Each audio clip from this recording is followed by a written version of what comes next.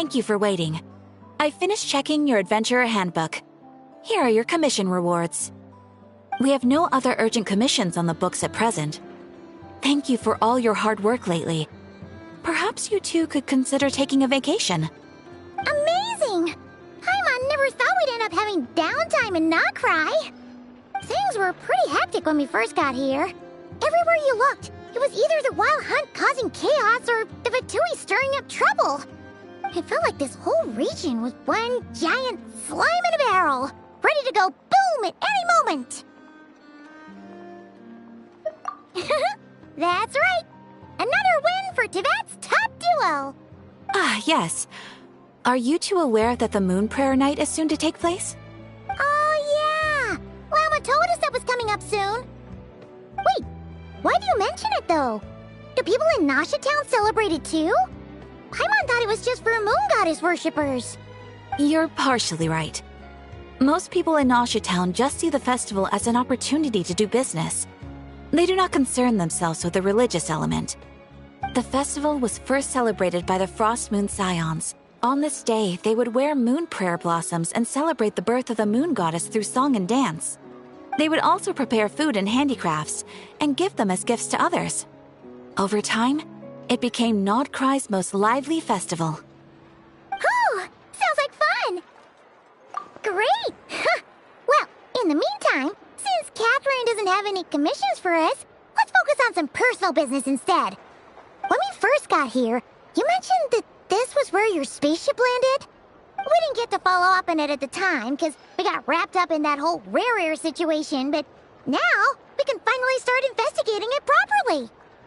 Well, there's a saying Paimon's heard around these parts, which goes, if you lift up a rock, you'll find something you weren't looking for. By that logic, you'll never find what you're looking for while you're searching, but the moment you stop looking, it'll jump right out at you.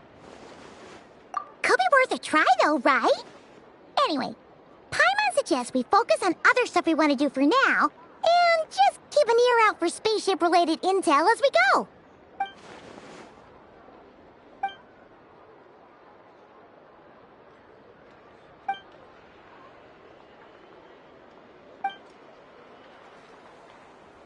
What's wrong? You look super serious all of a sudden. Huh? Paimon gets why you'd be concerned about Columbina, but what does the doctor have to do with anything? Oh, that's true. And now that you mention it, we're definitely overdue for a showdown with the Fatui. It is weird that he hasn't shown himself this whole time. What could he be up to? True. Paimon would much rather deal with Marionette anyway. She says the meanest things, but when it comes down to it, she doesn't seem like a bad person. Maybe it's the pressure of being a Fatus? Especially as a Harbinger. Does she feel like she's gotta act tough to keep up appearances or something? But then, every time we headed out with Rarier, she always wound up having to repair Polonia and her other robots. That's gotta sting. Losing face always hurts more for people who care a lot about their image. She's probably still furious about it. What? Relax, she's not even here! Huh? What's the matter? Oh, nothing. Sorry, we'll be on our way now. Where are we again? Oh yeah, Columbina? Right, yeah, let's go see Columbina.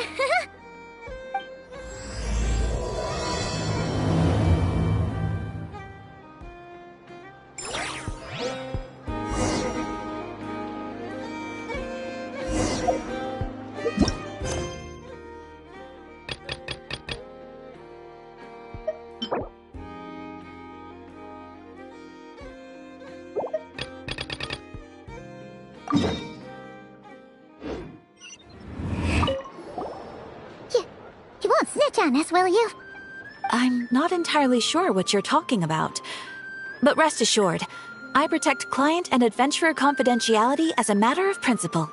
Phew! That's a relief. Paimon does not want to get an earful from her.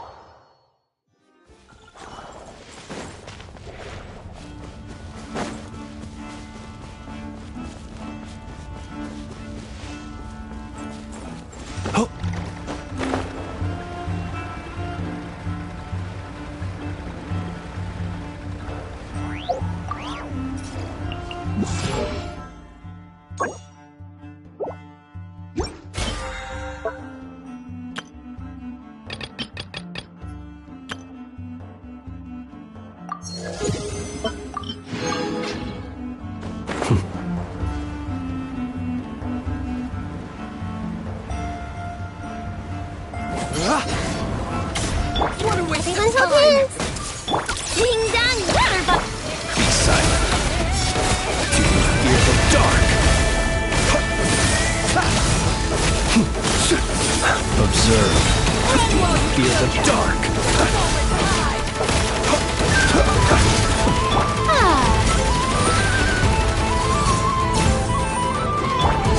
Be silent. Close your eyes. Did it take too long?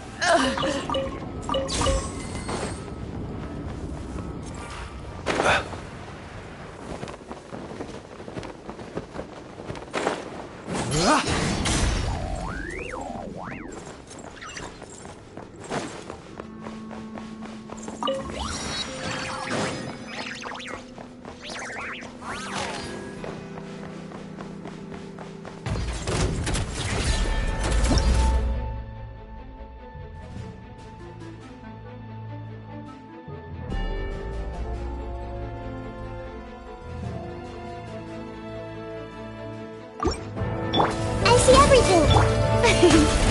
Shower me with praise. Time to shine. Rush attack. The Temple of Wisdom. Observe. Do you fear the dark? Be silent.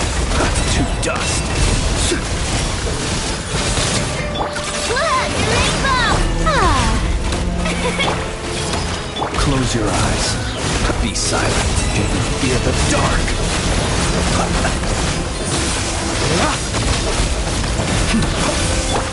Share my knowledge. This may turn. Let my name echo in song. Stop the Ding dong, strike a pose. Close your eyes. Be silent.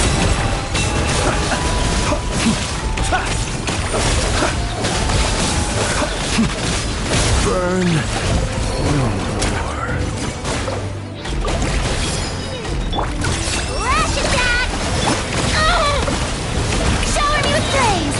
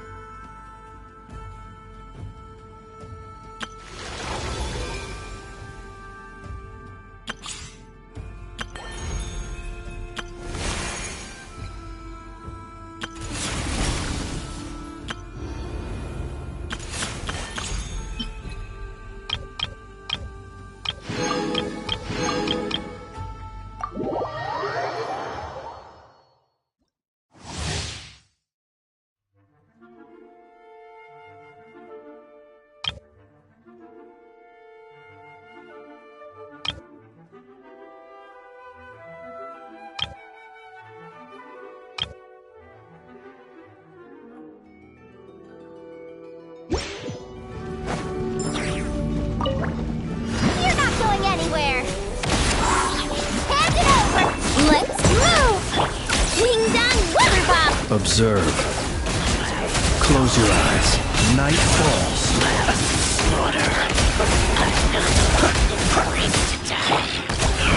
Smash and grab! Rash attack! Start the clock! Faster! Stronger! Be silent. Observe. To dust. I never...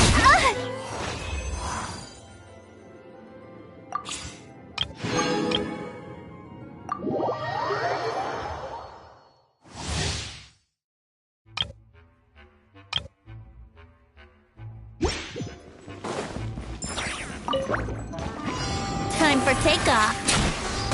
Yahoo!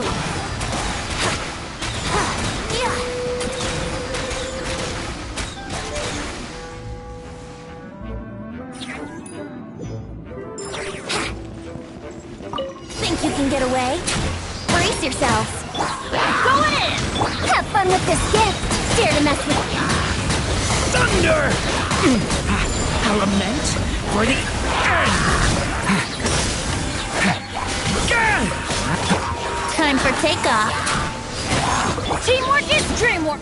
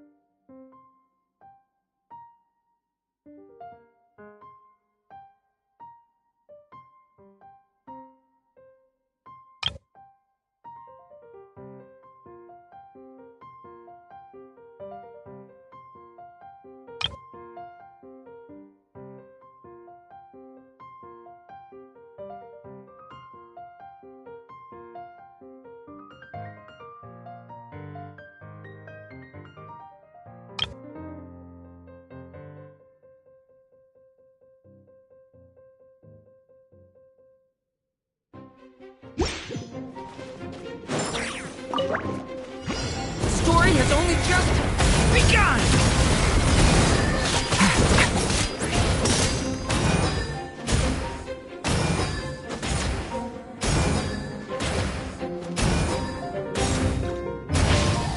Leave it to me! Decay! New life!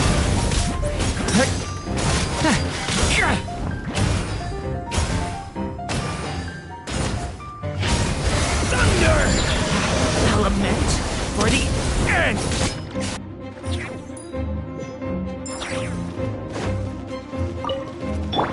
I'm going in! Huh? Oh! Dumpty Dumpty Go! Witness my great undertaking! Coming to be! Devouring Claw! Stay away from me! Teamwork is dreamwork! Let's light it! First blast! Yeah! Boom! Yeah!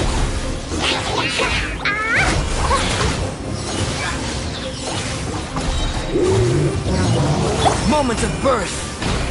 Live! Stay away from me! Everybody stand back! Boing, boing, boom!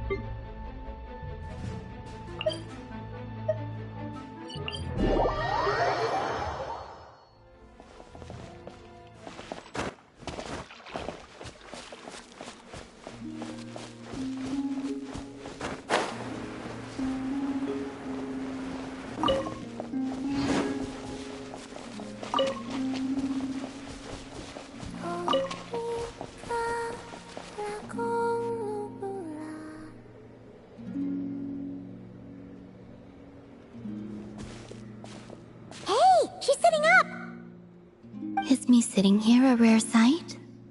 No, we just thought you'd be resting. Perhaps I would have been. were it not for the sudden arrival of some unexpected guests. Not that I consider it a disturbance. After all, you're the only ones who are free to enter. Would it not be a little unfriendly of me to lie down while we speak? I didn't realize you put so much thought into little things like that.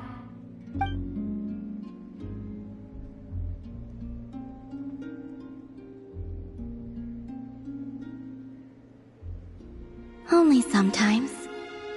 There have been moments lately where I think about you and your companions. They are warm, mysterious, and cozy memories. Very few of my past memories are anything like that. They say that travelers return home bearing bags full of souvenirs. But my luggage was empty, and I believed it would stay that way. Return home? So, you're still planning on returning to the moon? Yes. This planet continues to reject me, reminding me that I do not belong here. If I remain in Teyvat, there will come a day that I disintegrate. And I don't mean reduced to dust, or turned into food for the flowers. I mean, I will cease to exist entirely. Alright then. Well, we're sure gonna miss you. But it sounds like we'll have to say goodbye. How do you intend to return?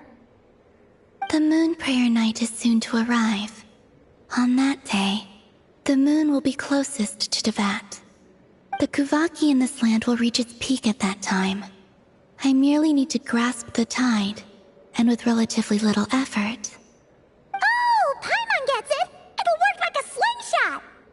You make it sound like she's gonna get blasted up to the moon.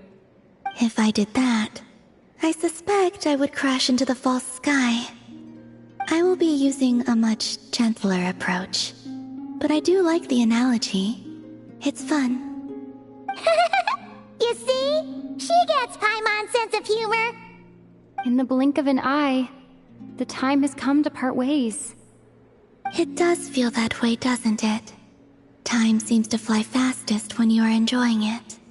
I have always thought of myself as a wanderer on this earth, and it has never expressed any desire to keep me here. Yet, just as I plan to depart, it tugs at my arm. Is this a gesture of affection? Or is the world mocking me? Oh. Were you hoping I can answer that? Yes. You are a traveler, so you must have a lot of experience in this area. Then, what I would say is, enjoy the moment. That's right! Don't overthink it! Happiness is happiness and joy is joy! The point is to enjoy it, not analyze it! I see. Then what I would say is, even though I am very tired right now, I am still happy. I can't tell from the tone of your voice. Oh, really? You don't think I sound happy? I'm just kidding. I could tell you were in a good mood today from the moment we saw you. Ah, a joke. Albeit not a funny one. Anyway, I assume you're here about you-know-what. Give me your hand. Actually, it's not that. There's something else we wanted to discuss with you. Oh. Then, do you still want to give me your hand? Or not? Sure.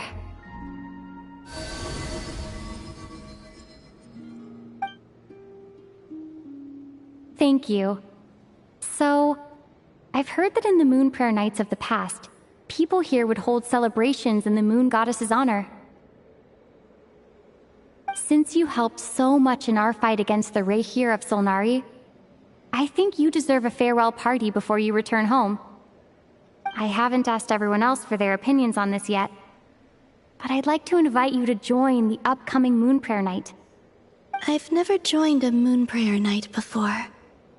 I'm not sure what I would even do. Oh, don't worry about that! We take care of everything! All you need to do is show up. Of course, there's no need to force it if you're not feeling strong enough. It's just, this kind of felt like a golden opportunity. But they call me Kutar, and the Fatui have an arrest warrant out for me. I shouldn't appear in public right now. I'll make it work. You have my word. Yeah, we got your back! Well, she does. Paimon's actually not too sure what she's planning. All right, if you're sure. I will not refuse your invitation. I suppose it wouldn't hurt to pack a few more sights from this world into my suitcase before finally learning what my homeland looks like. Oh, if you see Lauma, please tell her that my answer to the question she asked me is neither yes nor no. Rather, it is. There is no need. That was kinda cryptic, but sure. Guess it's between the two of you. We'll pass along the message. Bye for now!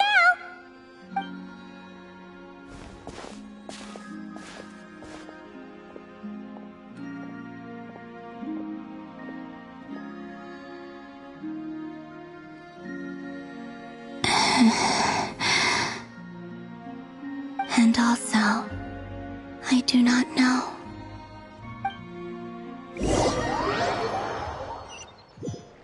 Since she's agreed to join the festival, let's go see who else wants to take part. Lauma's gotta be the person most familiar with the Moon Prayer Night. We should start with her. Also, what exactly is your plan to keep her safe? Not sure yet. I'll figure something out. What? Are you serious? And Paimon even gave you her vote of confidence back there! When did you become so sneaky?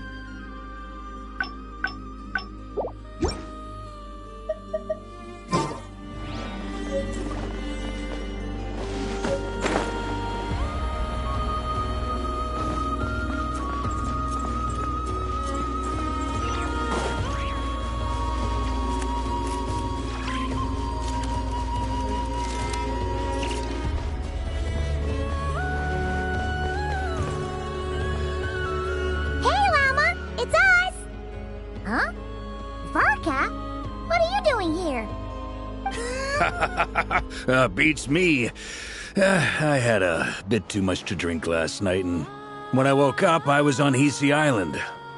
Mr. Varka is helping to oversee Nasha Town's preparations for Moon Prayer Night. He is here to go over some details regarding the decorations and custom cloth designs. Right, yeah, that too. What do you mean, that too? Yes. Celebrating this festival is a long-held tradition here in Nodcry. On this day, the crescent moon at the top branches of the verdant crest turns into a full moon, and the moon prayer blossoms bloom with a special radiance. Our people take these to be blessed omens.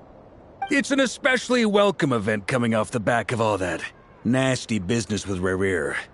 Everyone got put through the ringer recently, and now they're looking to turn their fortunes around. The big shots in town all agree that a big, lively celebration is just what we need to rebuild people's faith in this place. No wonder Catherine said that people weren't so bothered about the religious element. That's right. It's become more of a local custom by this point. The celebrations have little to do with whether the religious stories behind this event are true or not. Even the Frost Moon Scions are eagerly awaiting the coming of Moon Prayer Night, despite now knowing that their past beliefs were founded on a falsehood. That's fair. It's a bit like the Lantern Ride in Liyue. It's a chance for people to enjoy themselves, not debate the existence of the Adepti. Oh, one other thing. We just went to see Columbina. We went ahead and invited her to take part in the festival this time. Hope it's okay. Wait, so... you mean she agreed to it? Huh. That's quite a surprise. Then I suppose that she intends to return to the moon on that day. Oh, yeah. It's kind of a complicated process, but basically, it's like a slingshot. I understand. In truth, I had a feeling that she might make such a decision. Well, if Kuthar has decided to participate in the festival, we should prepare accordingly. Yeah, exactly. She was saying how it could be risky for her to show her face in public. We were wondering if there was any way we could hide her. Unfortunately, the people who carved the statues did an excellent job of capturing her likeness. It will be very challenging to hide a goddess whose face everyone is so familiar with. Darn! We may have bitten off more than we can chew here. Nah, don't sweat the small stuff. We can handle that. Huh? Are you saying you have a plan? Not as such, no, but the most important thing with a festival is to keep the mood light and your spirits up. You can't go preparing for a festival with those long faces. You'll never convince anyone to enjoy themselves. The Mondstatter spirit is strong with this one. As it happens, I agree with Mr. Varka. Let's start by making our appreciation for Kuthar the beating heart of the festive atmosphere. And who knows, once we get the ball rolling, perhaps everything will just fall into place. Hey! Did you catch that? Llama said the thing! Or close enough, at least. I'm looking forward to the Moon Prayer Night already. We have a festival in Mondstadt called Windbloom, and you can always tell which couples are celebrating it for their first time by the smiles on their faces. Big, beaming smiles like their whole face is glowing. And I have a feeling we'll get to see that same smile on the Moon Goddess's face at this festival. Not quite the same, surely. Anyway, I'll take care of business in the city, but I'll have to leave the decor up to you and the Frost Moon Scions. No one else can capture that traditional aesthetic quite like you guys. But lastly, there's the final key element that brings the festival to life. Companionship. Before you leave, let me show you something that we've been preparing. Mr. Varka had asked to see it already, so you may as well tag along. Also, I have some further questions about Kuthar's decision.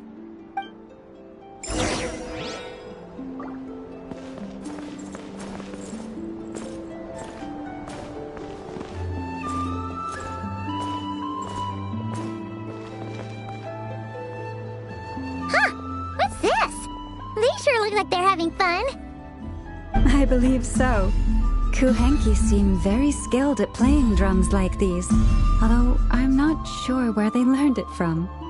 Maybe it's an innate talent? In their eyes, they're probably just playing with toys. Lunar! You want to play too?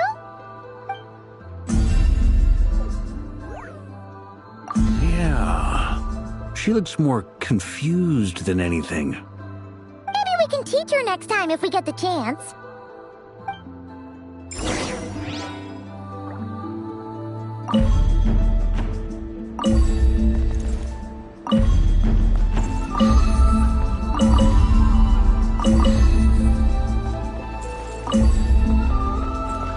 What are these floaty things?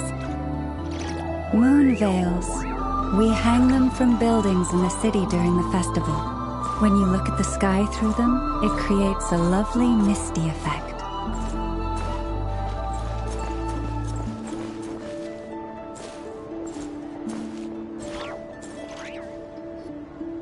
Everyone seems hard at work.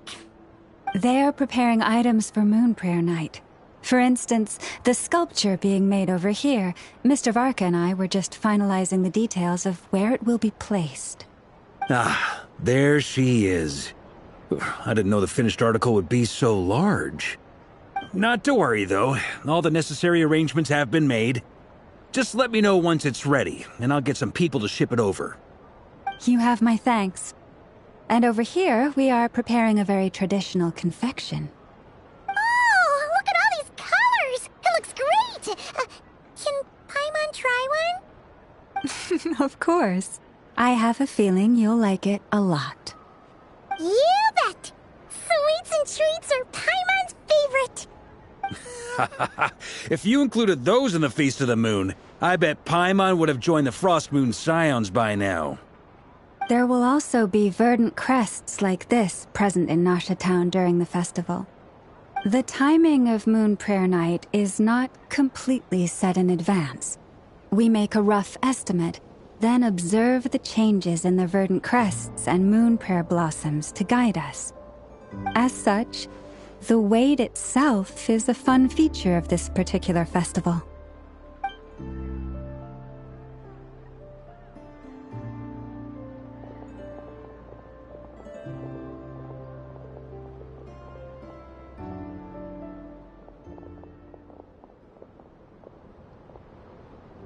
Let's talk here. To tell the truth, I am very surprised to hear that Kutar is willing to participate in the festival. I once asked her if she'd be willing to stay with the Frost Moon Scions. I could introduce her to everyone, and we could be a family to one another. She did not answer, but she has not appeared here since. I took this to mean her answer was no, but if that were the case, she would not have accepted this invitation. Ah, I see. Maybe she is right. Maybe the Frost Moon Scions of today no longer need a moon goddess. But my wish was not for her to come here and be worshipped as a deity. I simply wanted to offer her a place to stay. I'm sure she believes that showing herself here might invite Fatui intervention, and as such she does not wish to cause us trouble. But what really pains me about all this is that this is her birthplace. She ought to belong here, yet no one has been able to grant her shelter. I think I'm qualified to weigh in here. When someone's about to depart on a long trip, what they need is blessings, not burdens. We should wish her the best, not make the journey harder than it already is. Anyway, she's agreed to attend, hasn't she?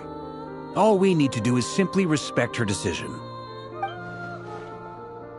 I see your point. Yes, she will soon depart after all. Our job is to leave her with some happy memories.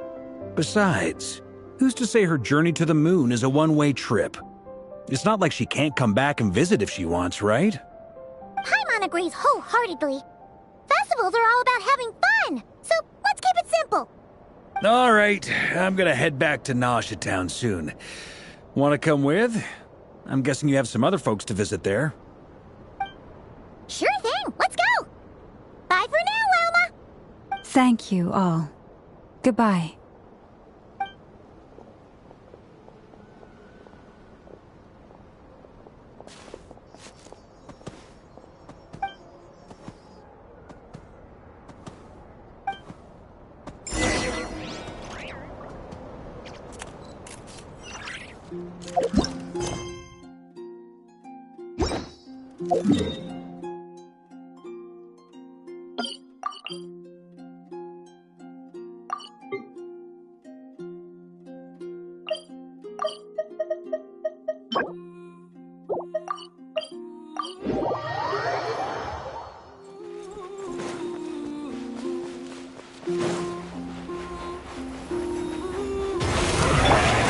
The show begins! This may hurt a little. Make yourselves at home. Close your eyes. Be silent. Night falls.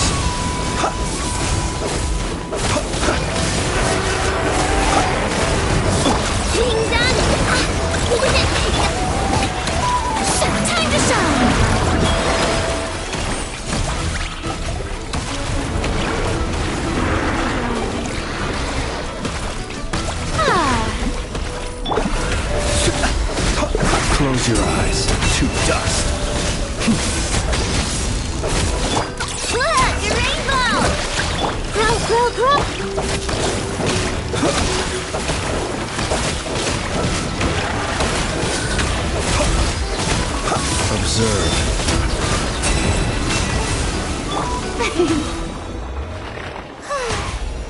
May I present?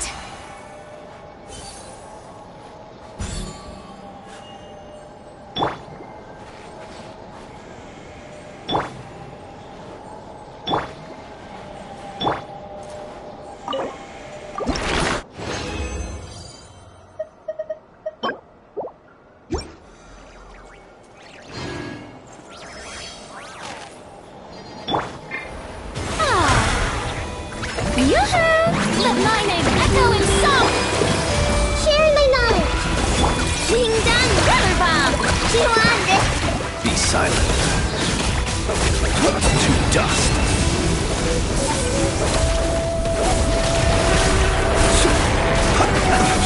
See you at the graveyard.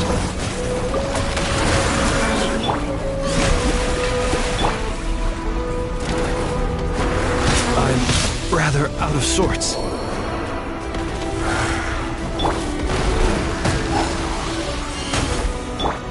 Good luck! Flash attack! Enough! I'm cold.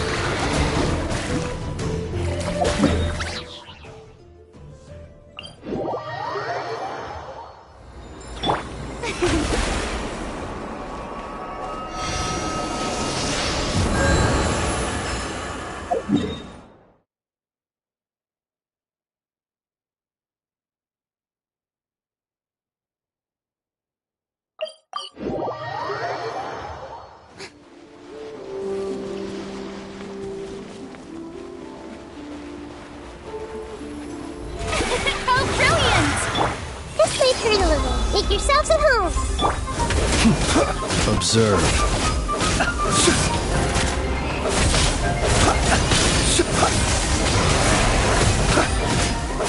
Be silent. Do you fear the dark? You on this? Look, the rainbow! Commit it to memory. Observe.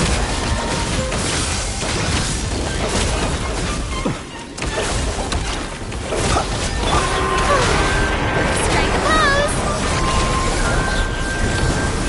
Ow! Oh! Eeny, meeny, miny, mo. Ding dong, weather bomb! I see everything. Ow!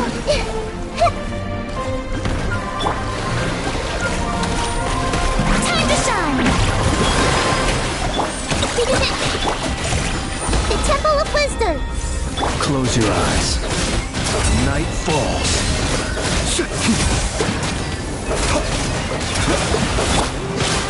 Look, the rainbow! I wanna... crumb cupcake.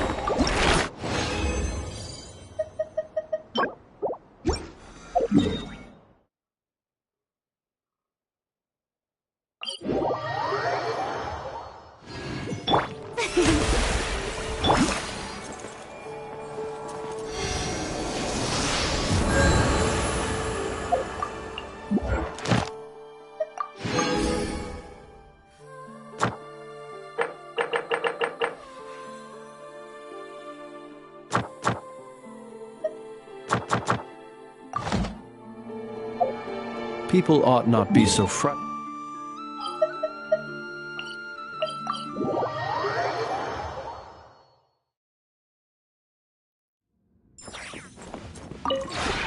This realm...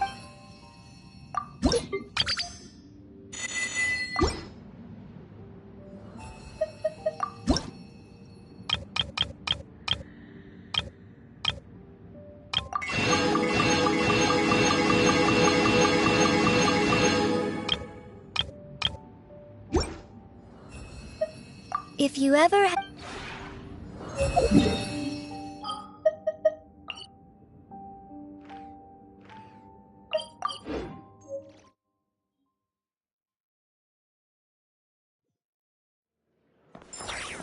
Ad Astra Abyssos. Ad Astra. Thank you for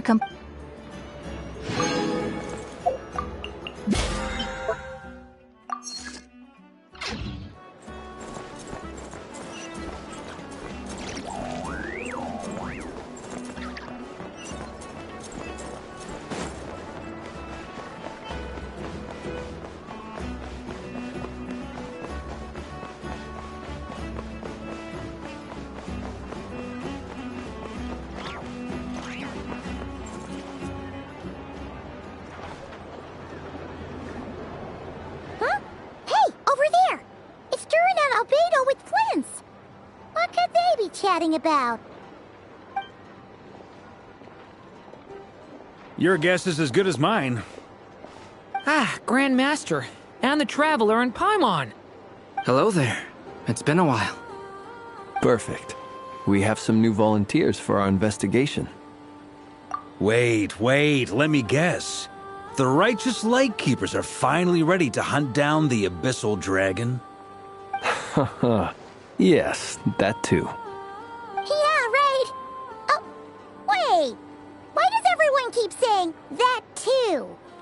Well, to be precise, the facts match, but not the causality. Wait, so I guessed right? Half right. Don't act so impressed with yourself. Maybe I can explain. We ran into Mr. Flint's north of Nosha Town. At that time, we just noticed a few abyssal creatures out in the wild, but the strange thing was, I didn't detect any traces of abyssal energy on them at all. On closer inspection, we realized that they were not real monsters, but something akin to reflections in the water, or perhaps a mirage. Huh? What do you mean? Like, you could see them but not touch them? Exactly. It was very peculiar. They roared and tried to attack us, but we could not make any physical contact with them. I think I've heard of things like that happening in Nodcry before, but I don't know much about it. Yes, it's a known phenomenon. Mirage-like illusions tend to appear in Nodcry in the run-up to Moonprayer Night. From a distance, they appear quite real. I myself thought that Misters Durin and Albedo were locked in battle with abyssal monsters when I first arrived. But after sharing intel and investigating a little further, we can confirm that these illusions are harmless. There is no great cause for concern. All the Mirage stories I've heard are either animals, rocks, or small houses. Abyssal monsters, though? That's a first. It's a first for me, too. So I'm planning to look into it further just to be on the safe side. I intend to inspect a few more locations. What about you two? Any plans? Alice contacted me a few days ago. She'd like me and Durin to assist her with an experiment. But we lost contact shortly after receiving the message. I'm sure that comes as no surprise to anyone familiar with her. We don't know when the wind will blow, yet when the wind blows, we will know. That, in a nutshell, describes how Alice operates. Yeah, that tracks. Okay. Well, I suggest we investigate this Mirage business in the meantime. It's piqued my curiosity, and I'm pretty sure I know someone who will already be 10 steps ahead of us. Well said. Right? Whatever's happening in Nodcry, she always seems to be the first one to know. Let's go see what she knows. We can invite her and her staff to the festival while we're at it.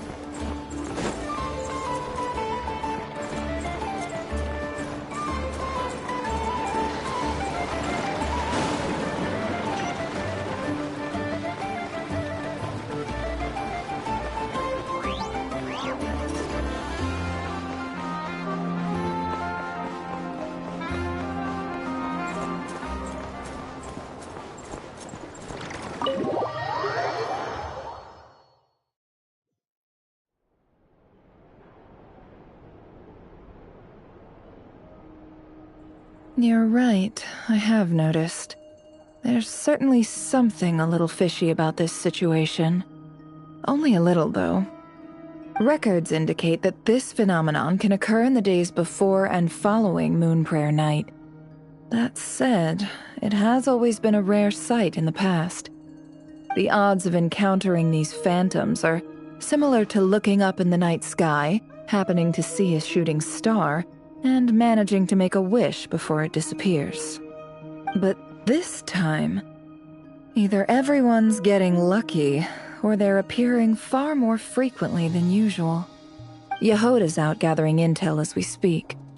In the meantime, let me check off some points of interest. First, the Abyss. The ones we saw seem to be abyssal monsters. Indeed. But we have identified one location where many more of them have made an appearance. And not just monsters, but human phantoms too. Given the scale and nature of the phantoms, it's almost as if someone's last memories are coming to life. Or perhaps the memories of multiple people. Oh. So you mean the phantom monsters are hunting down the phantom humans?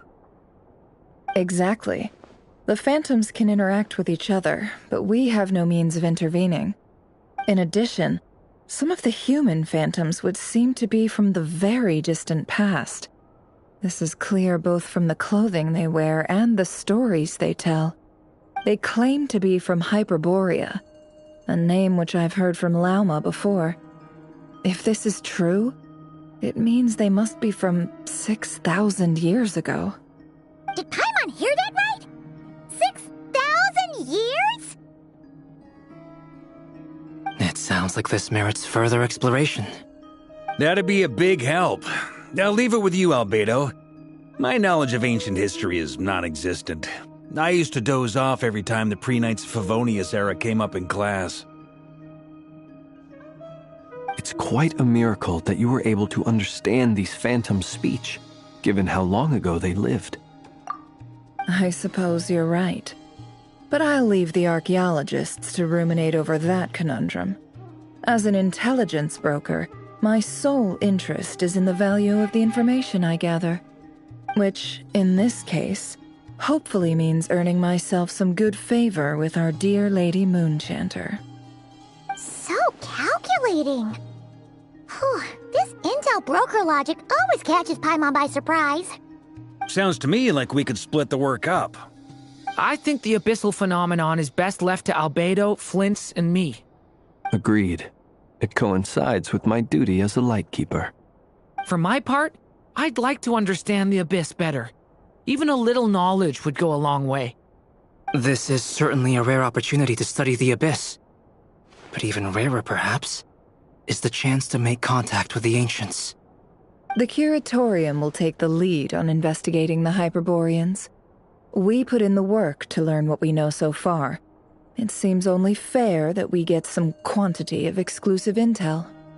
That just leaves our trusty team of 2 unassigned. Since you became an honorary knight, of course. This was part of my grand plan all along. Ha ha ha! Oh yeah, by the way, we managed to convince Columbina to come to the Moon Prayer Night celebrations. Would you and Yehoda like to join too? She agreed to that? Huh. Quite an achievement. Never underestimate the traveler, I guess. I'd be happy to join. No point shutting myself inside when the streets are all decked out. I doubt any clients will be visiting during the festival in any case. And Yehoda loves a party, so I'm sure she'll jump at the opportunity. No. Way to contradict me in front of... Wait, no, that's not what I have bad news, boss. So many people. All right, everyone inside, quick.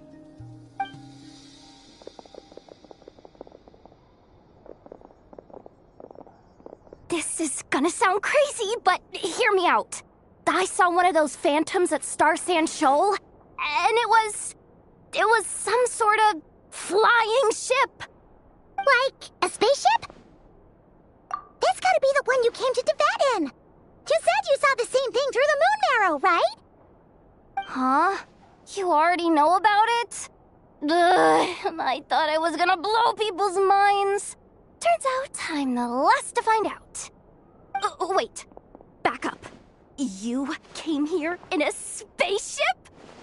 Now my mind is blown! What's it like on the inside? Was it like flying through space? I want to know everything! Yep, exactly. Huge discovery. You're the best. Second best intel broker in the world. After your boss, of course. Wow. Really? Well, I don't know if I'm all that, but... I guess that decides where we're heading next. Come on, don't look at me like that. I know the spaceship doesn't have anything to do with me, but you don't want to leave me as the only one twiddling my thumbs, do you? Please? Fair enough. You can tag along. In that case, let's meet back here to discuss our findings once we're done. I wish everyone a productive investigation. You too.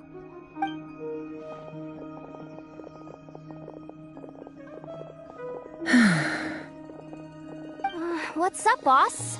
Aren't we gonna head out? Tell me, Yehoda, when did the Curatorium start giving out intel for free? Oh, sorry, boss.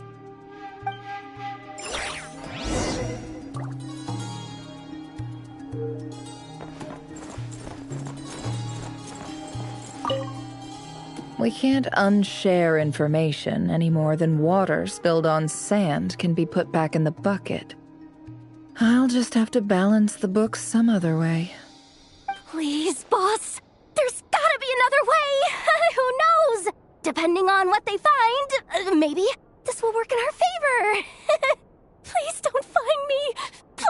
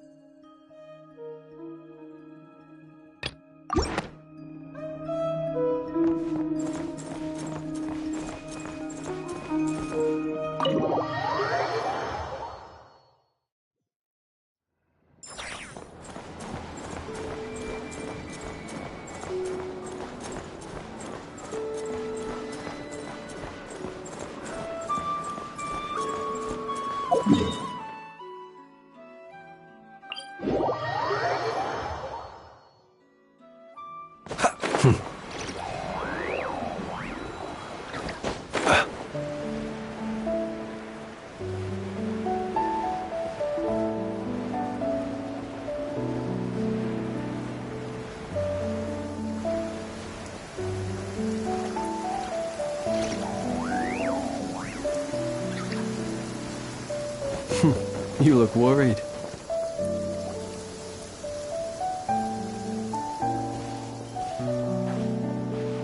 Wow, what do you know? Yehoda was right on the money. This Phantom really is your spaceship. But that's so weird. Why would it show up here? Is it some kind of projection? Or a ghost?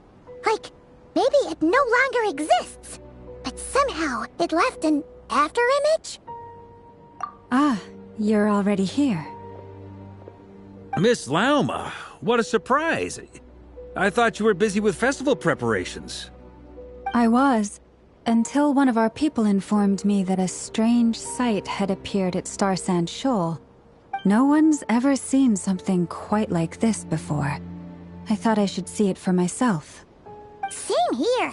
Oh, so we heard that these things appear around the festival period. Any idea why that is? Unfortunately not. We have very limited information about them, since they can't be interacted with. And no human phantoms have ever made an appearance before now. The most we've been able to deduce is that these sightings appear to be connected to the increase in Kuvaki energy around this time. Yeah, seems like that's all we can do. This is all so confusing. Allow me to lend you a hand.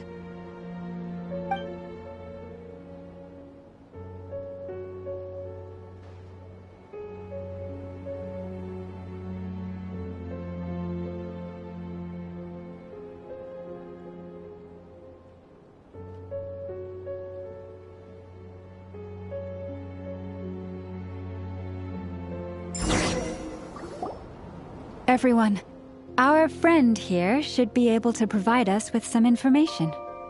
Is that a phantom rhymehorn deer? I've heard about how the Frost Moon Scions live in harmony with the animals and can even communicate with them. That's coming in handy now, for sure. Okay. Yes, I understand. Then how about this?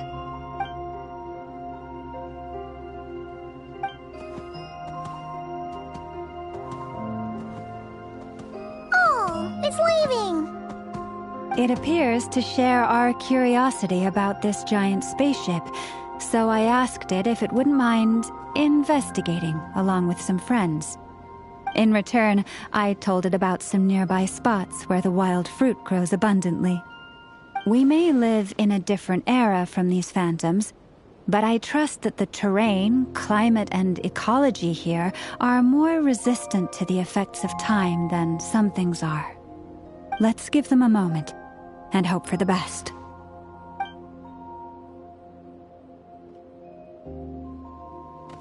All back together? Must have been a lot of fruit. Indeed. Now let me ask them some questions.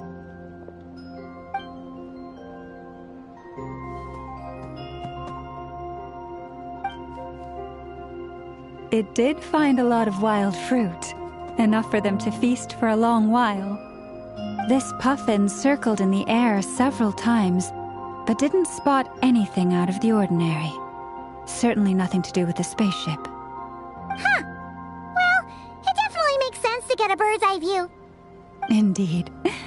Other than that, I was also thinking that the world these phantoms see is also different from ours. Oh, I get what you mean. The wild fruit exist in both times and spaces, but there might also be things that only exist in that space-time, which we can't see. Good point. Great thinking, Llama. Blunthorn rhinos can use Kuvaki to shift great rocks, but this one says it couldn't get that ship to budge by even an inch. The sniffer mole tried too, but despite being a skilled digger, it could not get through. They say that the spaceship looks robust and undamaged. It seems completely impervious to any and all attacks. Whatever lies within is well defended from harm. So, just like us humans, there was nothing they could do about this spaceship either. Yes, still, they deserve our thanks. We are grateful for all your efforts, dear friends. Now go, and enjoy your feast. I've noticed some other human phantoms gathered nearby. Come on, let's go talk to them.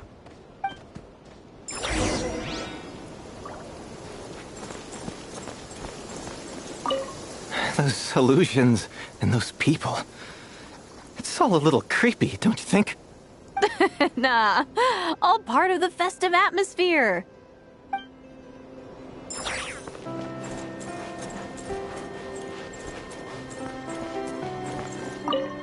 Have you ever seen anything like this? Nope. Never seen or heard anything this weird.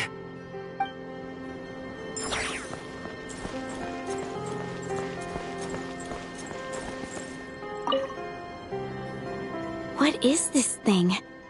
I've never seen it move, and there's no way to get inside. Goodness knows. My grandpa says it's been sitting here at least since his grandpa was still alive. What about his grandpa? Did he say anything to your grandpa's grandpa about it? Huh? I don't know. In all likelihood, it was here back then too. Hard to imagine something this huge could move. Guess that means that as far as they're concerned, this ship's been around a long time.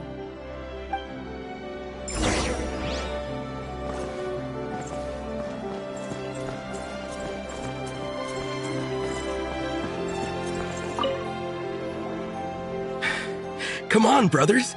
If we can get even a small chunk off of this thing, it's gotta be worth a fortune. Today is the day we strike it rich. Huh? You mean Paimon? Yes, brother, I shall join you. Let's make our fortune. We should go with them. What the? This thing is crazy tough. I can't even scratch it. What's it made of?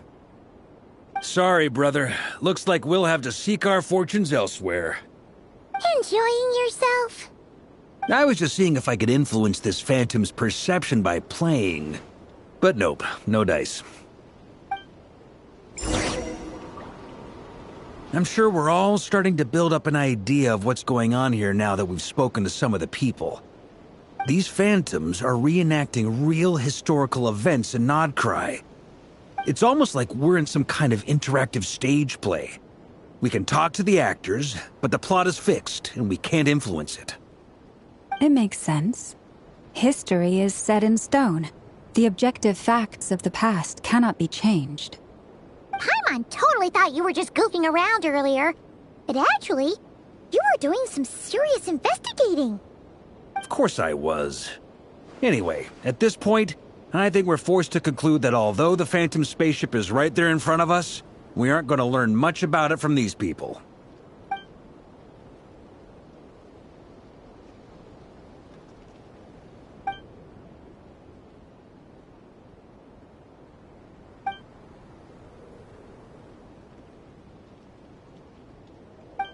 Don't be discouraged. If nothing else, this is proof of the ship's existence. And think about it. So many people tried to hack their way inside, but no one could get the door open. It's made of very tough material. To me, that says that we'll either find the ship itself or the story behind it. It's just a matter of time. Huh. Every now and then, when Varka gets serious, he actually does seem like Grandmaster material for once. I wonder how the others are doing. Let's head back for now. Sounds good. Also, drinks are on me if Team Knights of Favonius is the first to finish. Wait, we have a team name now? Am I in Team Knights of Favonius as well? You're very welcome to join. We've even got a cathedral ready for you. Isn't that technically blasphemy? You wouldn't dare make a joke like that if Barbados was in earshot. Nah, I'm sure Barbados doesn't mind a little harmless blasphemy once in a while.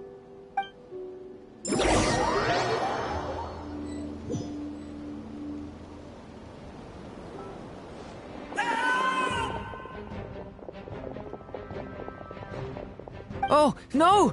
Get away! Oh.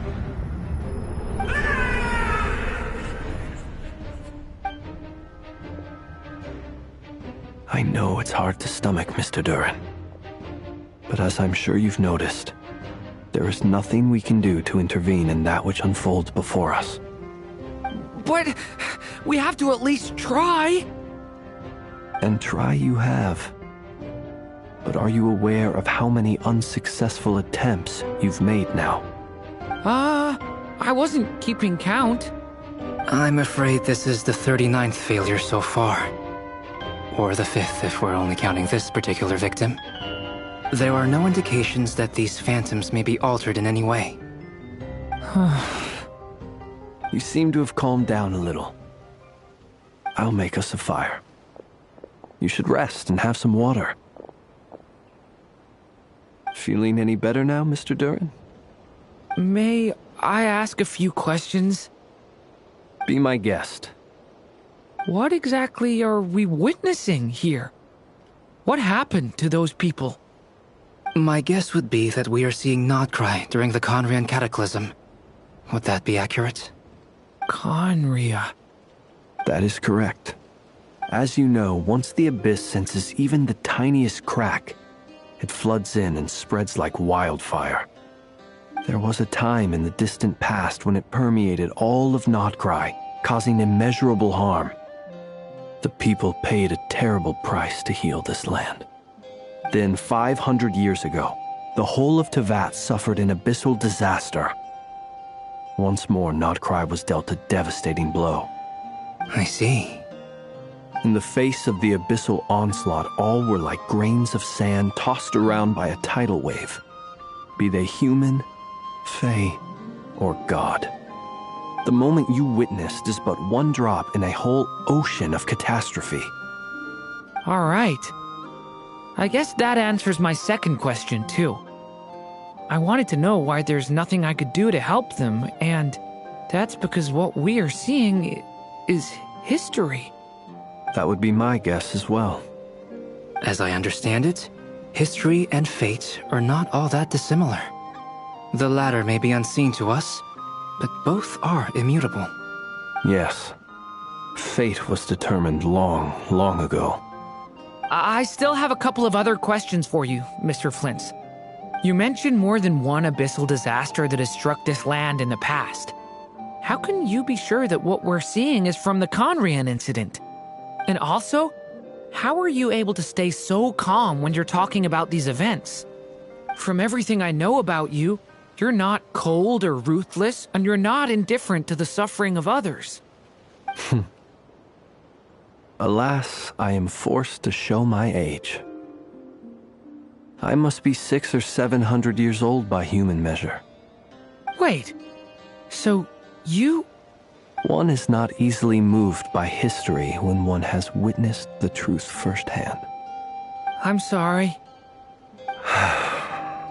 You needn't apologize.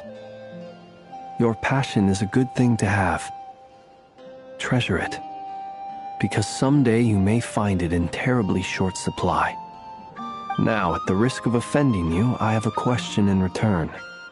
Your curiosity toward the abyss, is it born from hatred or because you sense its call? I only ask because I kept a fragment of Rarir's body in my lantern for a short time. Specifically, his heart. So I know what a burden it can be to carry the abyss with you. And I hear its power growling from somewhere within you. In my eyes, your mere existence is a miracle. My honest answer is... I don't know. I don't think I have the confidence to say for certain. What I will say is the abyss is not the only issue that haunts me. Even before I became who I am today, the question dogged me constantly. Should I even exist at all? My doubts remain unresolved.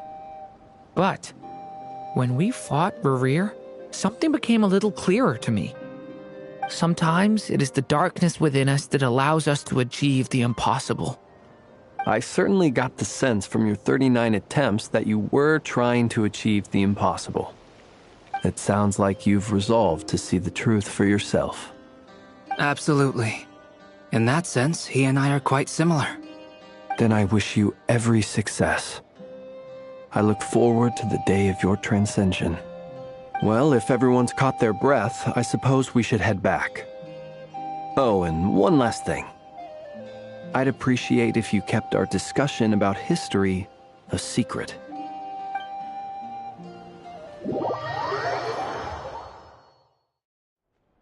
Incredibly, our separate investigations led us all to the same conclusion. Hooray for consensus!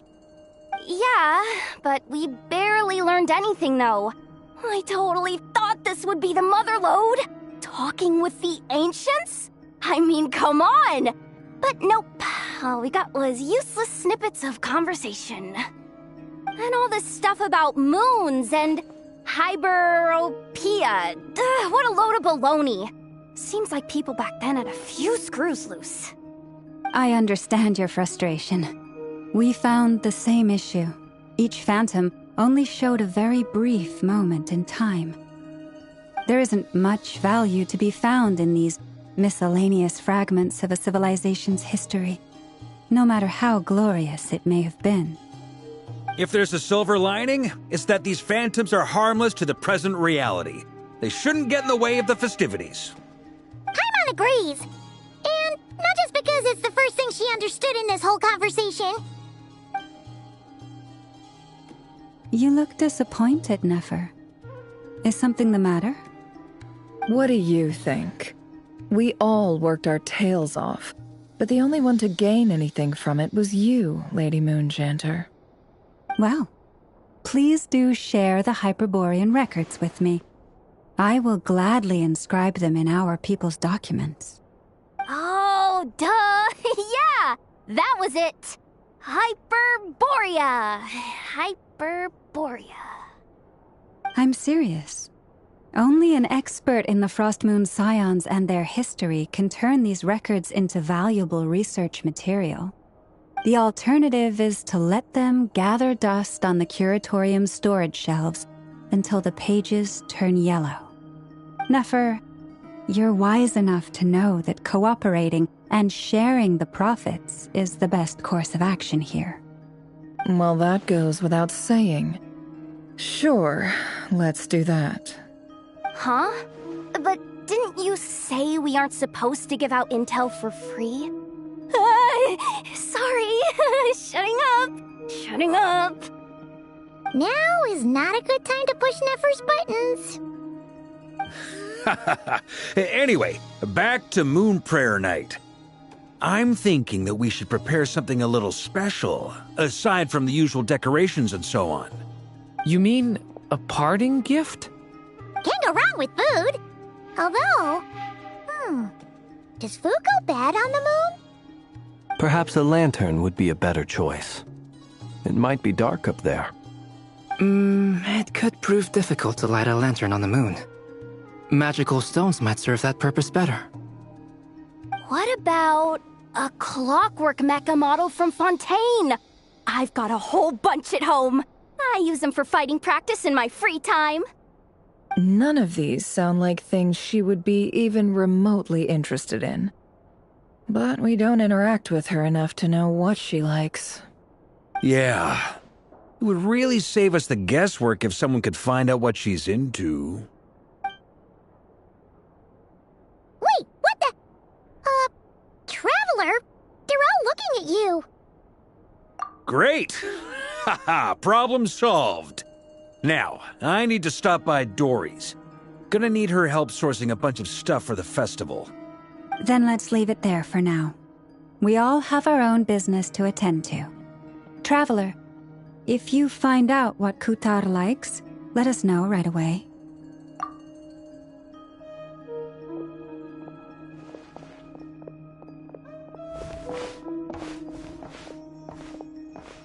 Is something the matter? I'm fine. It's just... I'm still feeling a little rattled after witnessing the horrors of the Abyss. But it's okay. This is something I have to work through. I'll be all right. Thanks for your concern. Well, don't put too much pressure on yourself. If you ever feel like something's wrong, physically or mentally, we're here to talk. Come on. Stop treating me like a kid.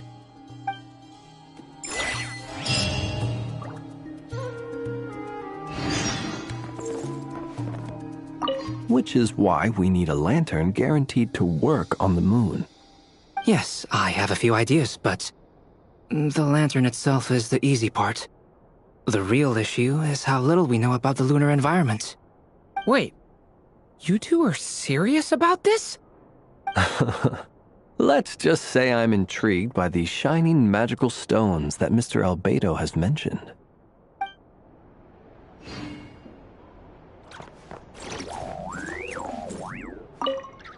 You should get going. It's important that we ascertain what Kutar likes.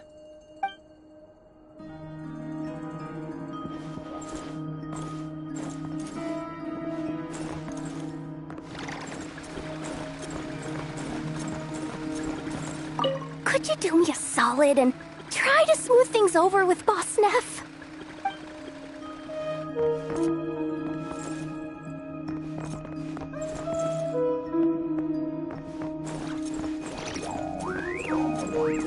Miss Lauma, would you accompany me into town? I think it'd be best if you saw the Frost Moon Scion's decorations for yourself. Very well. Let's go.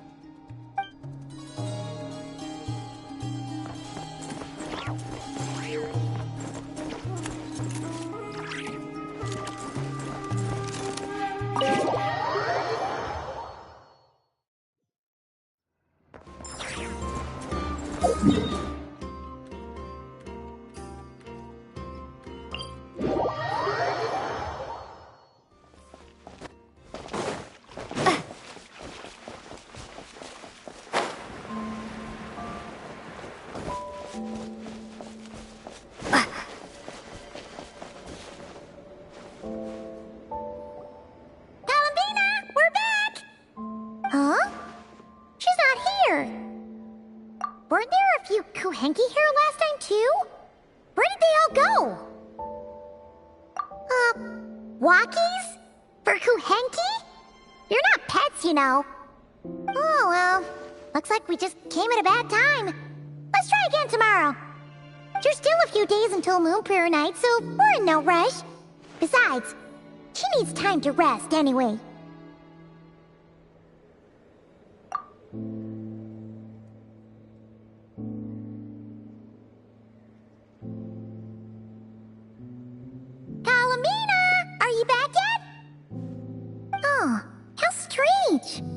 Looks like she still isn't here.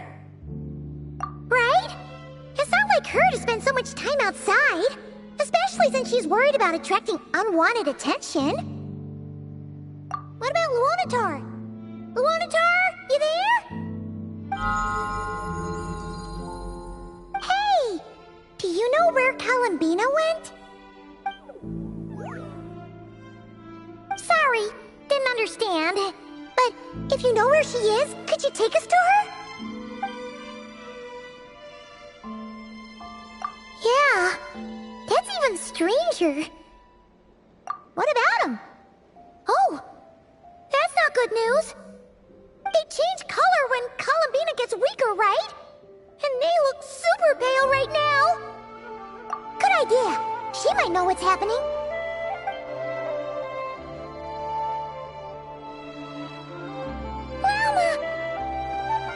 Ah, it's you.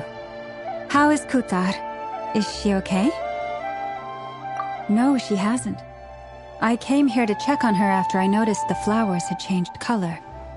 Based on past precedent, she must be very weak right now. Even getting up to walk would be a struggle. It seems unlikely that she wandered off outside. Not to mention that she doesn't do that at the best of times either. So yeah, this is super weird. No. Very few people are in the know about Kutar's whereabouts. And if anyone suspicious had visited, they'd have left some sort of evidence. Come on, let's go to Nasha Town. If anyone has seen her, someone there will know about it. It's not Krai's information hub after all. Makes sense. Let's go!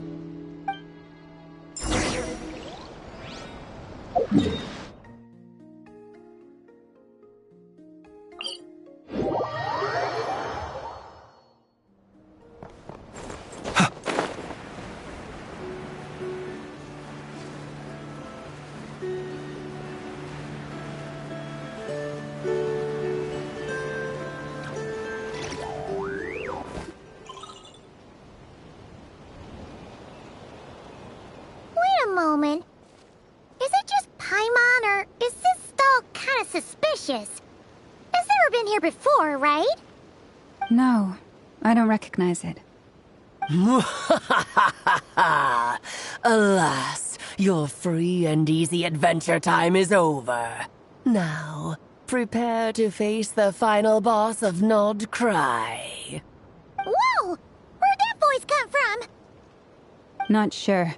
But it's definitely hostile. No, not that way. The final boss is right here. The sniffer mole? That's the final boss? Surely not. Also... Okay, the jig is up. I'll stop teasing you. Turn around. I'm right behind you. It seems I've managed to leave quite an indelible impression, even though you've never seen my face. Oh, nothing could make a great maid more pleased with herself.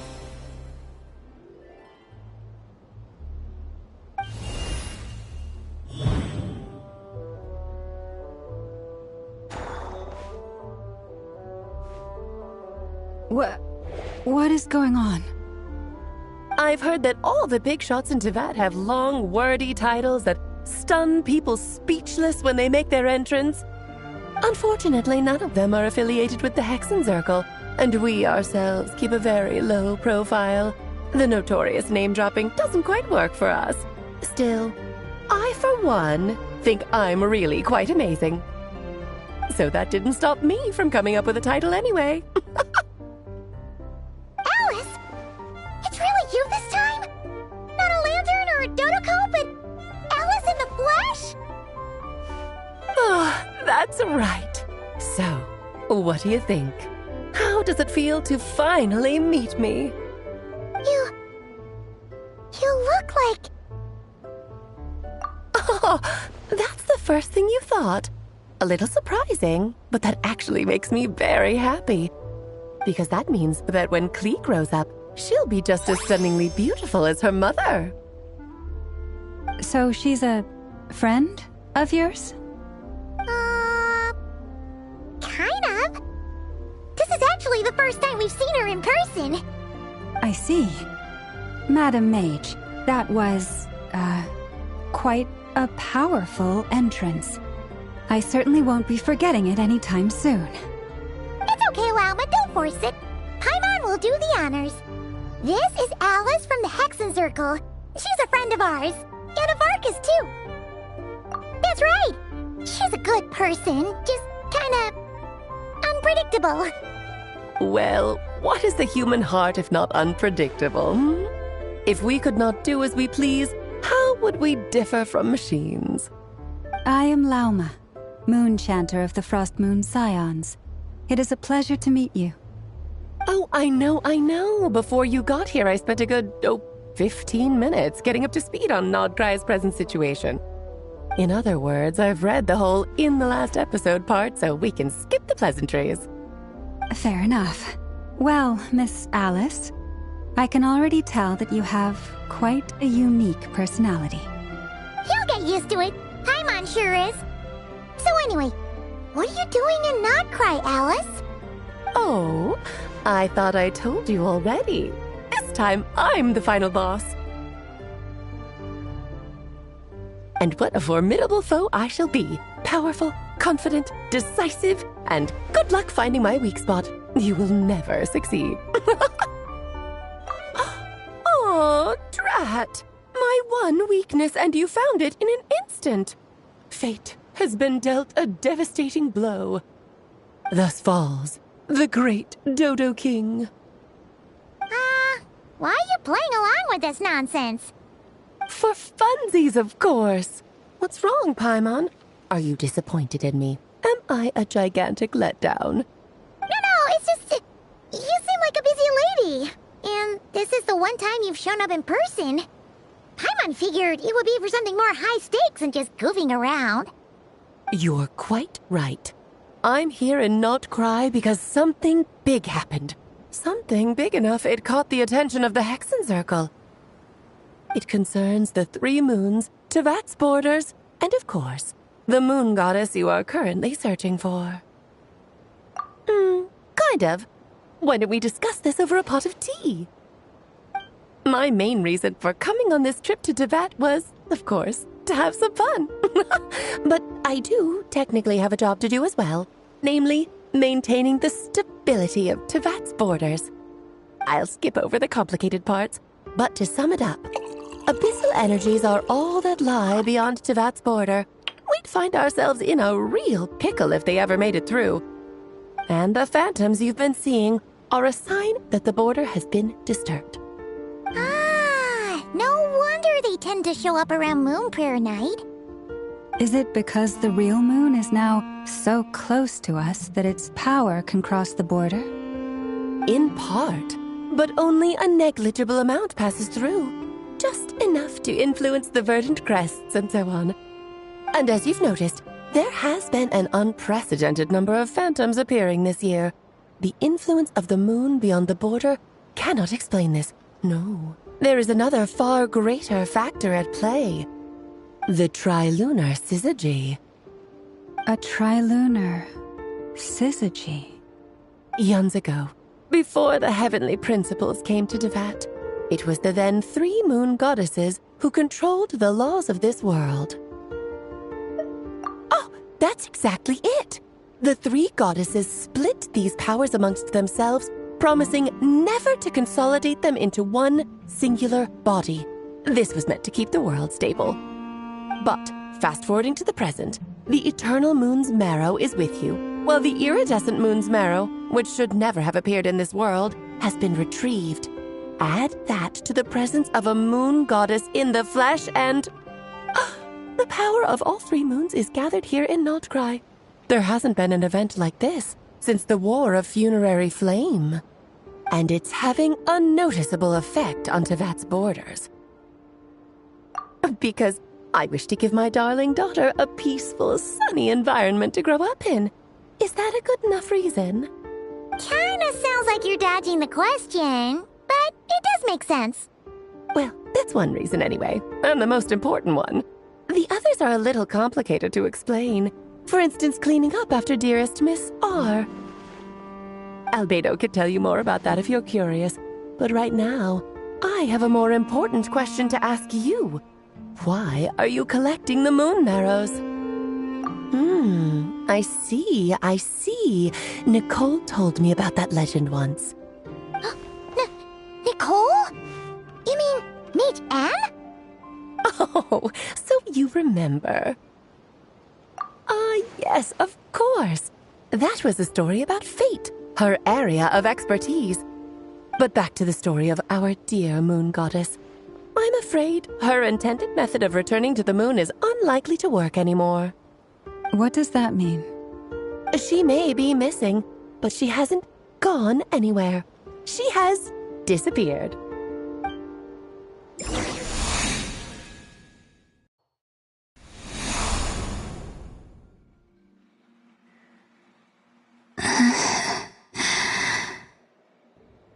My body is so heavy.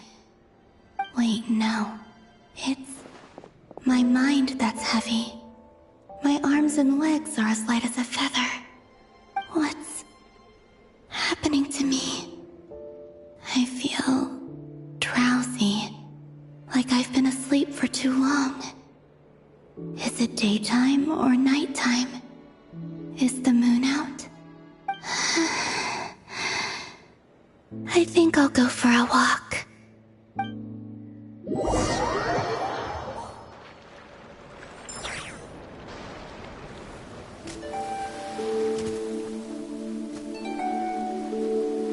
Are you out for a walk too?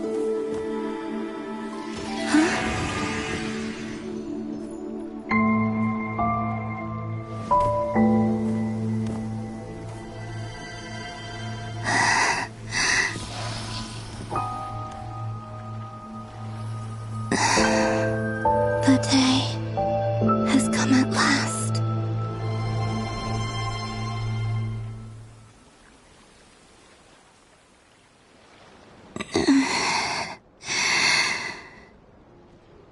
Have I grown so weak that I can't even sustain my physical form? But Moon Prayer Night is nearly here. I was so close to returning home. Death is near. Is this how it ends for me? Will I return to the moon after I disappear? Or...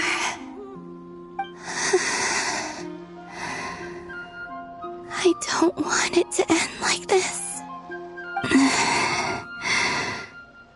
So far, at least, I still exist. Even if not physically, I can still feel. But as my power wanes, I'm sure that too will fade. I suppose. I might take one final look at this world. The world where I was born.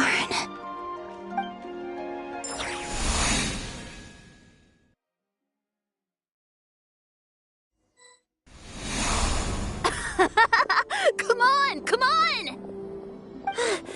Wait for me! The Frost Moon Enclave. How much it has changed since I was born. These decorations, they're so heavy. It's times like this when you kind of wish men could be priestesses and acolytes. How fascinating. I've never had the chance to be privy to people's private lives in this way. In the past, people would get so solemn and serious the moment I showed my face, like they were frozen stiff. Karina, Lametti, it's time to eat. Coming! I want to watch them a little longer.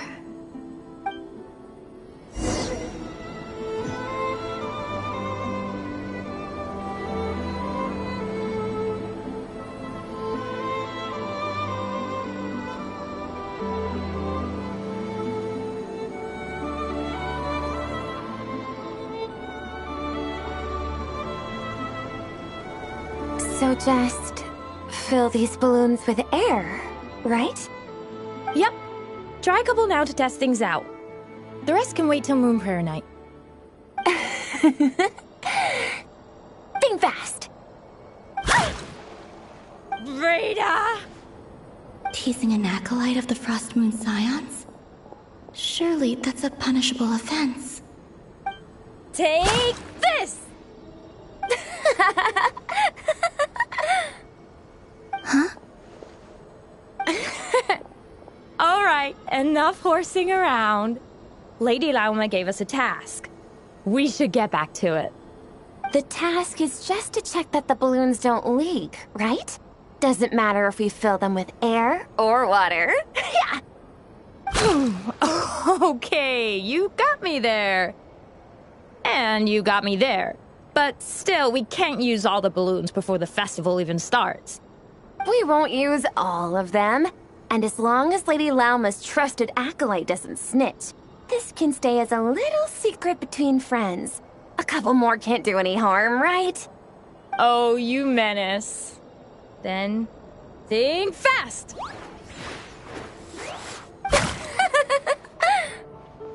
Is pumping a balloon full of water really so much fun?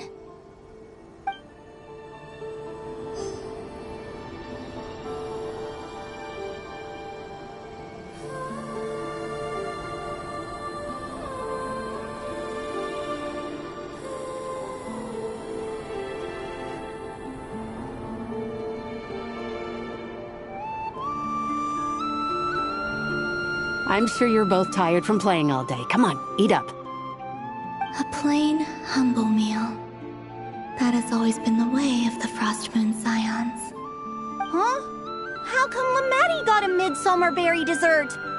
Oh, I always get Lockaberry.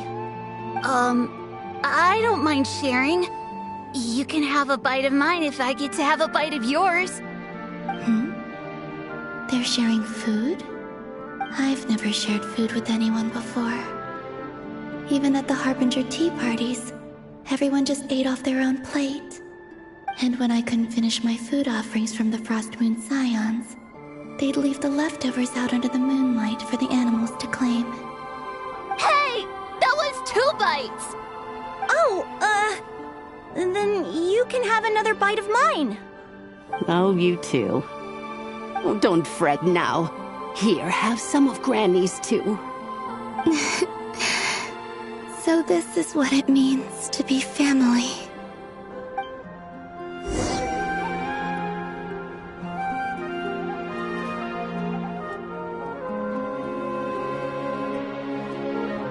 I'm seeing so much that I'd never usually get to see. They'd never act like this when I was around. It's nice, being able to just watch people in peace in these final moments. What a rare opportunity. I think I'll go take a look around Nasha Town, too. Maybe the Traveler will be there.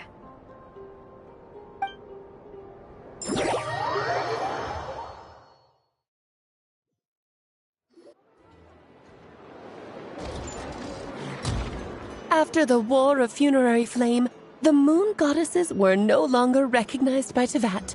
They lost the whole foundation for their existence. That's why the Moon Goddess's strength is fading. She cannot withstand the world's rejection of her. To be more pedantic about it, the Moon Goddesses did something to offend the heavenly principles, and that's why they were ousted. Something of a recurring theme in Teyvat's history. Theoretically, speaking so candidly should put me in their crosshairs too, but they can't tell me what to do.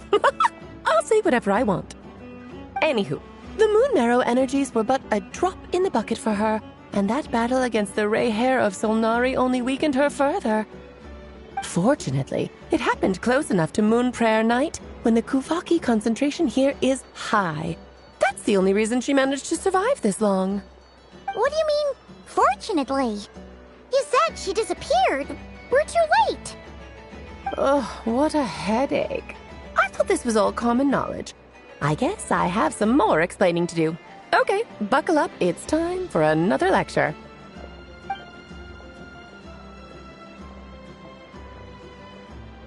Now, I said earlier that the Moon Goddesses lost the foundation for their existence.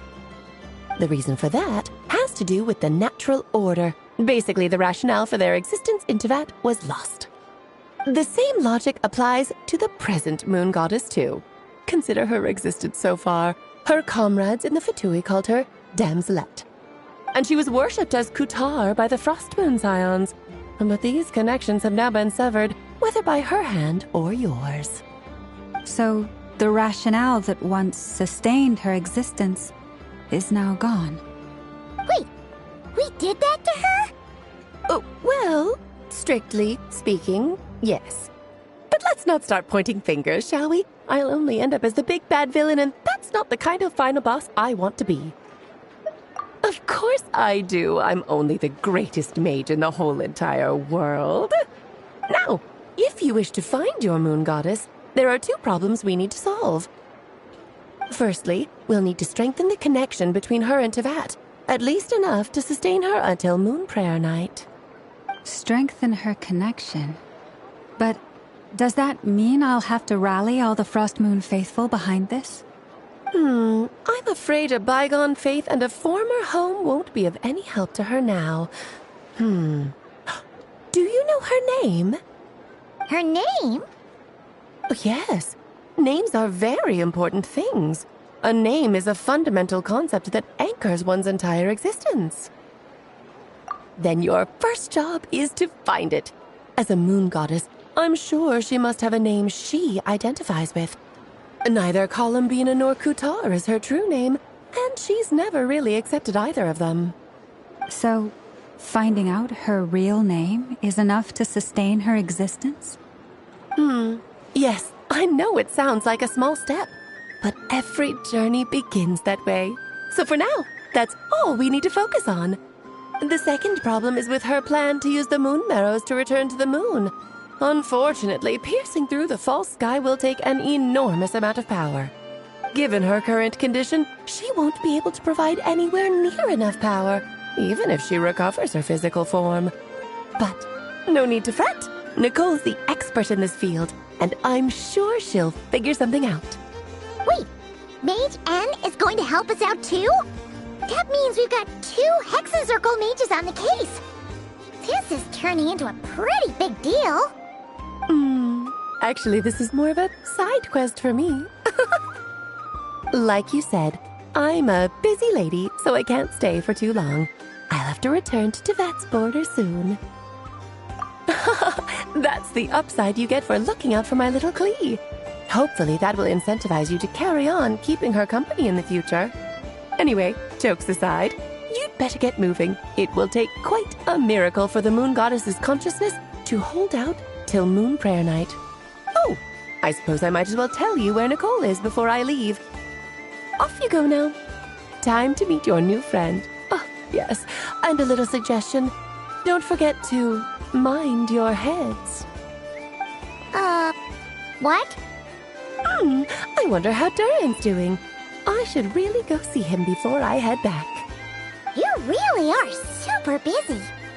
I most certainly am. There's so many children I have to keep tabs on just in Mondstadt. Durin, Albedo, Venti, Varka. Klee didn't make the list, huh? Of course not. Klee is my pride and joy. I have no qualms about her, because she's the best child in the whole wide world. Yep. Klee's a little angel. I'm glad you agree. Well, all the best. See you when I see you.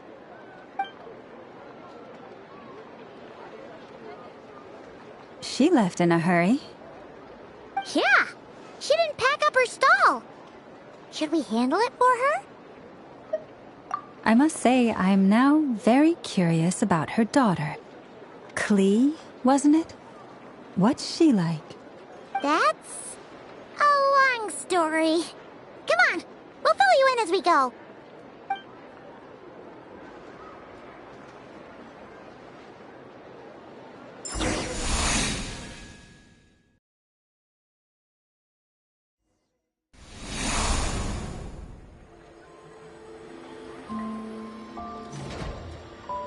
What a lively place.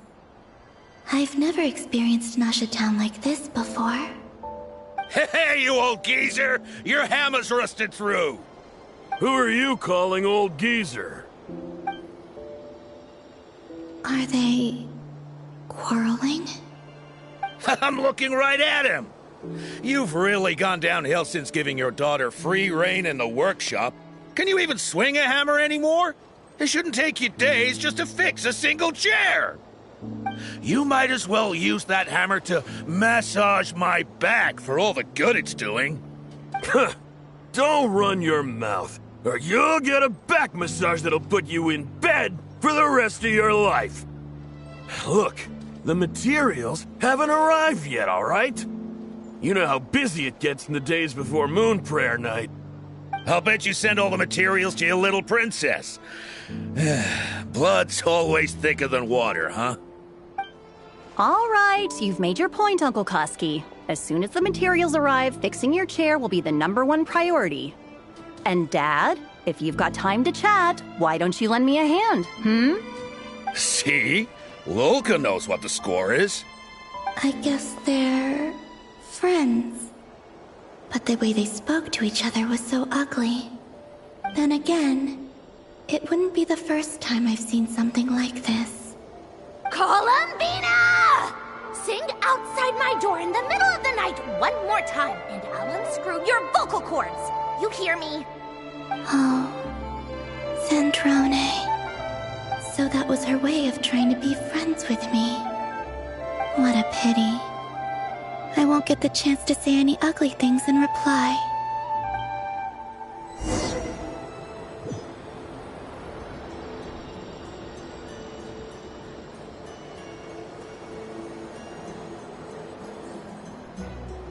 Hey, have you decided what to give her for Moon Prayer Night? I sure have. She's gonna get the surprise of her life when she's least expecting it. Then I'll whip out the ring and pop the question. The surprise of her life. What a fun turn of phrase.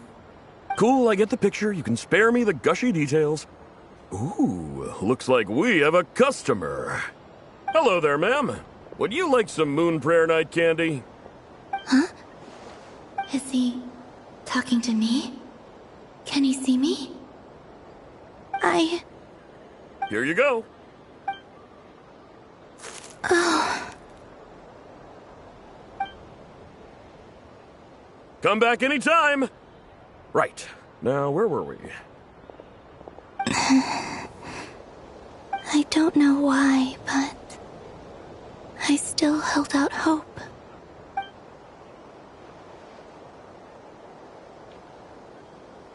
The most important thing right now is to find that mage. This name thing seems super important too, but Where do we even start looking? I'd better go pay the Fatui a visit.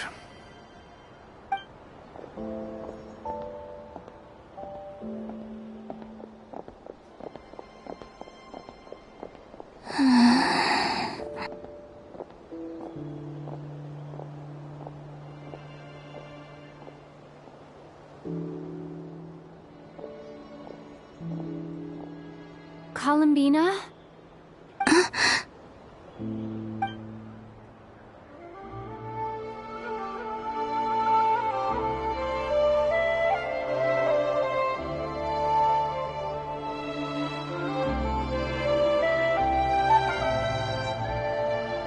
Traveler? Let's go! This is no time to be spacing out!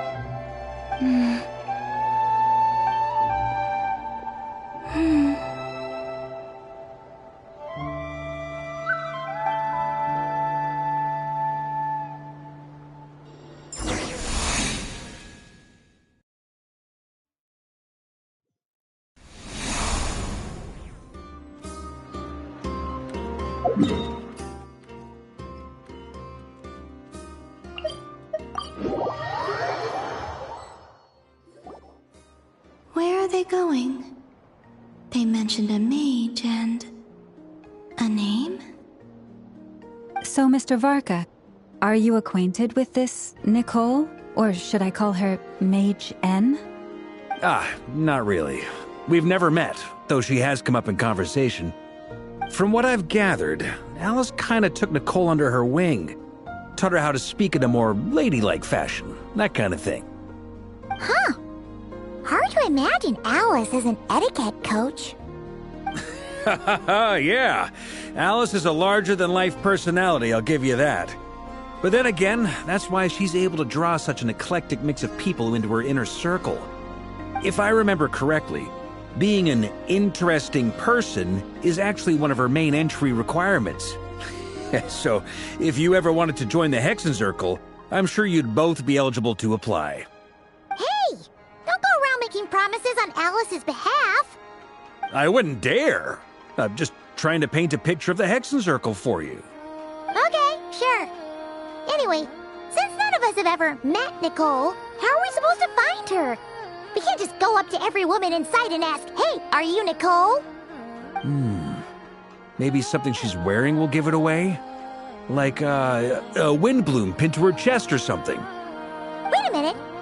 Alice never said Nicole was from Mondstadt. Oh, true. That would be... this young lady, then?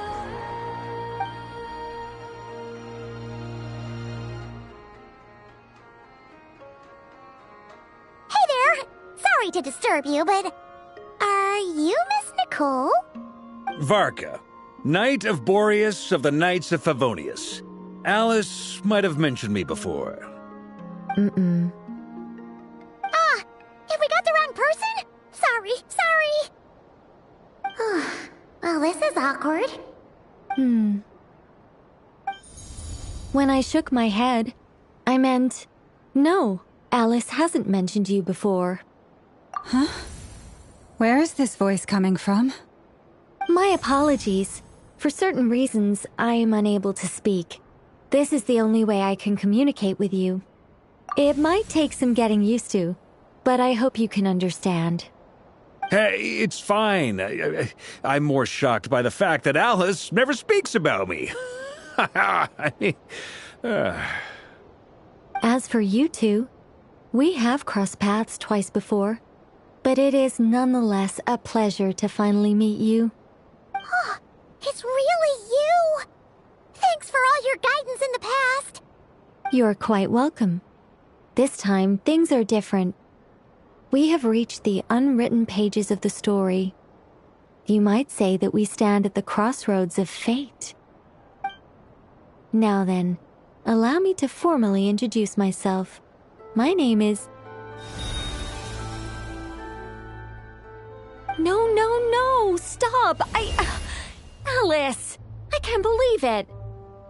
I had a whole speech prepared. I'd agonized over every single word.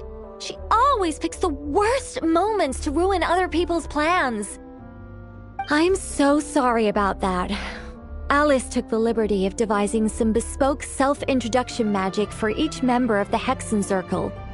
But I could have sworn I deleted all of the triggering conditions for it. How did it bypass everything? Oh gosh, this is so embarrassing. This is a very different side of Nicole than what we're used to. Is she not used to face-to-face interactions? Don't worry about it. We've seen that introduction magic once already, so it wasn't too much of a shock. Please go on, Miss Nicole. We'd love to hear what you have to say, or, well, communicate. Huh? Are they talking to this lady? But... Will you all promise to forget that horrendously embarrassing introduction? Sorry? Embarrassing? When?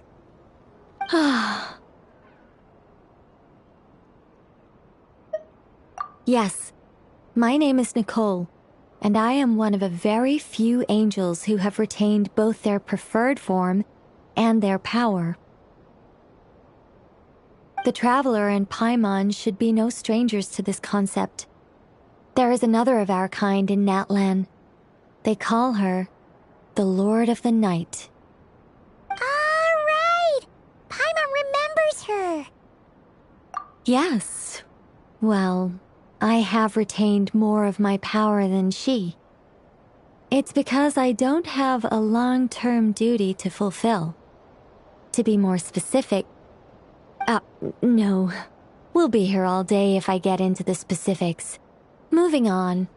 If I'm not mistaken, you are here because you wish to learn how one might reach the moon beyond the sky. That's right. Is that something you can give us any guidance on? Yes, I do know a way. It began with the Hyperboreans, who lived after the War of Funerary Flame. Blank looks. Maybe I should start with the background of the war. Or maybe not. It shouldn't be an issue. I'll fill in the gaps for you when we have more time. Anyway, after that war ended, the three moons retreated to beyond the false sky. The Hyperboreans were humans I once aided. They accepted the civilization and creations bestowed upon them by the angels.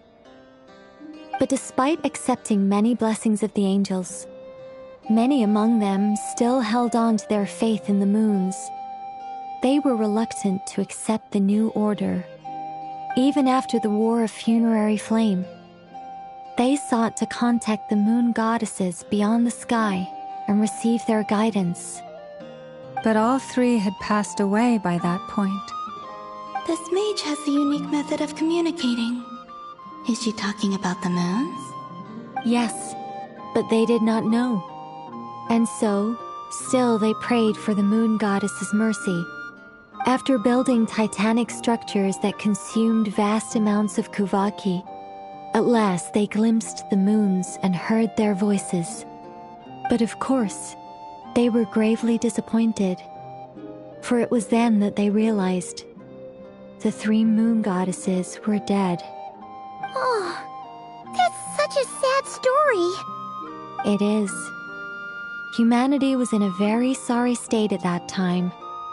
The angels who had once aided them were gone, and the War of Funerary Flames had left them homeless and destitute. Just a second, I gotta ask. How relevant is all this history to the task at hand? Well, I mean, it's... Okay, it seems we've drifted into irrelevant narrative waters. It's been a while since I've had the chance to speak inside someone's head. As soon as I got started, I lost control and the words just flowed out like a waterfall. What I'm trying to say is... Right, yes, that's it. The relevant part is the ritual created by the Hyperboreans. The fact that they bypassed the false sky and saw the true moons implies that they successfully built a connection between Tevat and the outside world. Which means, with enough Kuvaki and a sufficiently stable connection, it should be feasible to send one person over the border. Okay, Okay. So, they built some kind of portal? Oh. Yes. A portal. Yes. Is something wrong? You sound disappointed. I just didn't expect you to summarize it so well. It turns out I could have said all that in one word, if only I'd managed to think of it. No, please, it's fine. This is invaluable knowledge. I'll be sure to record and preserve everything in writing. Oh, really? Well, in that case, I suppose I could backtrack and add some more detail. I did gloss over a few things so far. Whoa, whoa, whoa, time out. Let's summarize what we've got first. The Hyperboreans were the last ones to use this method, right? So we somehow need to find whatever structure they built and make sure there's enough Kuvaki to power it up. Luckily, we have the moon marrow of both the eternal and iridescent moons, so we're all good for Kuvaki. Which means the key issue we need to focus on is finding the place. Am I right so far? Yes. Although I expect the structure is long gone by now. That said, what if we could take advantage of the phantoms to travel back to a time when it still existed? Well, travel back isn't quite accurate. It's more like we'd be creating a handshake between 2 points in space-time. We wouldn't even have to pick a time when it still existed. It could just be a time when it still appeared in phantom form via projection, or we could project our own phantoms, fold them together at... You look lost. Was that too hard to follow? Yeah, things got a little, technical there. Paimon's brain is reaching capacity. Alright. Let me think about how to put this more simply. Okay, got it. Over the next few days, I'll search for phantoms that we can use. Once I find one that meets the criteria, I'll let you know and we'll regroup. By completing certain rituals, specific individuals will be able to enter the phantom and make it to the Hyperborean structure.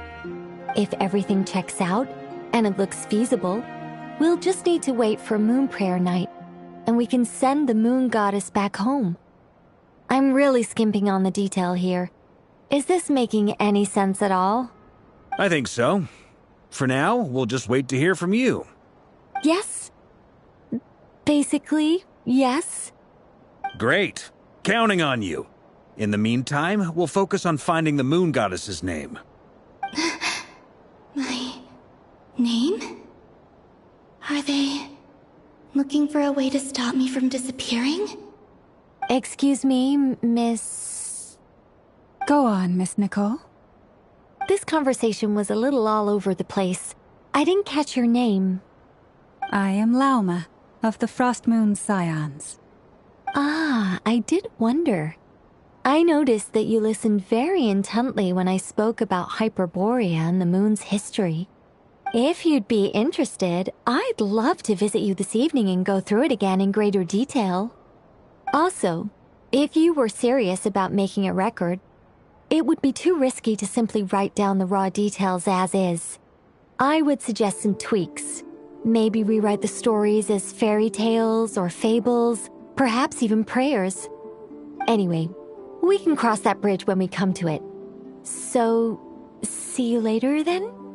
Oh, and no need to prepare anything. Just a cup of tea will do. See ya! She seems friendly. It's just... It's so nice to find someone who's actually willing to listen. I've been dying for a chance to finally go through all this systematically from start to finish. Any longer and I'd probably start forgetting it. Now Paimon gets why Alice told us to mind our heads. Ha ha ha ha, what did I tell you? A lot of quirky people in Alice's orbit. Now then, the next order of business is, where do we start looking for the Moon Goddess's name? Maybe the rest of what Nicole has to say might give us some clues. Once I've heard her out, I'll summarize the salient points and share them with you all. I'm also inclined to review our other documents. Yes, Our faith was first established by our Hyperborean ancestors, but many of the more factually accurate records are from after Kutar's birth. Sounds like we're gonna follow Columbina's journey through Devat, huh? In that case, we'll start by heading to the Frostmoon Enclave. Sounds like a plan. Take this with you. I'll see about getting in touch with the Fatui. It'll probably just be Arlecchino and Sandroni again.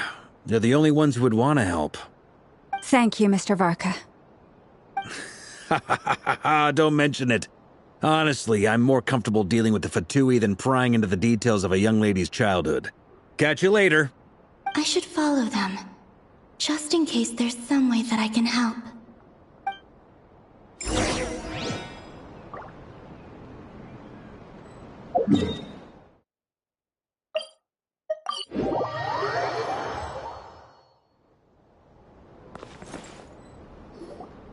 A while ago, I took the time to organize all documents in our possession that pertain to Kutar.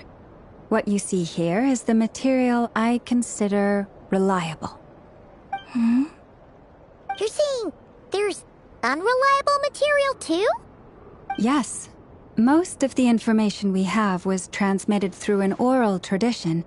Inevitably, some of her stories were mythologized and deified over the years through countless retellings. That's why I organized them into reliable and unreliable. There's no sense seeking answers in history unless we can ensure the veracity of the historical record. Makes sense. All right, let's take a look through.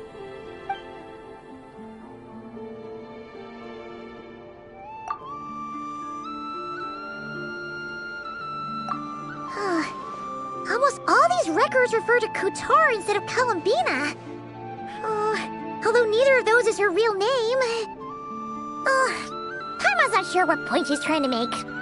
What we can gather from these records is that the Frostmoon Scions worshipped her as a god, placing impossible expectations upon her. I cannot fault them for their earnest faith, but for all their devotion, worshipping her day in, day out changed nothing. I imagine that none of it resonated with Columbina. It wouldn't surprise me if, even back then, she had already begun to reject the name Kutar and everything it represented. Lama speaks the truth. When I heard them call upon Kutar with hope and expectation in their voices, they may as well have been calling upon somebody else.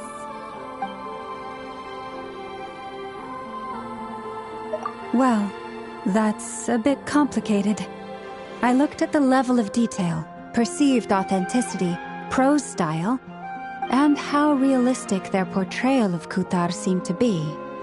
Amongst the Frostmoon Scions of today, only I know of her existence, and I alone have spoken to her face to face. As such, I know that there are certain things she simply would never do. That being said, I have sensed some changes in her lately. Changes? Me? Seems like this is getting us nowhere. For what it's worth, why don't we check the unreliable sources too? Sure. Give me a moment.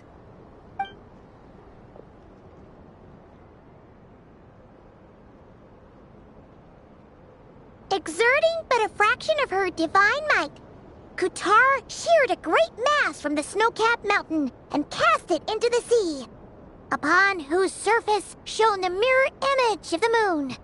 Thus was formed the island of Hisi. Yeah, right. That doesn't even begin to pass the sniff test. The 3 moons are naught but lies through and through. Only one moon has ever shone for us, and Kutar is her name. The vast majority of ancient texts are filled with fanciful tales like these. I trust you understand my criteria a little better now. Kutar did not speak, merely gazing into the distance in silence. And where her gaze landed, this was her prophecy. Clearly, whoever wrote this text never even met Kutar. Otherwise, they'd know that her eyes are always closed. What about you, Traveler? What are you reading? Come on, let Paimon see. The child wished to build a wooden nest with which to shield the fledgling bird from the cold. But being so young and lacking in strength, the child could not snap the branches from the trees. Kutar was passing by. Upon seeing the child, she summoned forth the Kuhenki, who built a beautiful nest for the child. I remember that. Not knowing the meaning of Kutar's divine intervention, the child dared not to respond, and thus ran home to call their parents. But Kutar was gone. The Moon Chanter declared the event a miracle and took the nest as a relic, placing it on high for all to see. The child was named as one favored by the goddess, and was greatly respected amongst the people. Yet, no further miracles were bestowed, and this matter was forgotten in but a few years. Huh. Any thoughts after reading that? Yeah. Columbina probably just wanted to join the kid in making nests. Ah. I'd originally considered this a fabrication, because Kutar did not perform any similar actions in subsequent records. But now that I think about it, it does seem like something Columbina would do. It's just that... She didn't know how other people would interpret her actions. She was probably worried about making things difficult for people. So, she gradually stopped joining in. Yes. Oh, that's so sad.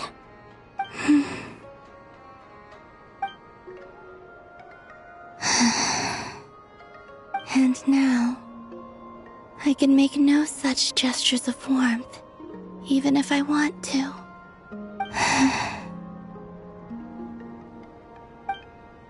Still no name.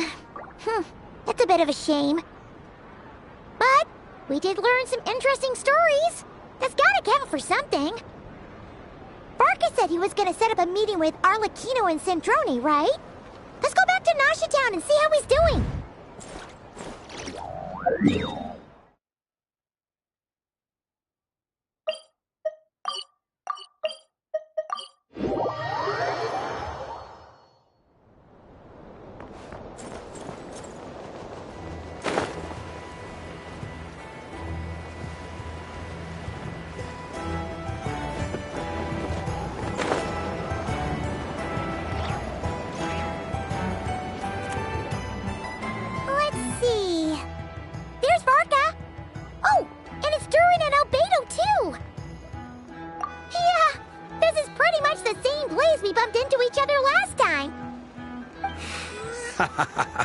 I convinced them to stick around a little longer. We were all waiting on people, so I figured having a little company would help pass the time. Ah, so you've been waiting for us? Does this mean that you've already arranged things with the Fatui? Sure does. Now you're back, we can go meet up with them together. How'd your investigation at the Frost Moon Enclave go? Well, we didn't find out Columbina's true name. But apart from that, it went pretty well. Aha, just as well that I didn't tag along then. I'm sure our moon goddess wouldn't want every man and his dog knowing all about her private life. Still, desperate times, desperate measures, I guess. Someone had to do it. So, Varka was waiting on us, but what about you two? Are you waiting for Alice? Oh, no, we already met with her. We discussed that experiment I mentioned to you last time. Oh, and she also handed me this communication device. That's right. I understand she informed you about the relationship between the phantom phenomena and Tevat's borders, yes? She wants me to help her with some more experiments on that front. She said that she'll contact me through this device with more information. Ah, I see. Following instructions and making observations.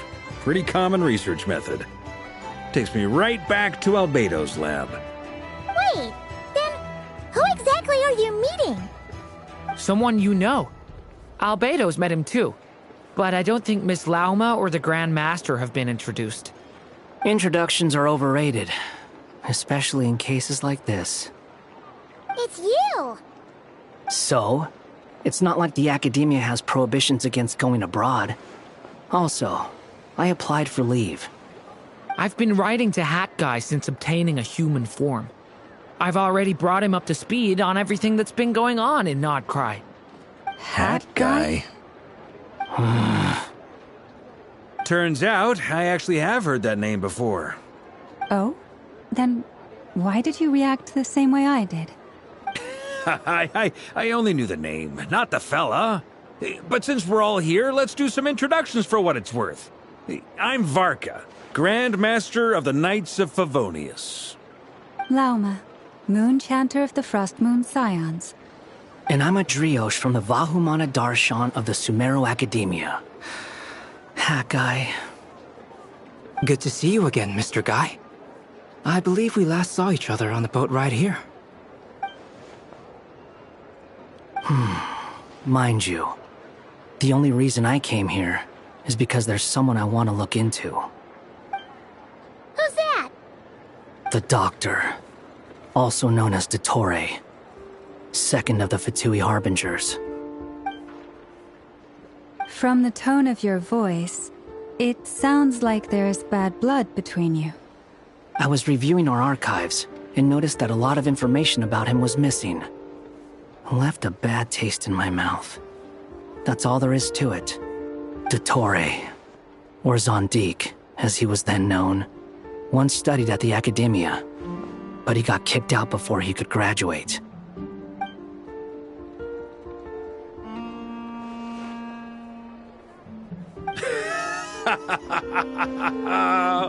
So the Harbinger's #2 man is a college dropout? How embarrassing for them. Last we heard, he was planning something. We actually heard that a few times before, even coming to Nodcry. But we haven't seen a trace of him since we got here. He only appears when something interests him.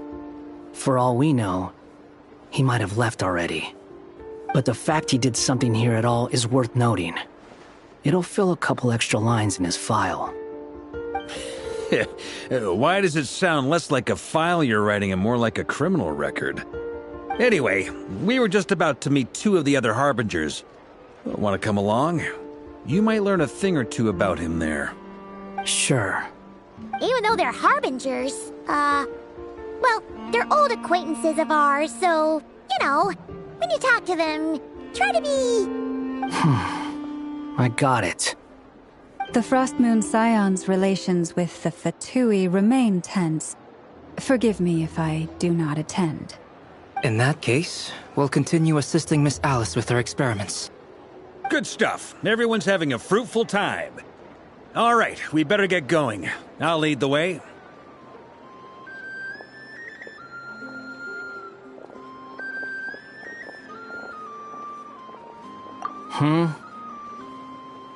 Well, yeah.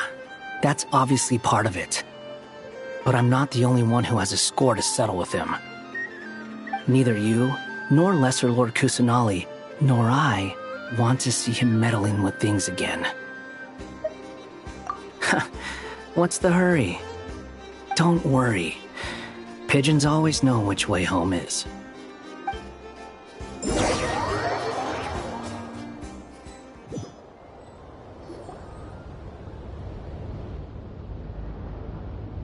You made it. Who is this? A scholar from Sumeru. They call him Hat Guy. He's an old friend of the Travelers. Wait, this is the Academia representative you wrote about? He doesn't exactly look the part. I believe this will prove my identity. You'll notice it bears the seal of the Sanctuary of Surasthana. Well, what do you know? So it does. All right then. My mistake. It's fine. I expected as much. What?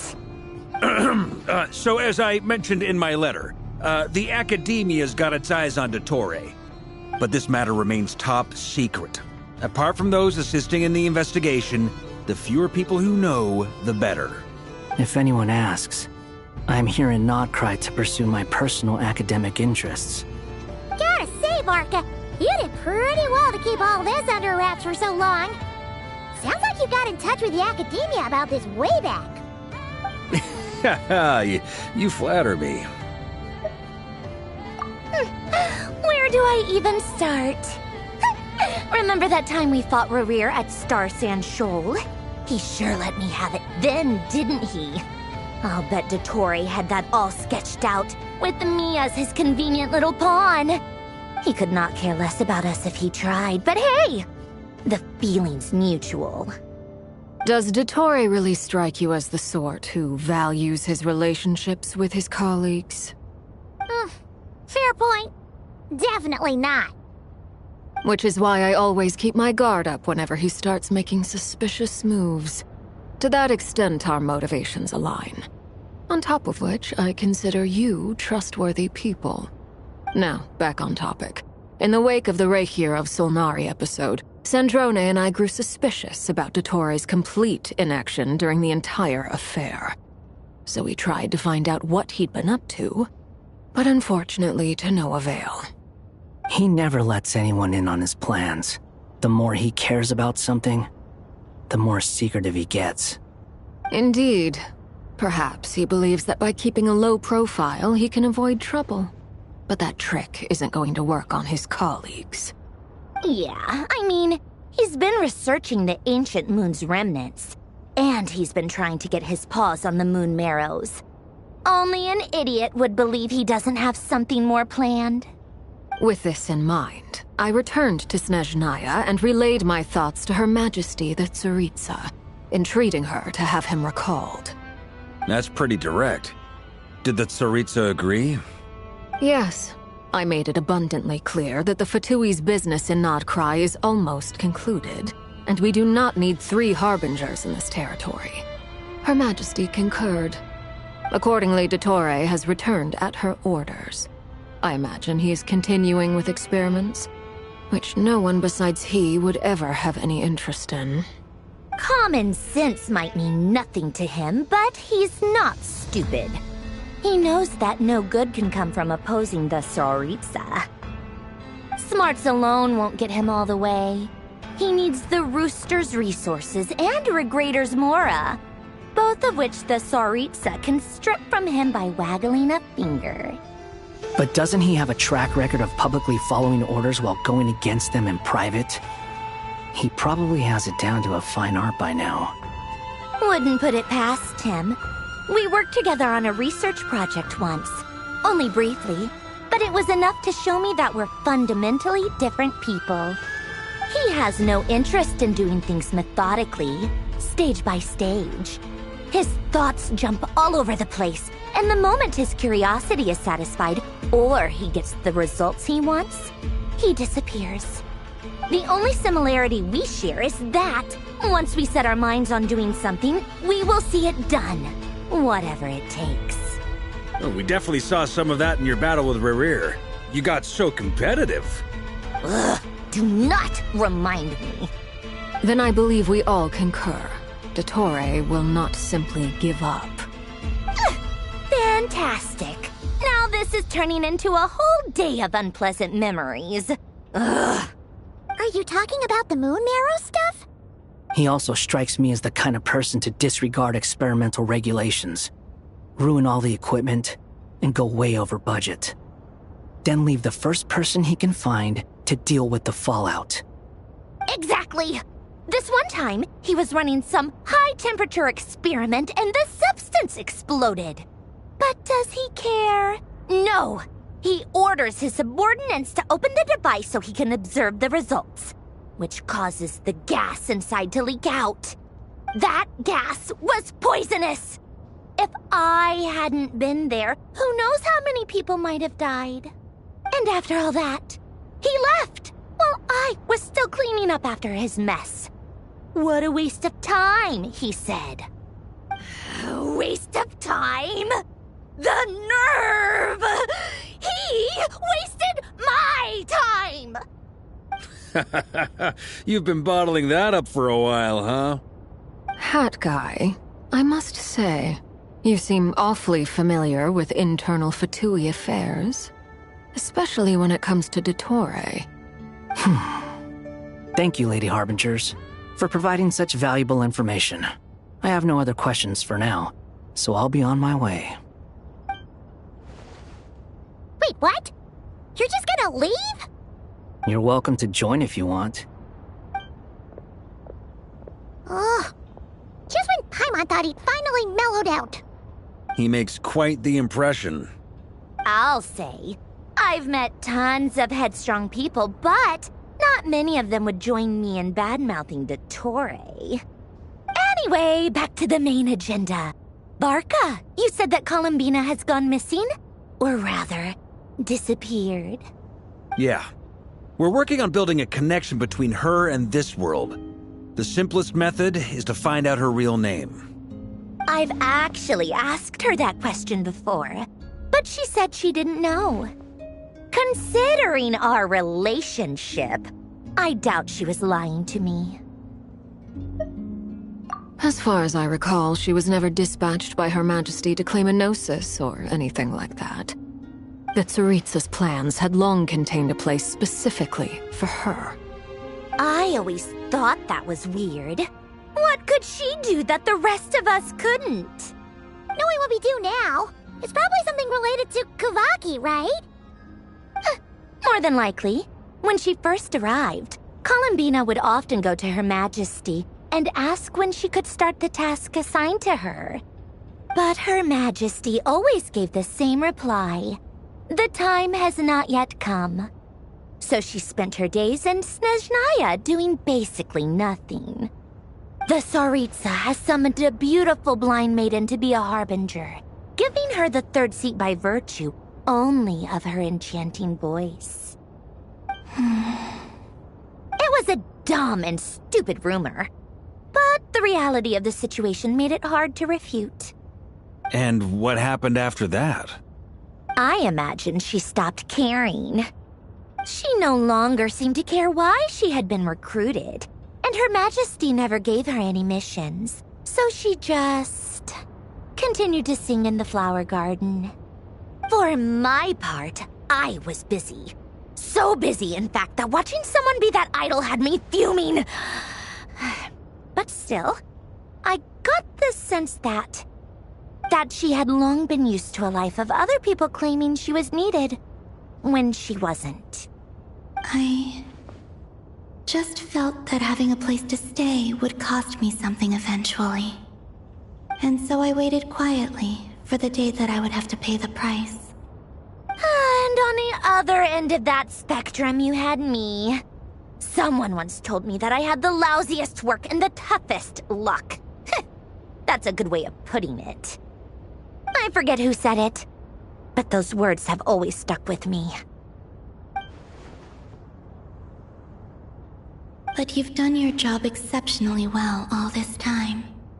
Because at heart, you are a conscientious person. What is it? Something come to mind?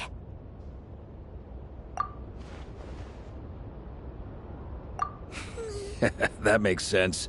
Nothing screams you are needed like your name shouted from across the town. Well, good luck with it. But if you ask me, Columbina is still the most shoutable name. I'm just so used to it now, after all the arguments we've had. I can't be bothered trying to remember another name for her. Nor I. Sandrone. Harlequino.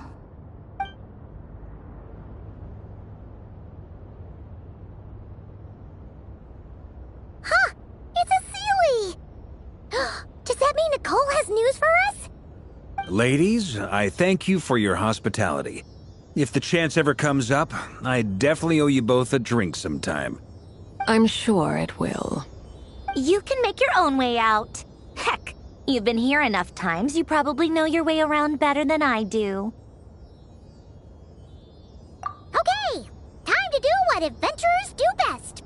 Follow that Sealy!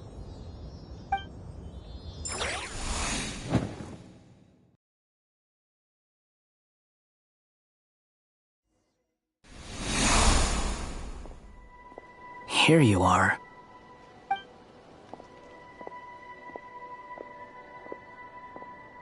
Oh, that guy. How come you're back so soon? Did things go all right with the Fatui? Fine. Dotori's been summoned home by the Tsaritsa. Couldn't get much more than that. How about you? Any progress with the investigation? Unfortunately not. We've tried everything. Different phantoms, different locations, different points in history. But the results are the same each time. Abyssal monsters roaming the land. People crying out in despair, with no hope of being rescued. Every time I see it, I can't help but think, is this what it was like in Mondstadt when Dragonspine Durin attacked? And if I fail in the task I've been given, will I create yet another tragedy? That's just meaningless speculation. When we encountered similar phenomena previously, I tried to interfere with those illusions, using sounds and lights to guide them. However, we could not change their fates. At most, we were able to extend their existences. The events of the past are like fate that has been written into Irminsul. There isn't a living thing in Teyvat that can escape its past. But Miss Alice instructed us to try to find ways to change the outcome that these phantoms face. It's an impossible task. Can't you just refuse? Since she asked us to do this, I feel like it can't truly be impossible. Or if it is, well, mages can make the impossible possible. I could not have been born as Durin otherwise. But you also said that your past 39 attempts were fruitless. That's true. But you're still going. Yes. After this many futile attempts, surely you realize that you're not doing this because you still believe what some mage told you. It's because you want her hypothesis to come true. It's something you wish for deep inside. So, think for yourself about what you want to do. As long as you don't believe it's futile, it isn't. Yeah. Previous experience indicates that we cannot touch the phantoms, which limits the effectiveness of our interventions. If we want to clear this hurdle, we need to break this rule somehow. Same thought here. Following the same rules means repeating the same failures. Reducing ourselves to mere playthings of fate. So you mean we need to figure out a way to make contact with them despite knowing that we can't? Yes, and I suspect that's something only you are capable of. Everything in Teyvat is logged in Irminsul, but the withering that once occurred in Sumeru was a sign that the Great World Tree was being corrupted. This corruption allowed things that should not have existed in Teyvat to appear. This is tantamount to rewriting reality to an extent. You're saying abyssal power might be able to affect those phantoms? No one's ever tried it before. If you're gonna try it, it'll take courage. And you have to be confident that you can control it. Is anyone there? Has anyone seen my daughter? She's missing. I have to find her. I hear someone inside. Spargana? Are you in there? Ah! If I can use my abyssal powers to warn him that there is danger here, maybe it'll change his decision. Maybe he'll stay away. Yes. The important thing is not the nature of the power, but rather how you use it. To intimidate and obstruct. Sounds about right for the Abyss. Well, let me try. I should be able to influence that thing.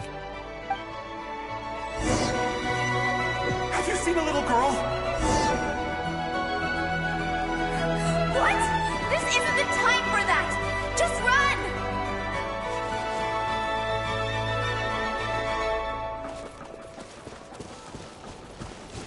I hear someone inside. Spargana? Are you in there?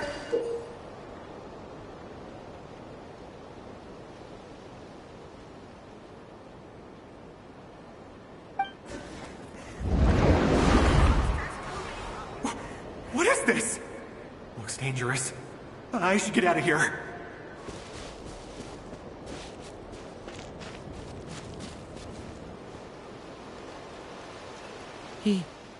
He really left.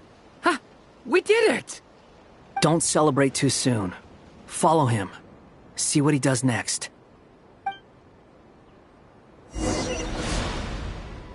Monsters approaching from the front. You need to stop them and create an opportunity for him to hide.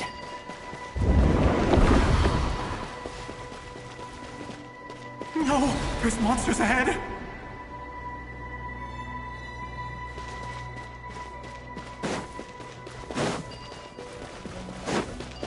Wait, is that the barrier I saw earlier? Why is it appearing now? It's as if someone's controlling it.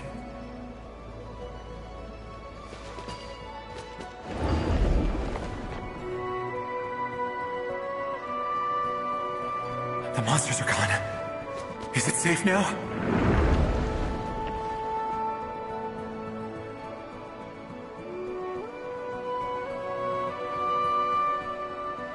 The barrier's gone too. How odd. Anyway, I guess I'll keep going. Quickly, let's keep up.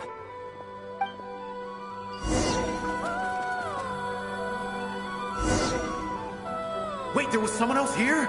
Don't go any further. We've got anti-monster traps laid out everywhere. But my daughter must just be up ahead. I have to go. This way's blocked.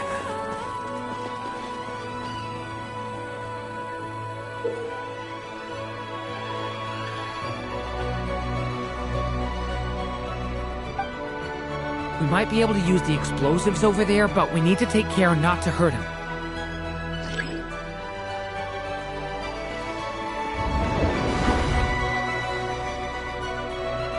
I'll use the barrier to keep him at a safe distance.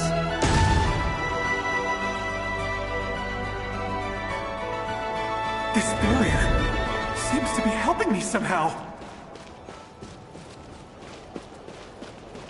Hey! Hey! Wake up! Oh, no good. Gotta keep moving ahead.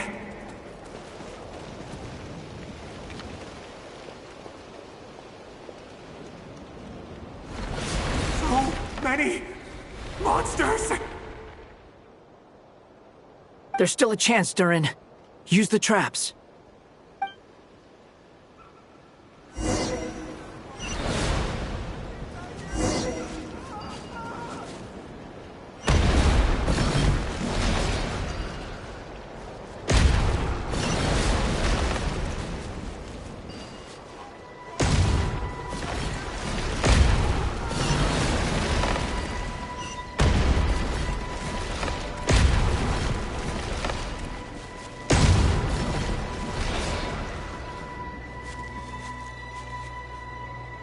This is a new development. I've never seen this happen before. We might just be able to save this person.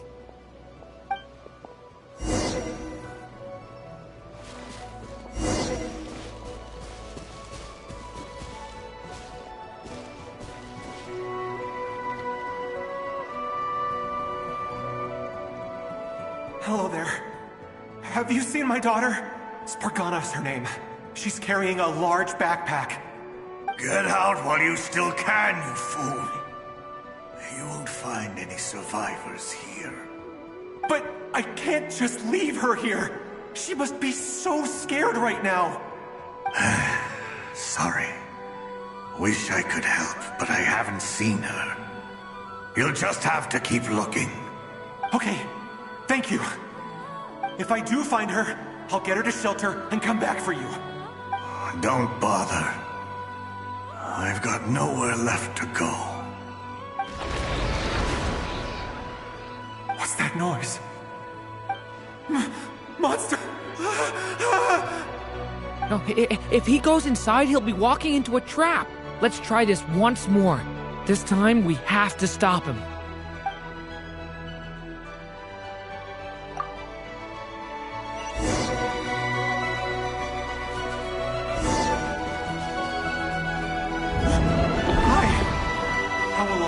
Spargana's gone like this. You know what? I'll trust this strange barrier. It's gotten me this far after all.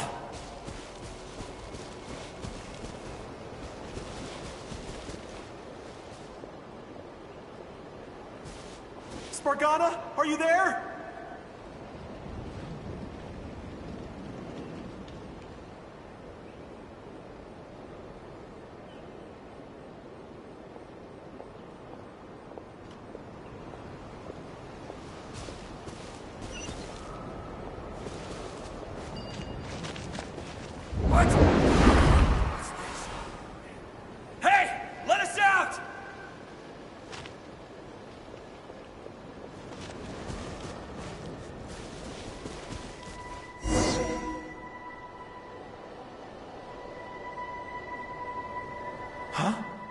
That looks like one of my daughter's books! Thank you. Thank you! Yes, it's one of hers for sure. That's her name on it right there. She left her backpack here. Durin, just like last time. Use the explosives.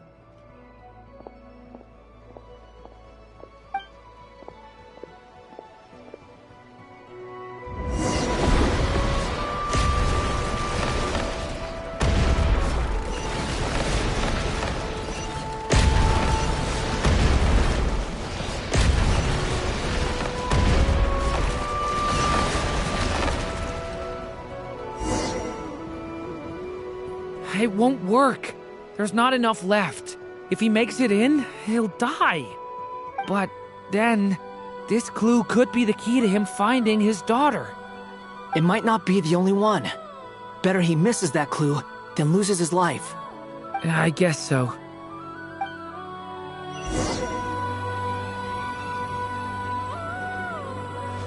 Stop him, Durin. We can't let him get any further in. That's my daughter's book! She's passed this way! Why? Why won't you let me go in? I've searched and searched and searched just for this! But how will I find her without any clues?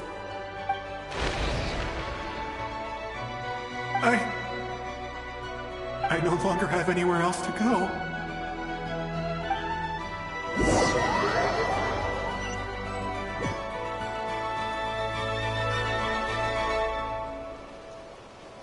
I'm sorry. I'm so sorry. He refuses to go anywhere else. Whether he opens this door or not, all that awaits him now is death. We couldn't change his fate. Albedo? Hat guy? Let's try one more time. I don't know how we're gonna do this, but I don't want to give up either.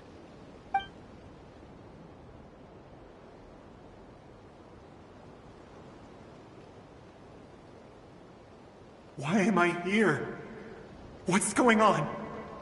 All these scenes running through my head. Where are they from? Huh?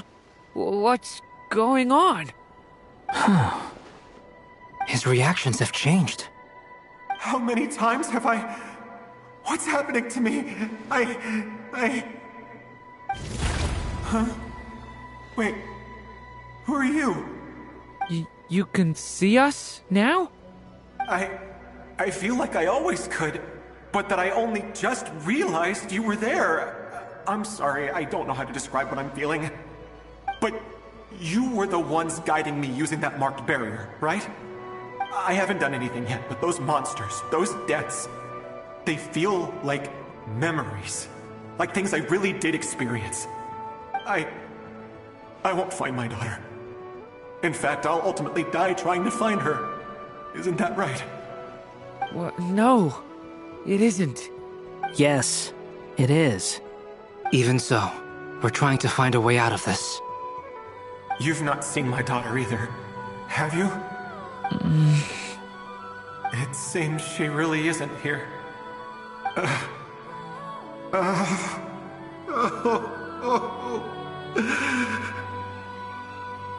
I'm sorry we couldn't help you.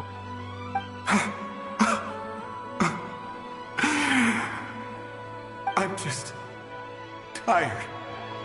Maybe this is destiny. Maybe it doesn't matter how hard I search. How long do I have left? Experience says 15 to 20 minutes. 15 to 20. Thank you for all your help. Let's rest a while. You look exhausted too. Now's not the time for you to start pitying us. It's not pity. I'm just realizing that I've only got 10 or so minutes left. You know?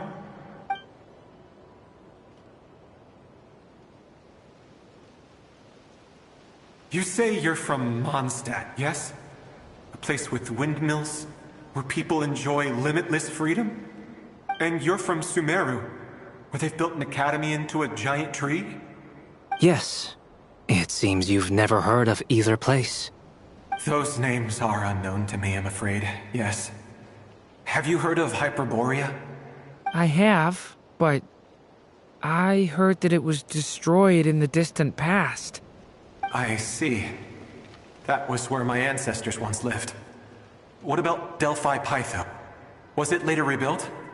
I've never heard that name. Then what about Sal Vindaknir? I have seen that name on stone tablets on Dragonspine. But I'm afraid the only things left of that place are its ruins. I see. Sure enough, there was no way to turn this around, huh? I'm sorry. I was the one who asked to chat, but it seems like we're too many ages apart. There's barely any common ground to start from. It's all right. We did hear something new, at least. From how you speak of your lives, things must be going all right for you, I guess. They are. Mondstadt is a place of freedom and happiness. There's a lot of good people in the church and the Knights of Favonius, and even outsiders find that it's an easy place to feel at home. We have festivals a few times a year. Everyone gets together to drink, sing, and be merry. Sumero's a lot more uptight. Not really the kind of place where you can relax. It's a nation fraught with problems wherever you look. But if all you want in life is to seek knowledge, I guess it's pretty much paradise. That's wonderful.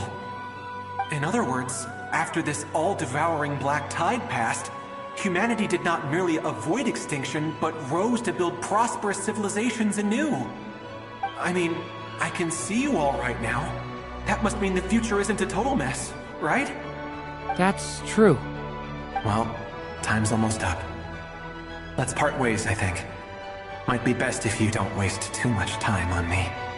The chances are slim, I know, but I'd like to spend these last few minutes looking for Spargana. If things work out, I'd love to tell her about what I've heard. May we meet again. Well, or not, most probably. In that case, may your wishes come true.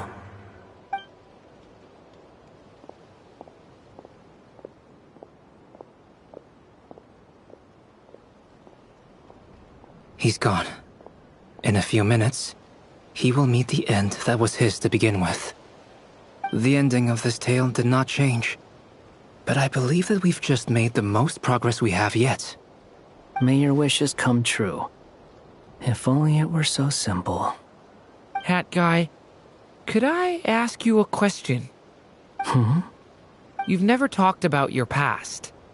It seems complicated, and it weighs heavily on you, too.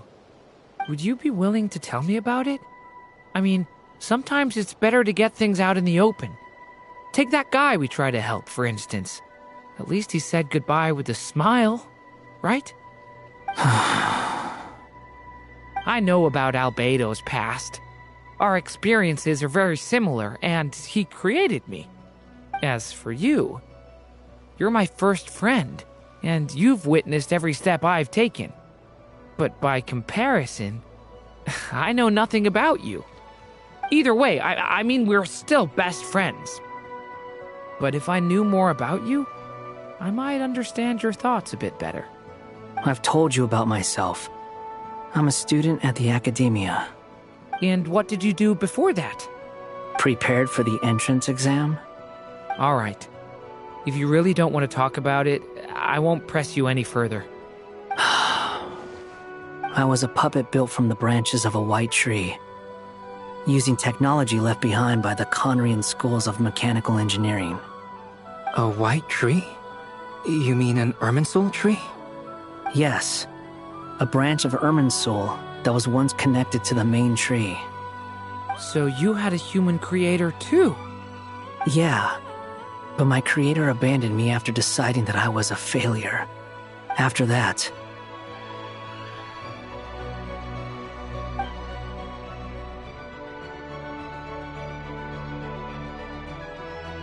Durin. Resisting the influence of the Abyss, suppressing the urge to destroy, trying to do the right thing. None of these things are easy. But no matter how hard they are, trying to rewrite past wrongs is far harder. You asked me if you would create a new tragedy if you failed. I told you there was no point speculating about that. But the real answer is, yes, you absolutely will. That guy. But at least you've got people here to help steer you away from the wrong path. So, just keep aiming towards the light. I will. I promise. All right, break time's over. Hello? Durin speaking. Hello, friends, it's me. What have you been up to, I'm detecting some unmistakable fluctuations here at the border. The amplitude isn't particularly high, but they're completely different signals from the ones before, and the scale is comparable to those I've detected previously. Alice, we were unable to save that person. However, he appears to have retained a portion of the memories gained through that cycle, and was able to hold a conversation with us. I see. Well, that is rather odd indeed. It definitely merits further attention. Could I trouble you to keep trying the same approach? I need to gather some more data. Counting on you. I should probably have Nicole come and check this out as well.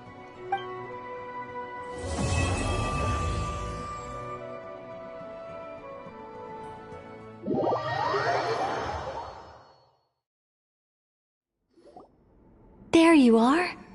I was worried you might stop to collect treasure chests opened by the Seelie along the way. It would have taken you so much longer to get here.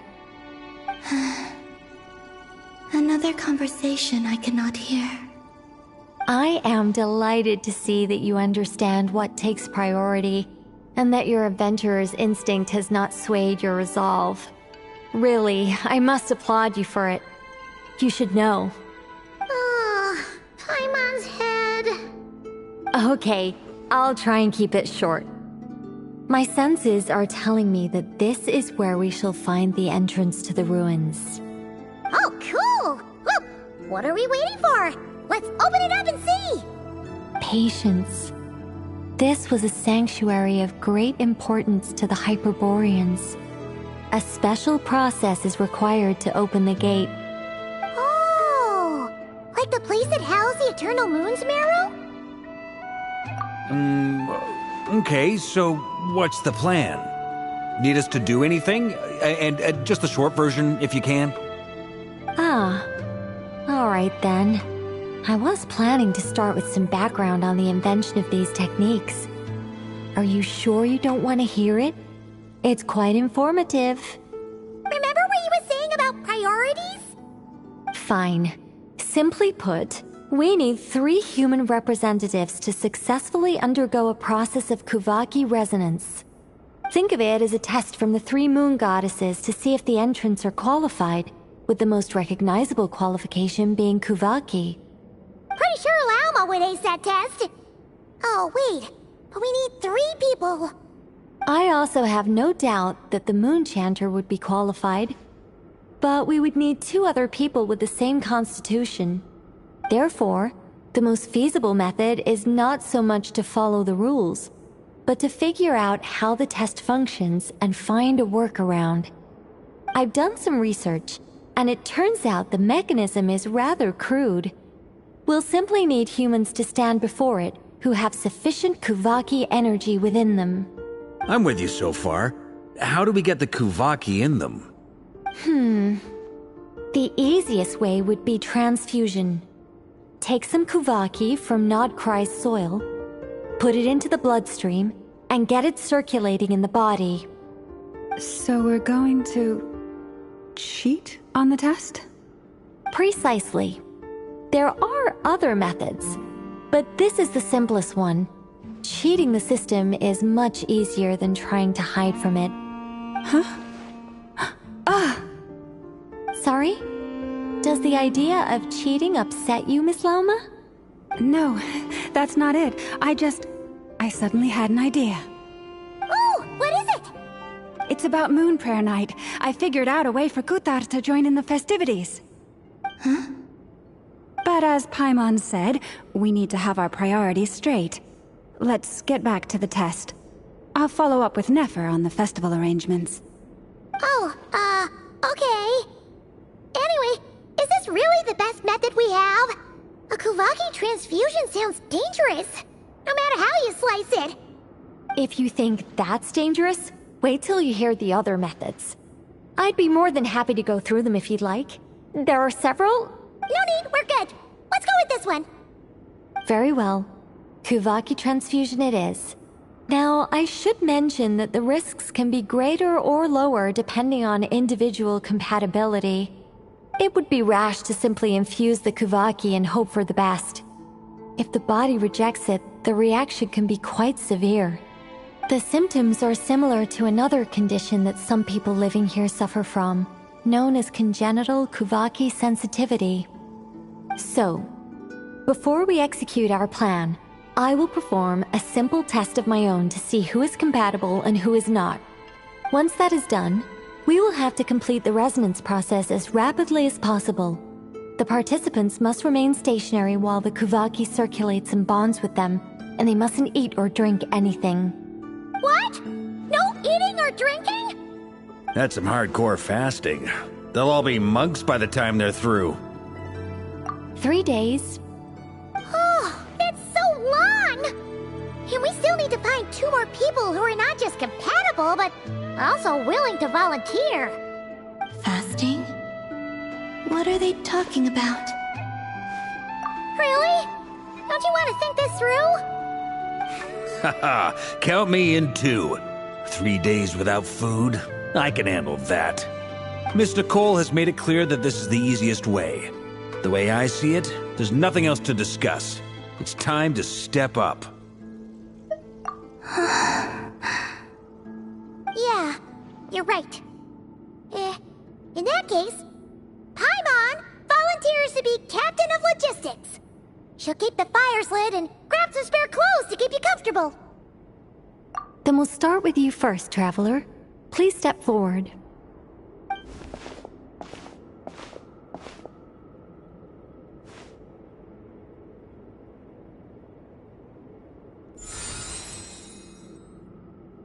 How's it going? Do you feel anything?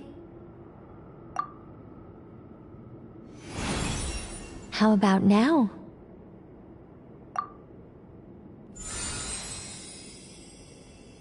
And now?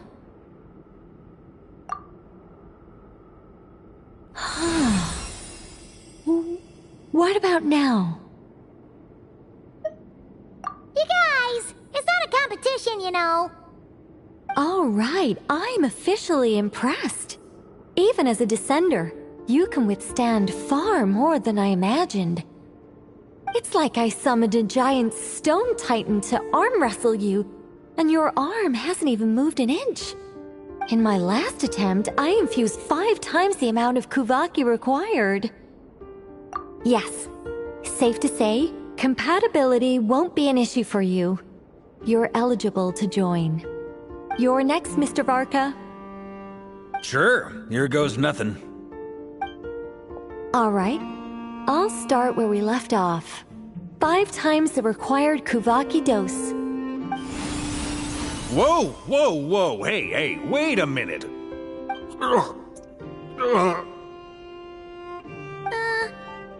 How's it going? No, not great. I kind of want to puke. Feels like I've been drinking too much. A few bottles of wine, then a big stein of Dark Horse. With some hard liquor from Liyue mixed in. You think this is funny? I just lost to a young lady in an arm wrestling contest. I'm never gonna live that down. My apologies. I'll lower the concentration and try again. Oh. How's it going now? I'm not as dizzy as last time, but I can still feel it pulsing around. In that case, you wouldn't be an ideal choice, Mr. Varka. Let's try someone else. Okay. Let's go ask some of our other friends then.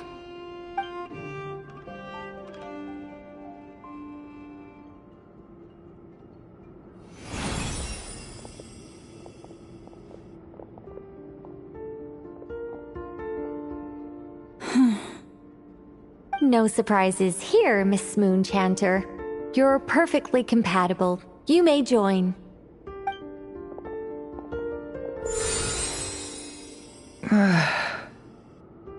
I'm getting a slight headache.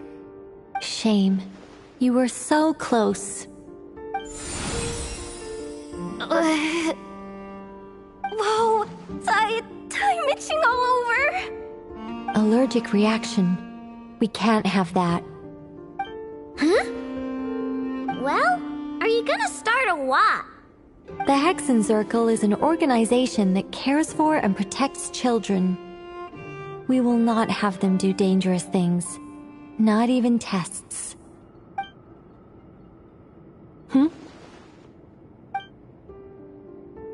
Is something the matter? The candidates have to be human. I guess that rules me out too. Huh. Everyone except the Moonshander got beaten. Guess I don't need to feel so bad after all. I mean, looks like this isn't gonna be as easy as we thought. Perhaps I could ask for volunteers among the Frost Moon Scions. I'll see about talking to some trusted Lightkeeper colleagues. Itlua springs to mind. In fact, I think we had some former Frost Moon Scions join our ranks recently. Can you give me the scientific explanation for how the test works? I can probably make some kind of test bot. Then we can just zip through Nasha Town, going up to people and pressing a button to check their status. Wouldn't that be way easier? No. Wow! No elaboration for once. How about I contact the Knights of Favonia's garrison in the Wave Chaser plane? Shame that Lohan's already left. And that guy's even tougher than I am. Strange. The Moon Goddess is clearly revered by many people. So why is she on the brink of disappearing? She mentioned that the world has rejected her from the very beginning. And when we fought the Rakhir of Solnari, it seemed like she exhausted her power for our sake. Also, Paimon's not sure revered is the right word for how people feel about her. Gratitude, certainly. For my part, anyway. It's basic reciprocity. She helped us, so she deserves our help in return. Yeah. Even though she looked like she didn't care, she still saved a ton of people, including me. A review of the relevant data leads me to conclude that Miss Columbina is a good person. Yep, you bet! They really think so? I'm super surprised that Columbina isn't her actual name, though. I think it really suits her. It's light and graceful and... yeah, just a really pretty name. I know, right? Unfortunately, that's not our decision to make. Columbina. That was the code name the Fatui gave me. But it also came up in the song I heard when I was born. But... is that really all there is to it? What do I truly think of my own name? Is there anyone left who will still call me by that name?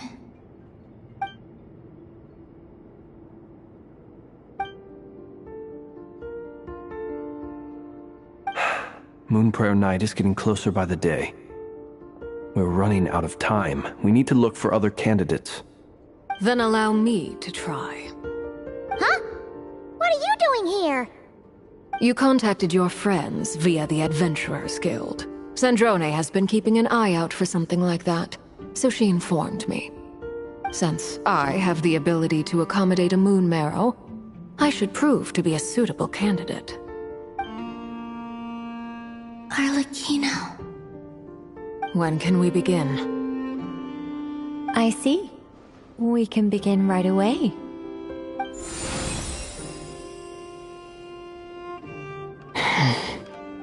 How was it? Did you feel any discomfort? Not at all. Then it seems we shan't need to look for additional candidates after all. Great! Cool.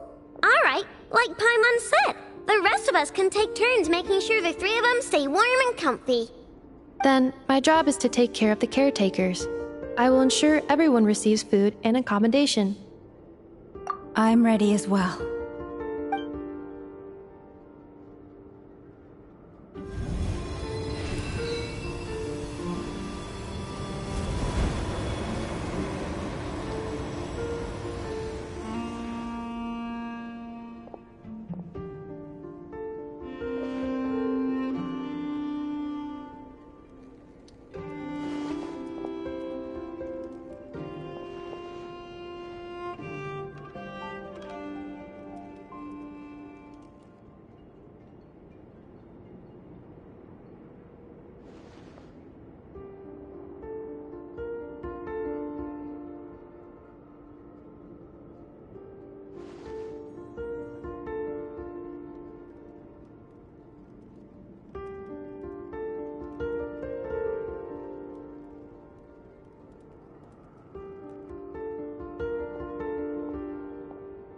The work is done. The sacred scroll shut. The stars grow dim, the people silent. The white sun sets, the silver moon rises. O path to the temple, appear now before us.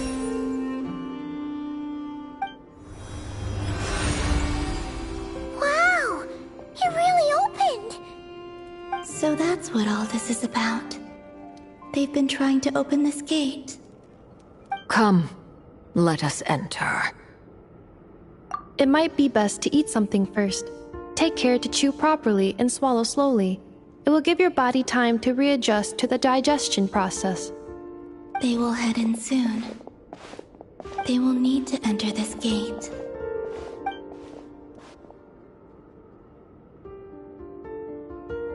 Huh? I cannot pass through. Is it because I have no physical body?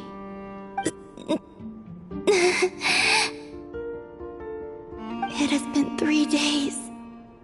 My strength has all but completely faded. Can I really hold on until Moon Prayer Night?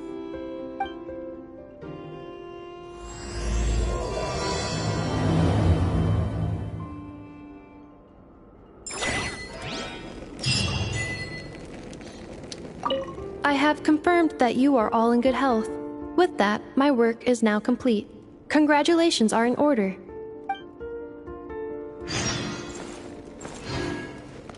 It's good to know you're all well. Puts me at ease.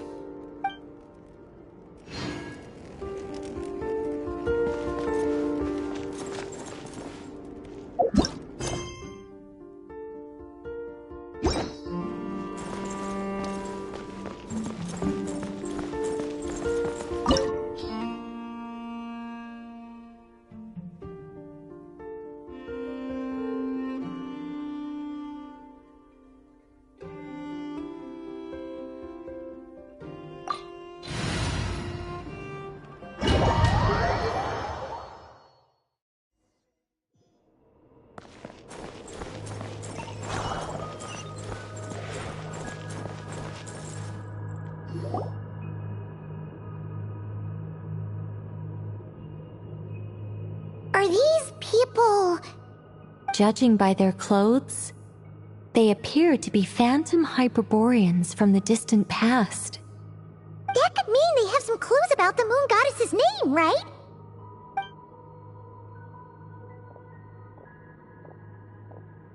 Hey there! Could you tell us what the Moon Goddess's name is? Sorry. That's probably a weird question, huh? How do we explain this? The moons are long gone, and their goddesses are dead. Their names no longer mean anything. When a new moon goddess is born, we will surely know her name. We have used every last resource at our disposal. All that remains is to wait, patiently and quietly.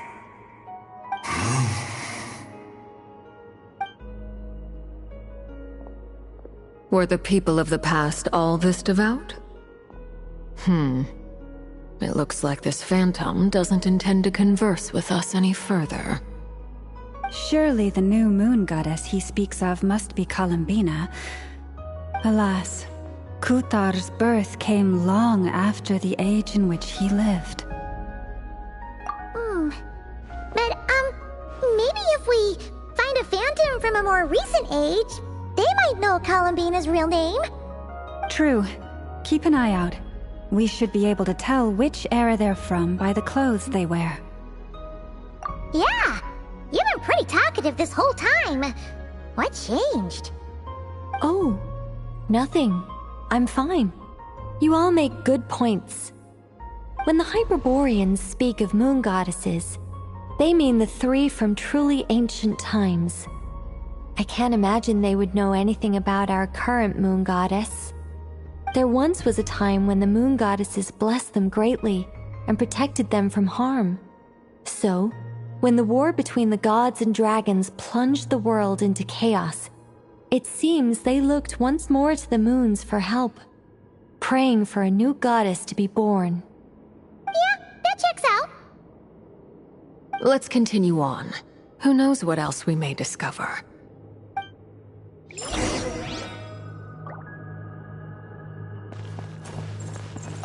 The moons have left for now, but they would not abandon us forever.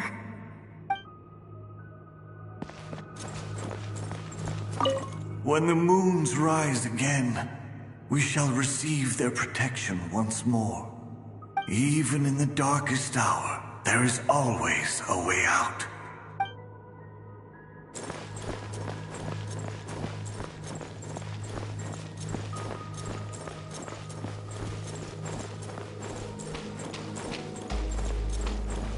There's a door blocking this path! Not a problem. Try this.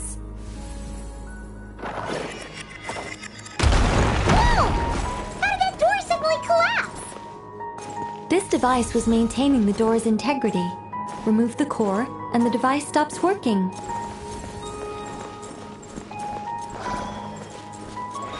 Is this our destination?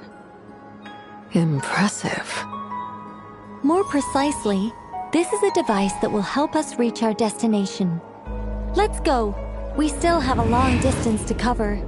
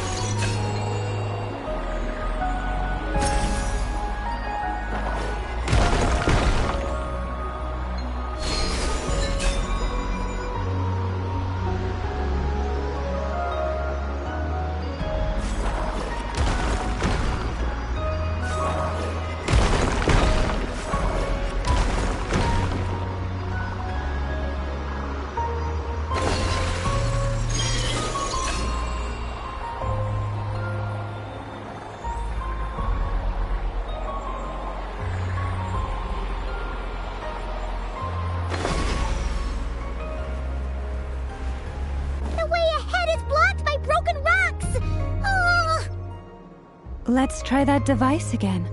Remember the door from earlier?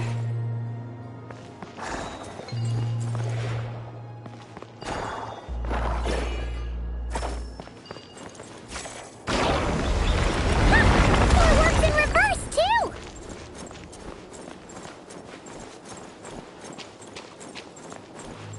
The humans we see are all phantoms, but the monsters are real. What a fascinating place. There'll be plenty of time to admire it later. Shower me with thrift. Everyone hold hands. Eeny, meeny, miny, mo. Ha, ha.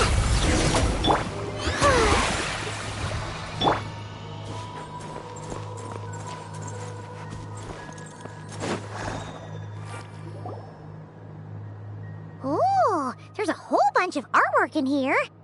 Seems pretty old. Nicole, this is probably your area of expertise. What do all these paintings mean? Let me see. To understand these murals requires some knowledge of the history surrounding the War of Funerary Flame. I shared a little of this with Lauma before. Yes, I think I follow. The dispute between the Moon Sisters, the transformation by Nibelung. Oh no, it's no trouble. I'd be delighted to share the tale again. Alright then. Tevat's 3 moons and their goddesses were brought into being by the will of Nibelung, the then ruler of Tevat. But when the heavenly principles came, they changed the world completely, down to its very foundations. The moon goddesses were nowhere near strong enough to challenge this entity. But the heavenly principles did not view them as heretical entities that had to be removed.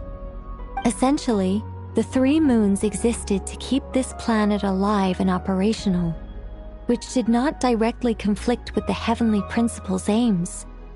Nevertheless, the inherent precariousness of this arrangement would soon be revealed. Nibelung returned. Yes.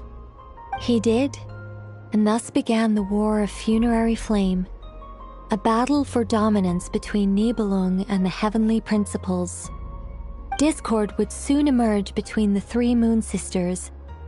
One would voice the opinion that they should follow Nibelung, for it was he who first hung the moons in the sky.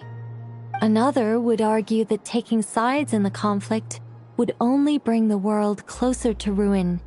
There was no telling where it would lead, especially since their creator had returned, bearing the perilous power of the Abyss.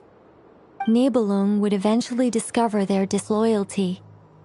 He had all three imprisoned before transforming the moons into weapons with which to fight against the Heavenly Principles. What? Weapons? Yes. The very moons that had once defended the planet became instruments of death and destruction, striking terror into the hearts of all living things. And although the Heavenly Principles and the three Moon Sisters had once been at peace, it now seemed that the moons posed an unacceptable threat to Teyvat. It is possible that the Heavenly Principles did not know of the goddess's imprisonment.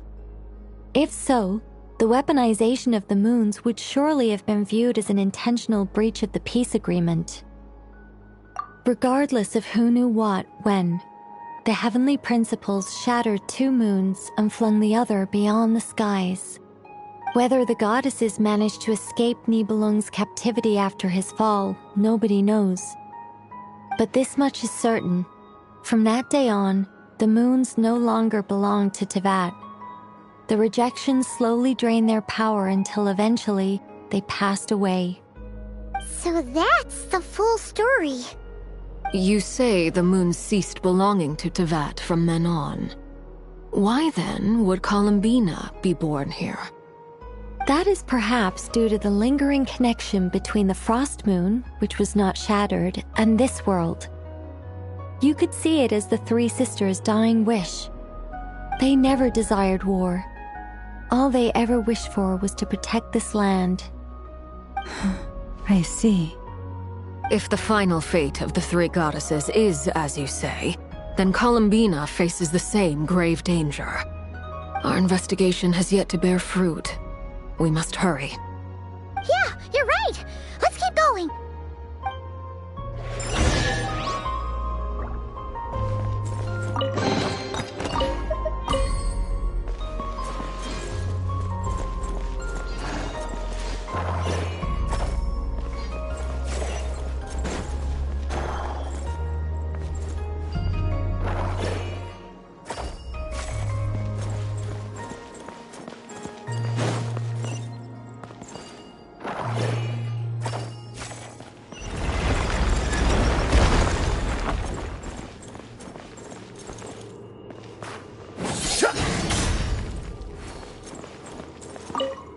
Should we trust him to keep his promise? We have to. There's nothing else we can do.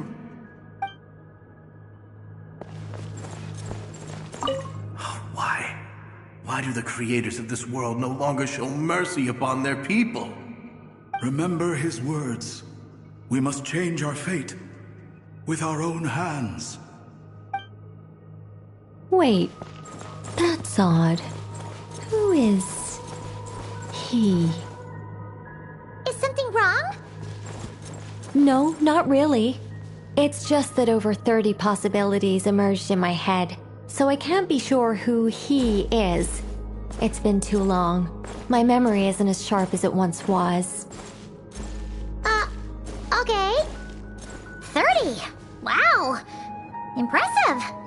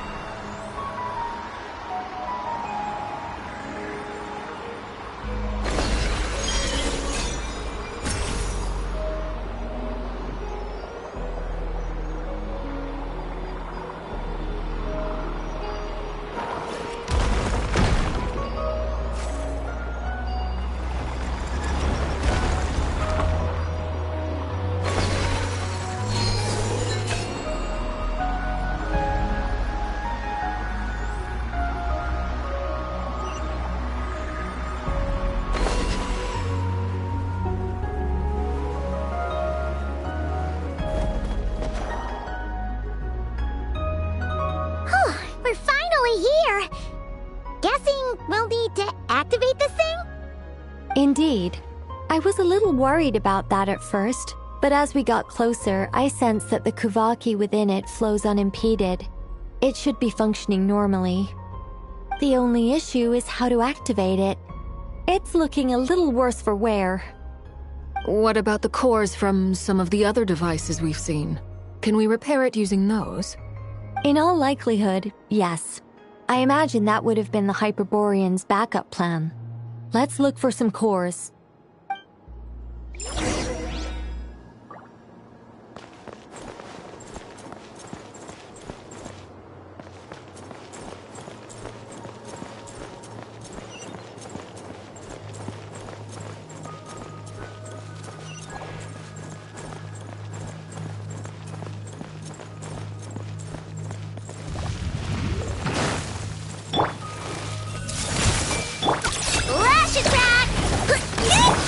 Be silent. Observe. Do you fear the dark?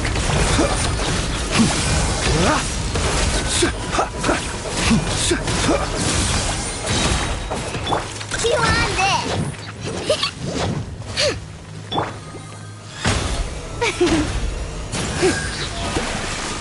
Close your eyes. Observe.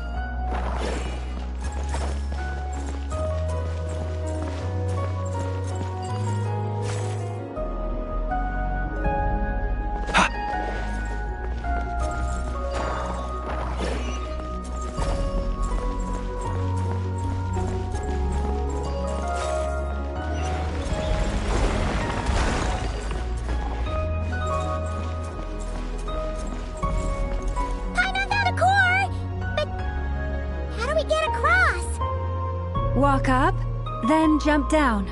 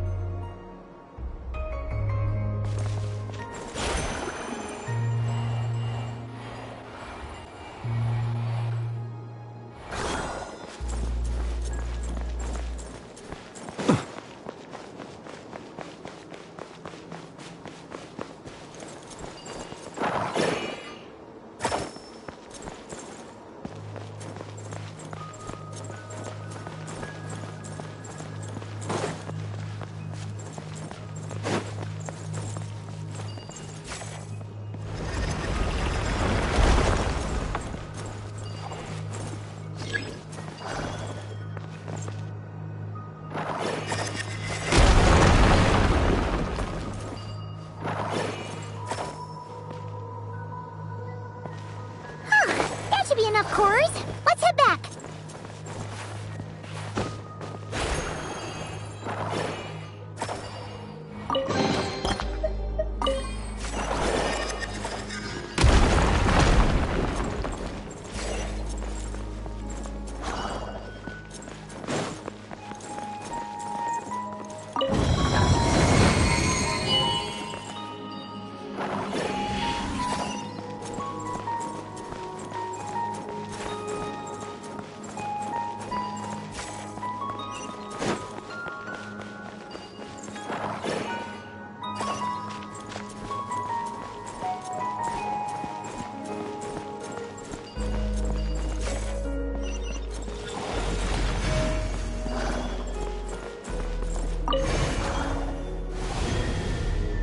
The device is up and running. It's hard to believe that the ancients were capable of constructing such things. Paimon sees our destination! It's right up ahead! Yes, let's go.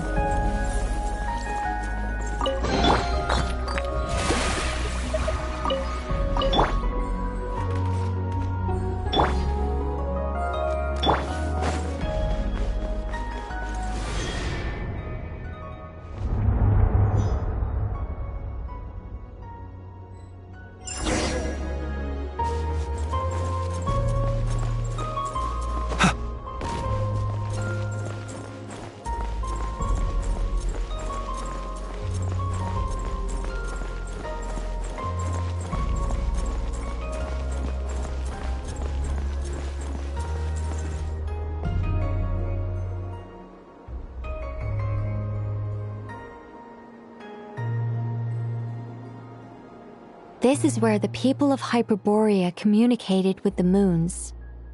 We need only place the moon marrow upon this platform on Moon Prayer Night, and we shall be able to open a portal to the moon and send our moon goddess back home. The assumption being, of course, that we can find her first. That's right. You want to know if it's safe there, don't you? And yet, she has no choice but to return. You know this. Oh, that's not the only issue here. This is the end of the line, right? We've explored everything we can. And despite looking at historical artwork and talking to people from Hyperborean times, we're still no closer to learning Columbina's name. If it's not too much trouble, could you tell me exactly what Alice said to you about finding her name? Oh, sure. What she said was... Then your first job is to find it. As a moon goddess, I'm sure she must have a name she identifies with. Neither Columbina nor Kutar is her true name, and she's never really accepted either of them. Is it not also possible that she has never had a true name? Not at any point in history?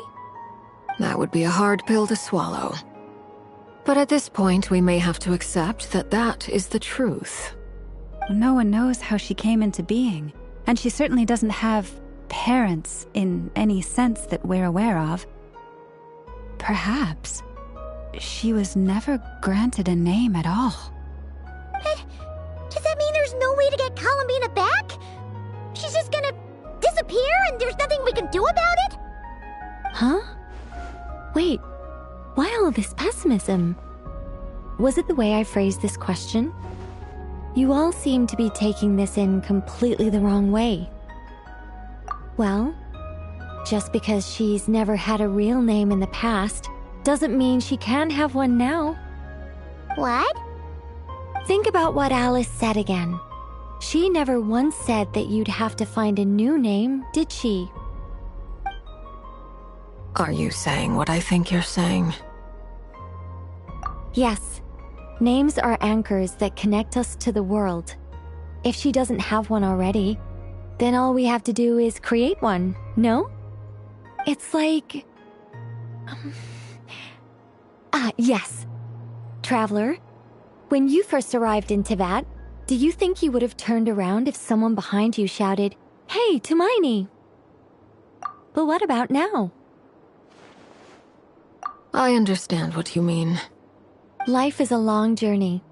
Even the friends and family by our side can change over time.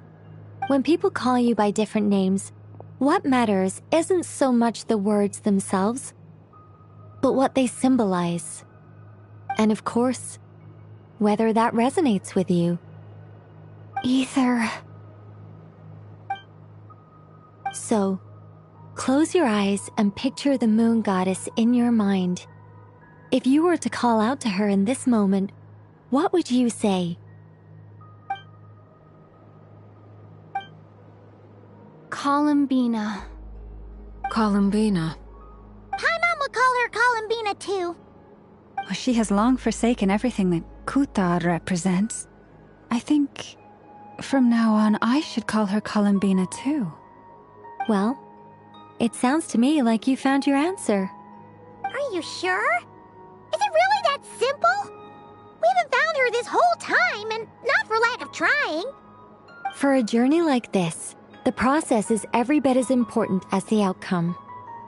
Had you not searched far and wide, rejecting every other answer you were offered? How could you have come to an answer you felt was finally correct? Oh, it all makes sense now. This has Alice's fingerprints all over it. Are you suggesting that Mage knew from the start that Columbina never had a real name to begin with? I can't say for sure. But I can definitely imagine her chuckling in satisfaction somewhere right now, saying, "Ah, what fun." Llama! Your antlers! You should hurry. The festive moon has begun to rise. Do not worry, for when you called the name Columbina just now, I could sense that the power within was enough to summon back the moon goddess. The power within what? The name? Yes. So, the thing is...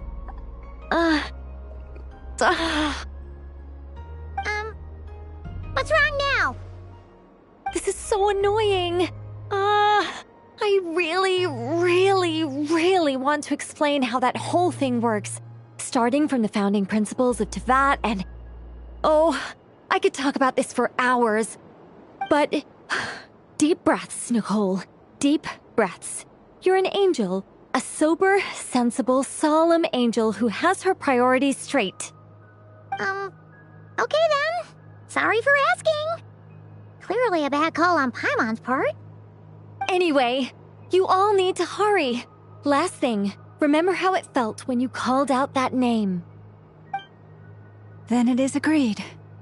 By the name Columbina, we shall find her. Then we'll throw her the best Moon Paranite party ever! And at last, we will send her home.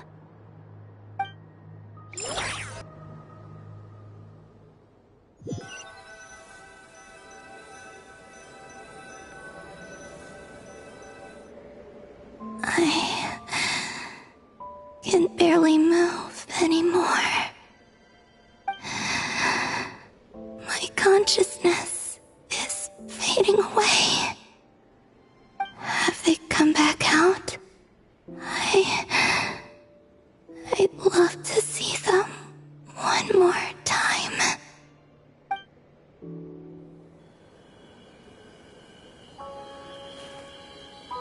They didn't make it.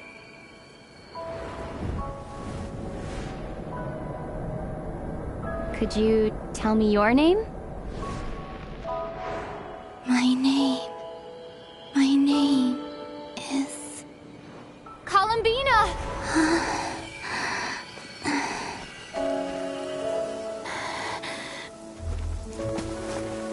Columbina! Are you here? Columbina! That's the name you gave when we first met. And it's what I've called you ever since. Columbina. It's a fine name. I have many fond memories of Columbina, and so do all of your friends.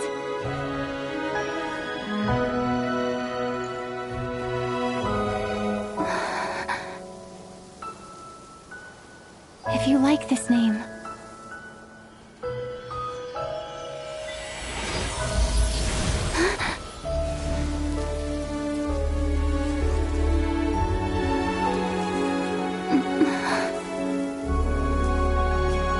looking for me?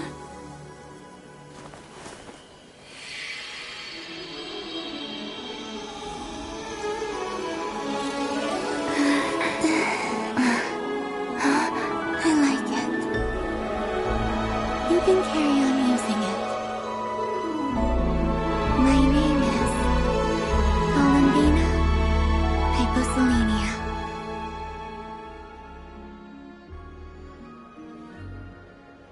Columbina Hyposelenia. That's a wonderful name. I never thought that Columbina would become my real name. But after I met you and my other friends, The things that this name stood for slowly began to change. It went from being a Fatui code name to something my friends call me.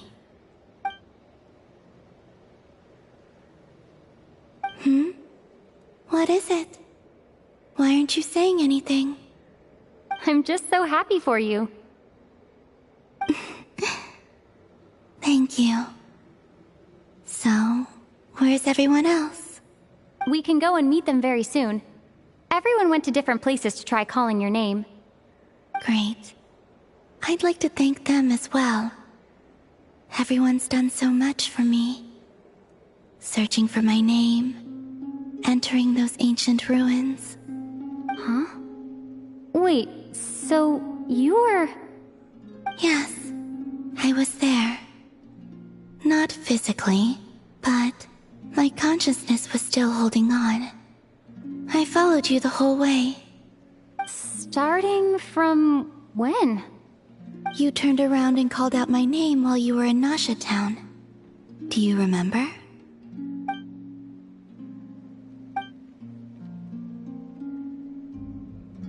Let's go.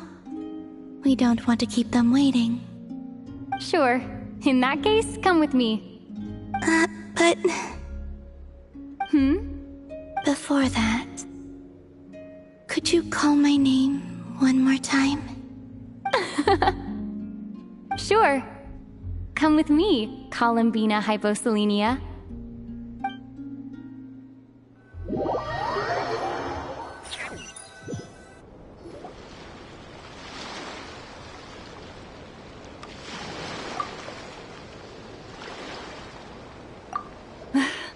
Columbina! Oh, this truly is wonderful. Llama, I can't breathe. Ha ha! Just in time for Moon Prayer Night. It's good to have you back, Miss Columbina. Yeah, we were worried sick. Thank you, my friends. With your help, I now have a name that belongs to me. Columbina Hyposelenia. Where's the second half from? You added it yourself? That's right. It means... Born beneath the moon. Yes. And by extension, it can also mean born beneath this world. A fine name.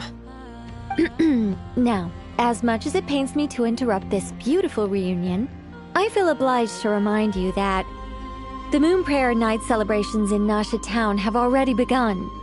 Don't you want to enjoy the festivities? There's so much to see and do. And some of the ambient lighting and entertainments were sponsored by the kind souls in the Hexen Circle. Nicole? Why have you turned into Dodoko? So you're Miss Nicole. Thank you for helping us, and for helping me find my name.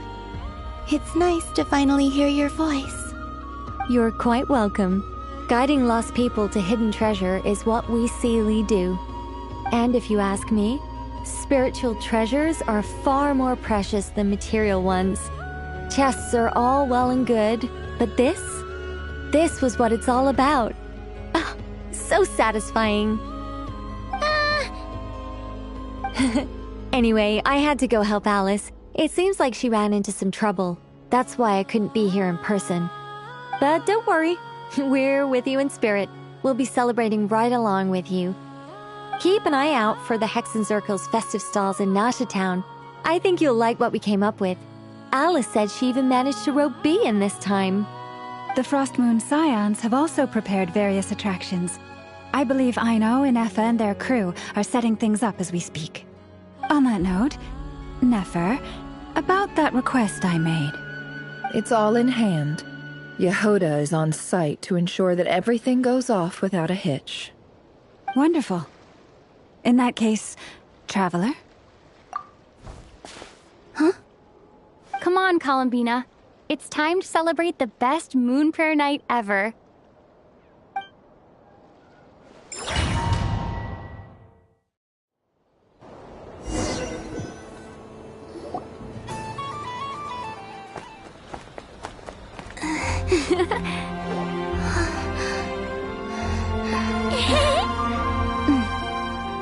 Hey, young lady. Would you like some Moon Prayer Night candy? Happy Moon Prayer Night. Oh, yeah. I almost forgot to say. Welcome home, Moon Goddess.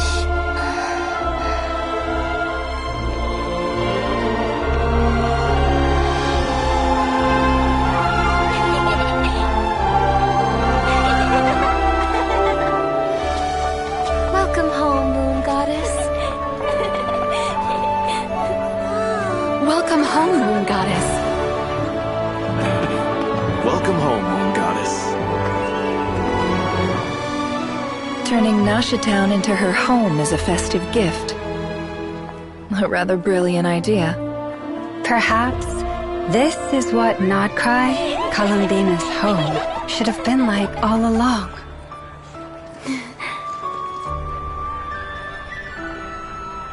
Thank you for the gift.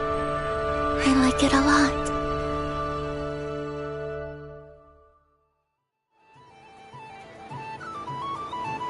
This feels like the surprise of my life.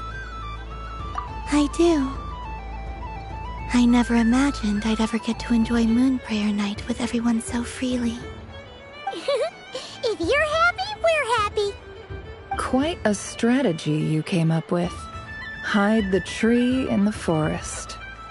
It's not your usual style, Lauma. Is there something about Moon Prayer Night that enhances what's in your head as well as the antlers on top? Apparently so. It even inspired a perennial penny pincher to use their resources for a greater cause. It truly is a magical festival.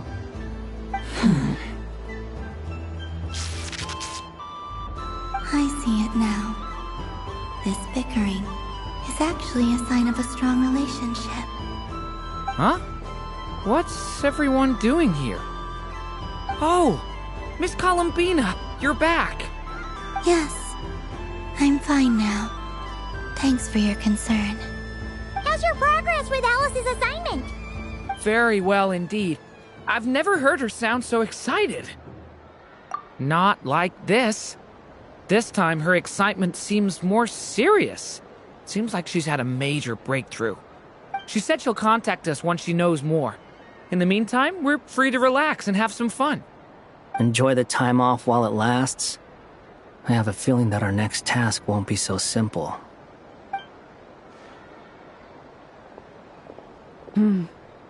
I should go. I still have a few things to attend to at the Frost Moon Scion stall. And I think I'll take a look around. With any luck, this once-in-a-year festival will come with once-in-a-year opportunities. Hold up a second. Where's Varka? I believe he made a beeline for the flagship the moment he entered Nashatown. Ah, that's Mondstadters for you. They know what they want when festivals roll around. Goodbye for now, Columbina. I hope you have a wonderful night. I will. Well, in that case, don't just stand there. Get out there and have some fun. You'll definitely get a warm welcome at every stall. Oh, also, take this map with you. It's a guide to the festival.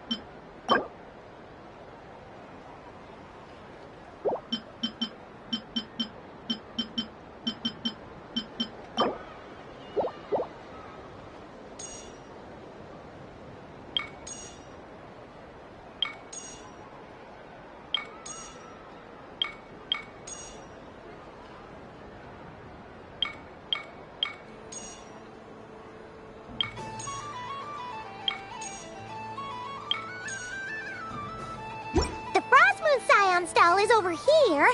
Lauma's invited a whole bunch of cute animals to celebrate too. Over there is the Hexen Circle section. Alice seemed more excited than anyone about this festival, so she insisted on making it a grand affair. Oh, and then there's the Nasha Town local specialties, including... Actually, forget that.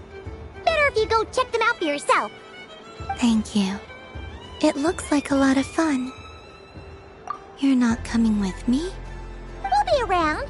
But don't you want to browse by yourself for a bit first? Yep. If you find something you like and want to try it out together, just give us a shout. We'll be right with you. Otherwise, just relax and enjoy yourself. There's so much on offer, so try to experience as much as you can. And don't forget to stuff yourself with all the delicious festival food. All right then. Off I go. Where should I go first? This must be the mage's stall. It feels like I've entered a fairy tale. Ah, how lovely.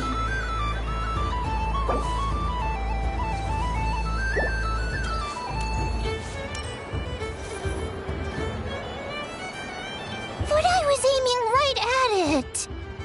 Aw, what a pity. I saw it with my own eyes. You were so close. So very close. That's not true. It dodged out of the way right as I was about to snag it. I'm sorry? You heard me. This paper frog can move. I swear. Dear, oh dear, what are you saying? How could a paper frog move? Unless you believe there really is magic in this world. Even if I, the mere humble merchant that I am, knew such magic, surely I would not use it on a paper frog. I'd sooner give Mora legs, so I could walk right into my purse. My dear, dear customer, why not have one more try? This time I'll give you 12% off, a very generous discount for one of my most regular customers. Just think about how much experience you have under your belt now. You're sure to win the next one. Darn. I used up all my coins. I'll be right back. Just gonna fetch some more from my house. Take your time, but don't take too long. This event is Moon Prayer Night only. Miss it, and you'll have to wait a whole year before I'm back. Next customer, please. Welcome. Hello. Whoa! What's this big one doing over here? How do I tell my employees not to go running around this time? Shooting them a glance won't work. I haven't known them long enough. Dory? Why, hello there, Miss Columbina. Would you like to play my ring toss game? The rules are very simple, and it's easy to get the hang of. How much for a round? Oh, first time's free. Not a single Mora. After that, well, we can cross that bridge if and when we come to it.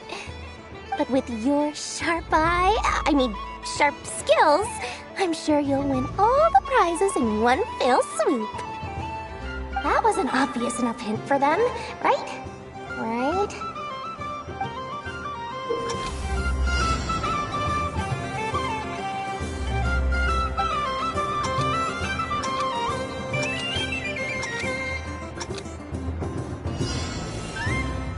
Here comes the ring! Oh, peanuts.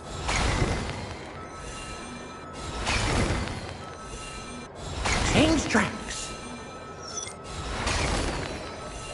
Roselle! Should we move or not? Just a tiny bit. Alright, then I'll... Oh, sugar plums! Not the clock hands! How do I move the legs again?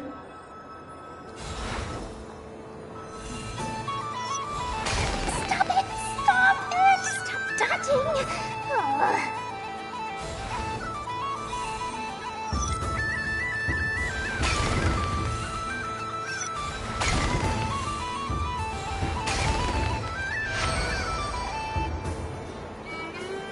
Let's see now. Let's see. Wow, very good. That's the highest score we've had all night. And here's your prize. Now, how about another round? As for the cost...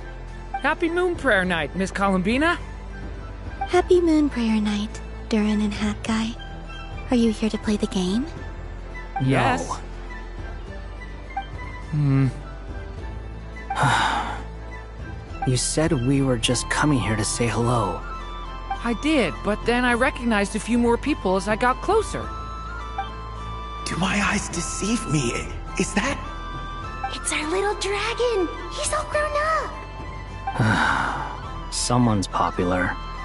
Well now, since you came all this way, why don't you try out this lovely game we have going? First try is free! He'll have a go. I'll pass. It's only one free try per customer. You can't give your try to him. I'm aware. How has Elder Almond been lately? He's in great shape. He goes for a run in the forest every morning to stay fit and healthy. He tried to go boat racing with Firecracker a while back, but he couldn't even make it onto the Lotus Leaf. Firecracker was in fits of laughter.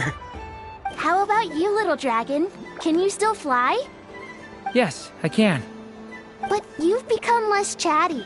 Has growing up been tough on you? We call that maturity. You know, the thing people sing about.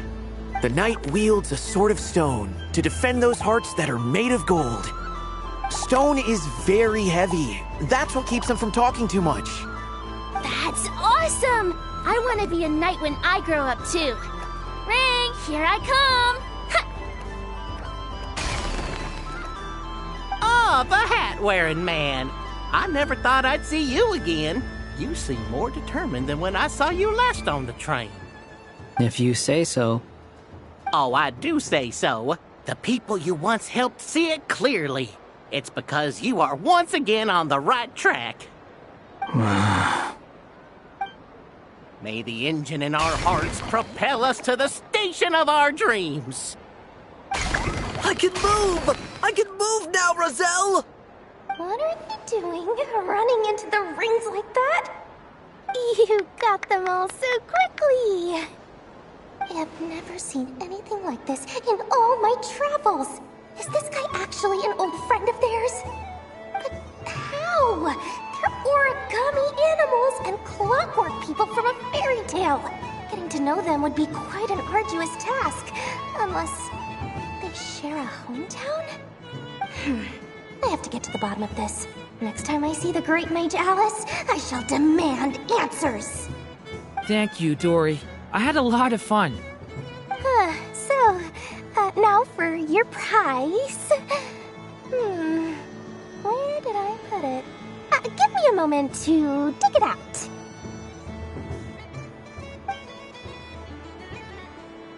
Oh, sweet grand prize. How I wish I didn't have to let you go. Good thing I had already turned a profit from the customers earlier in the night. Otherwise, I'd have wasted all my hard work. Okay, I'm back. What? I leave for 2 seconds and someone's already claimed the grand prize? Oh, well, these things happen, you know? Perhaps you'd be interested in one of the other prizes instead. We've got all kinds of wonderful goodies here. Is this the thing you wanted? Here, you can have it. Huh? But... Don't worry about it. It will be happier with you. Oh, thanks so much, miss. Moon Goddess. Oh, goodness gracious, Columbina. Give me strength. How am I supposed to make any more money from this child at this rate? Daddy, look! That's the game I was telling you about! Forget it. She is the Moon Goddess after all. I'll think of some other way to swing this. Maybe I can try to hook this new kid. Huh? Oh, someone already won the grand prize. You can take mine if you want. What? Why? Why are all these bleeding hearts coming here to ruin my business? Happy Moon Prayer Night, everyone.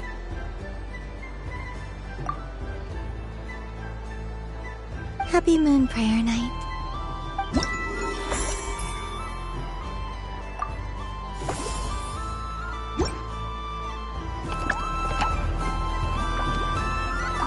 If all the prizes are gone, I might as well close up shop for the day.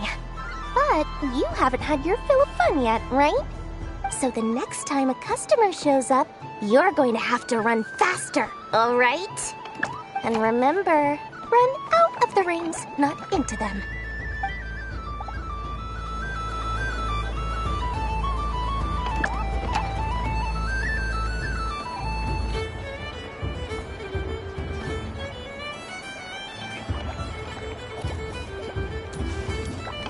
What's this?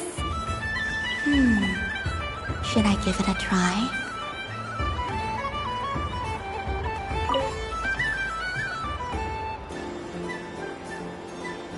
Come on, Citrus. One more round. Just one more. But my neck... oof. It's acting up again. You should take a break. Health comes first. Yeah, don't push yourself. We'll find someone else. Hey, don't look at me. I'm the referee. What are we gonna do then? Do you need any help? Yes, we do. We need one more player for our game.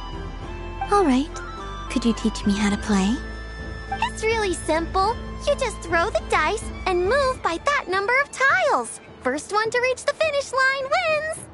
Rolling a hamster means you move one tile. A paper frog is 2 tiles, and a flying squirrel is 3 tiles. 'Cause they go the fastest. Okay. I get it. So, we're all set? In that case, please take your places and let the game begin!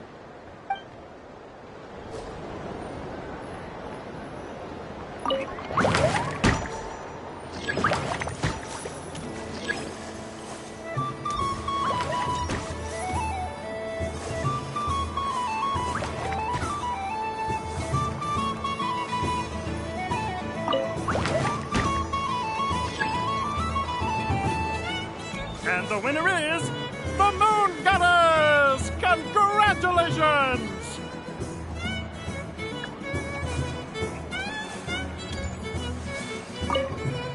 It's a pity that my good friend Faro Bear is busy working on a training program for Princess Semest. If he could have been here, the victory might have been his.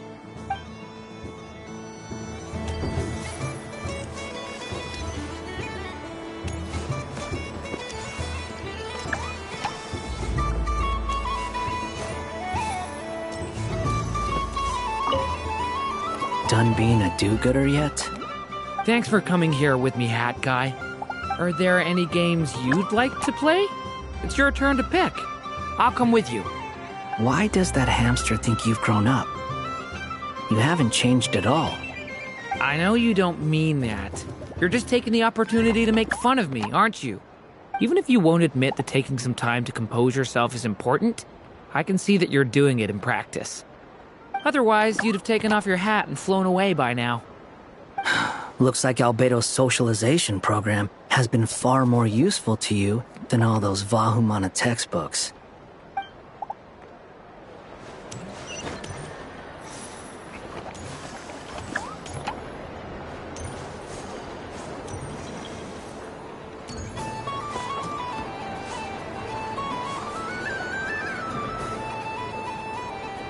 Dodoco's Whirligig! Come check out Dodoco's Whirligig! Ah, welcome home, Moon Goddess. Might I ask what this is? Ah, it's a very special amusement sponsored by the great mage herself. Ride on a soft and furry Dodoco and embark on an unforgettable adventure. I say that, but I'm just following a script here. Who is this mage, anyway? And what the heck is a Dodoco? I'd like to ride. No problem. But, are you by yourself? Is that not okay? Oh, no, it's fine. It's just that each Dodoko can accommodate 2 passengers. Would you like to bring a friend along? My friends... That should do it. Now, we just need to get everyone else to draw something on it too. But we gotta keep it a secret from Columbina. Traveler? I want to go on that ride. Will you join me? Let's go then. Don't worry. Paimon will do the rounds. You go have fun.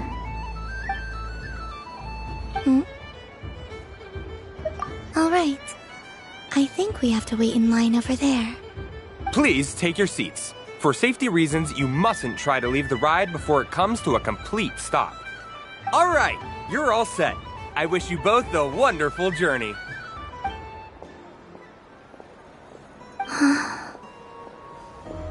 Not bad. It reminds me of riding a moon lane. Sometimes, the Kuhenki circle around me like this, playing their beautiful melodies. Yeah, I'm going to miss them.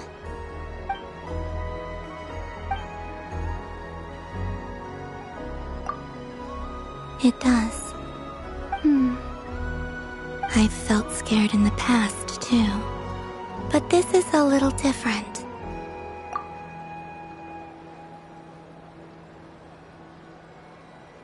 You know something? I got to see a lot of fascinating things during my disappearance. I saw how the Frost Moon Scions act around their families. So different than how they used to act in my presence. And I also saw how they interact with their friends. It made me curious at first. Why do people act so sincere when they're worshipping gods, but save their truest, warmest feelings for each other? Slowly, I came to realize that it's because they trust one another. They know, deep down, that they'll be accepted for who they are. All of it. The good and the bad. I know. I knew it the moment you started calling out my name. What I fear now is the end. I fear losing all this the very night I have gained it.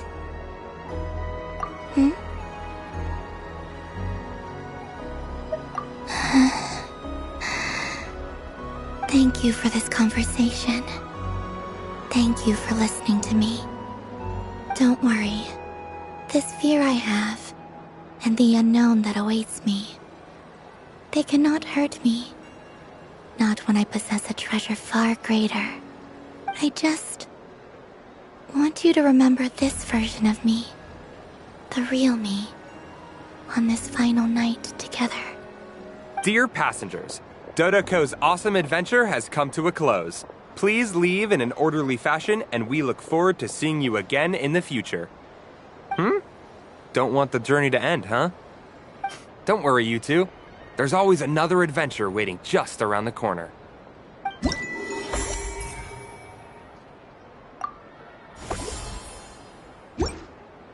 So this is the Frost Moon Scions area.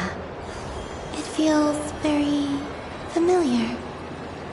But everyone looks much happier than usual. Dodoko's Whirligig. Come ride on a soft and furry Dodoko and embark on an unforgettable adventure. Of course, Moon Goddess. This way, please.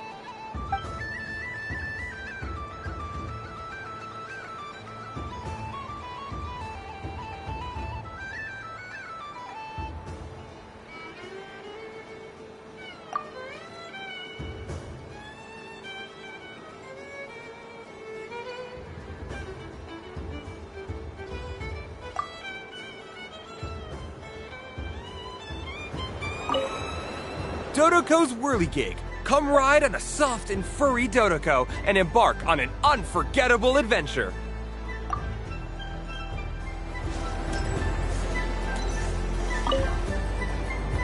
Fun ride, huh? You and Columbina looked pretty sad to leave. This isn't gonna make Paimon dizzy, is it?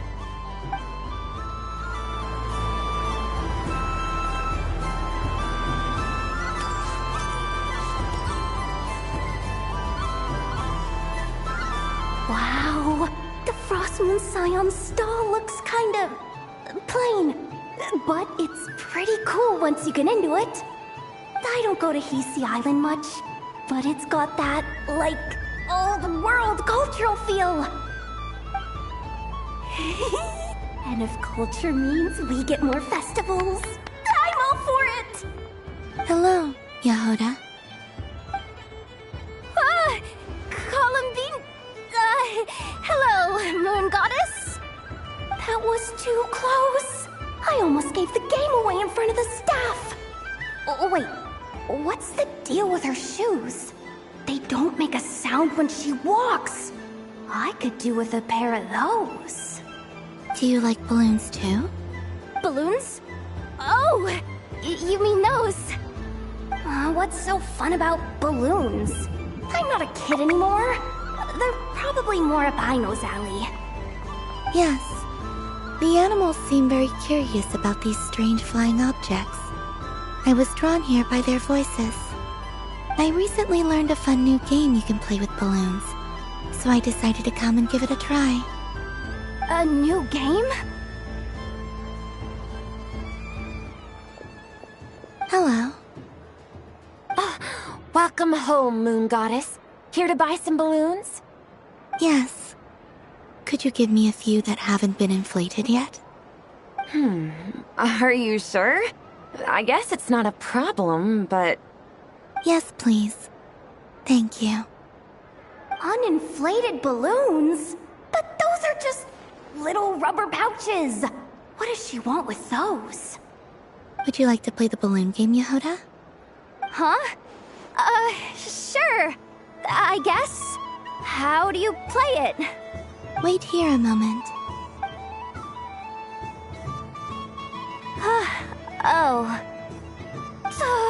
This is so weird. What have I got myself into now? I thought I saw Columbina nearby. Uh-oh!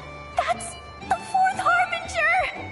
Although she's helped us out quite a bit, she's good people, right? Is she looking for Columbina? Oh, guess that's my ticket out of here. I'm not sure my heart can take being sandwiched between two Harbingers.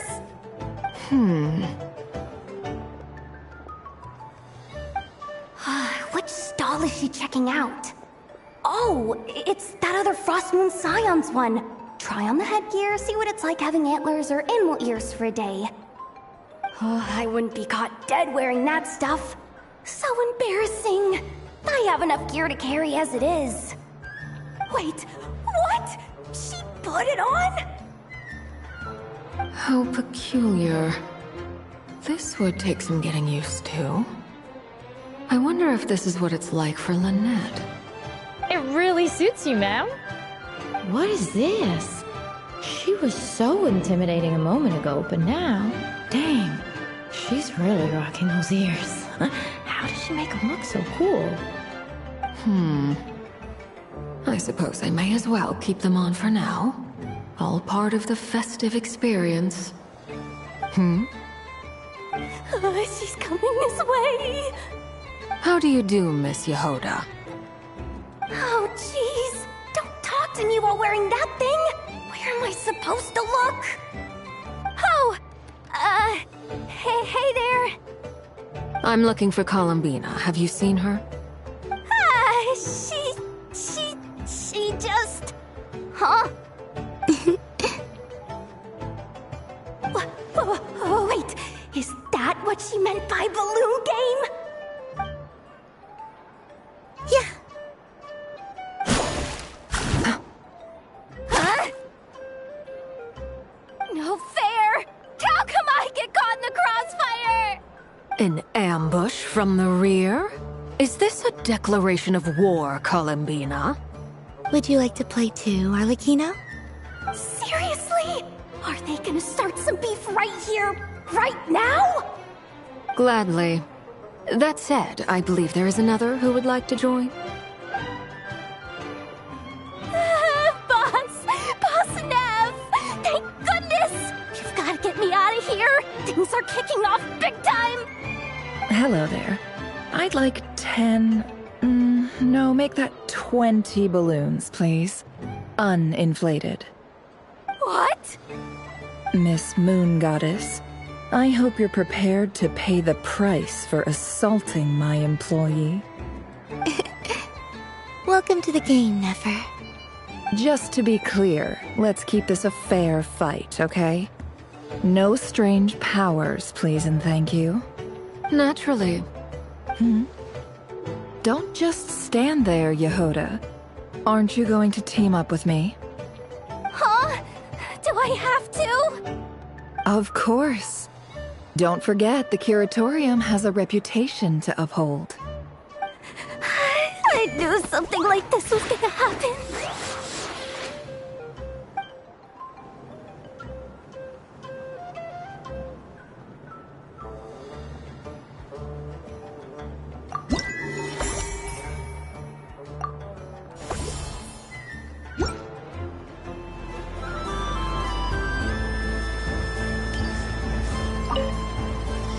I've seen Lenny and the other children play this game before. It would seem that it's not a bad way to relax, once in a while.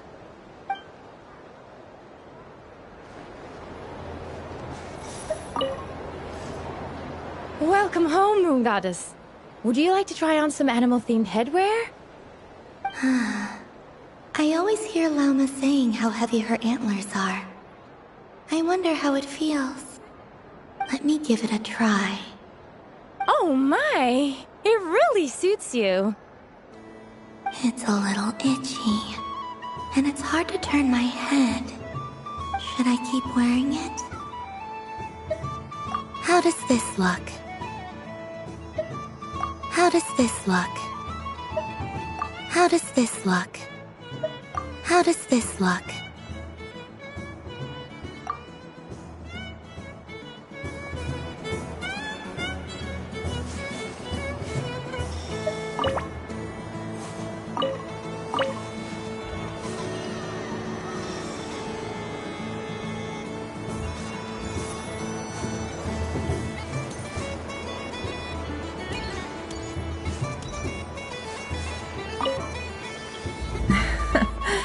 That was fun. It's a shame Ashru doesn't like playing with water, or I'd have roped him in as well.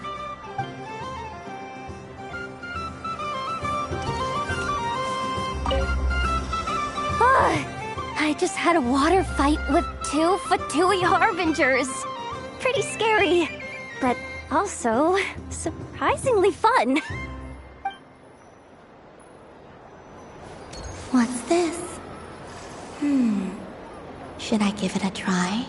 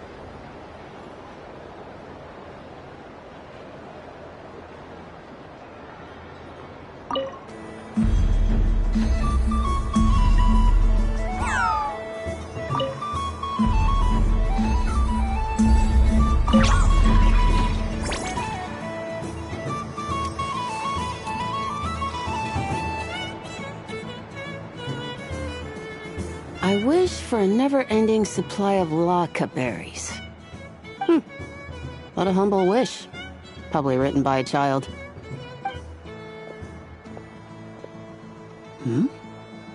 Is that Lama the Moon Chanter?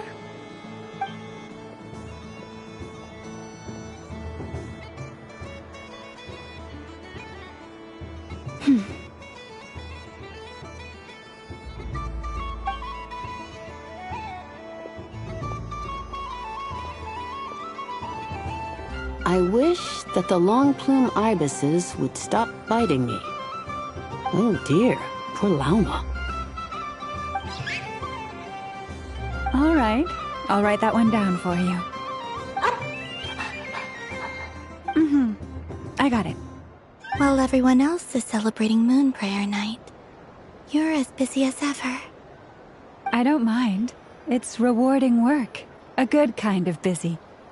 My antlers are at their heaviest tonight, and the Kuvaki waves are especially strong. But as I help these dear friends hang their wishes up, I feel a great peace within myself that is hard to describe. You see, they are all such beautiful wishes, and they are ones that we can fulfill by our own strength. Do you blame me, Lama? I want to hear your honest answer. It is by the help of so many people that I can return to the moon. But I feel as though I've hardly done anything in return. You've done plenty, Columbina. I say this in earnest, both as someone who knows your history, and also as a friend who has seen what you've been through. What about as a moon chanter? I feel proud to honor our moon goddess's wish, and I'm sure any moon chanter in history would have felt the same way. Thank you for your kind words, Lama. But... Since you asked for my honesty, I won't lie to you. My feelings are mixed right now. Besides pride, I also feel... I suppose it's a reluctance to let go. Once you return to the moon, we will be far apart and separated by a false sky. I'm sure those of us left behind will gaze up at that sky, yearning for the moon once in a while, just as you used to do. I will miss you, Lama. I will miss you all. I hope to stay in touch. I will try and find some way to send messages down from the moon. Perhaps you could use Kuvaki. I've heard Yehoda say that signals can be sent using long and short waves, or strong and weak lights. That sounds a little complicated. What if we forget what the signals mean? We could prepare a codebook beforehand, but... You're right. It wouldn't really suit you. Still, whatever happens, I believe that you will find your own unique way of communicating with us. And now that I think about that, my heart feels lighter. Because you trust in me? Yes. I have faith in you, and in the power of truth. In my experience, the truth tends to be difficult. But that's what makes it stand out from what is false. So I'm confident that your thoughts and your love will shine through the curtain of lies. We will know it when we see it. Thank you. Now, could you help me hang up my wish? Is this...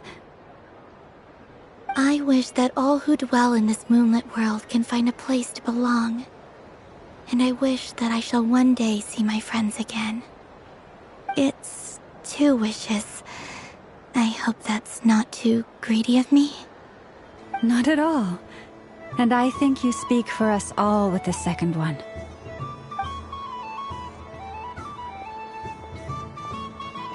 I shall continue to pray until the day that all of these wishes come true.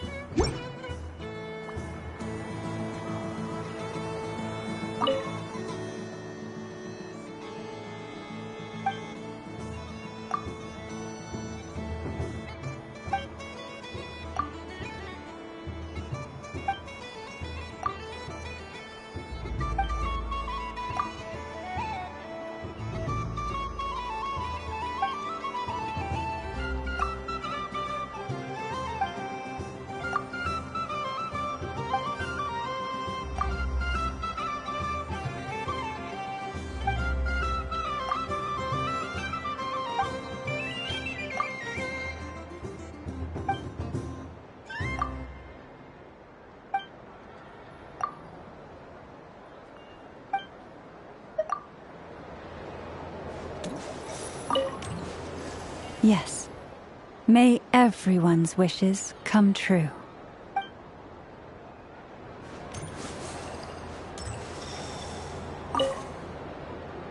Miss Liliki! A kitten's been following you all this time. Oh, so it has. Hello there, little kitty. May the moon light your path. Did Lady Llama send you? Or was there something you needed? You'd like some moon prayer candies? No? I believe it wants that box.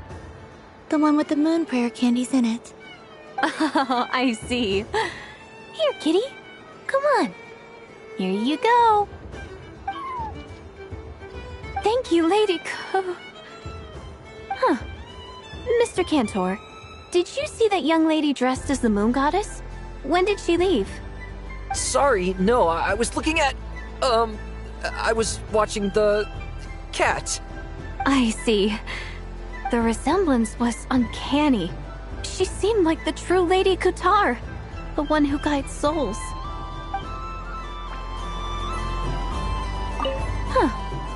Mr. Cantor, did you see that young lady dressed as the moon goddess? When did she leave? Sorry, no, I was looking at... I was watching the... cat. I see. The resemblance was uncanny. She seemed like the true Lady Kutar, the one who guides souls.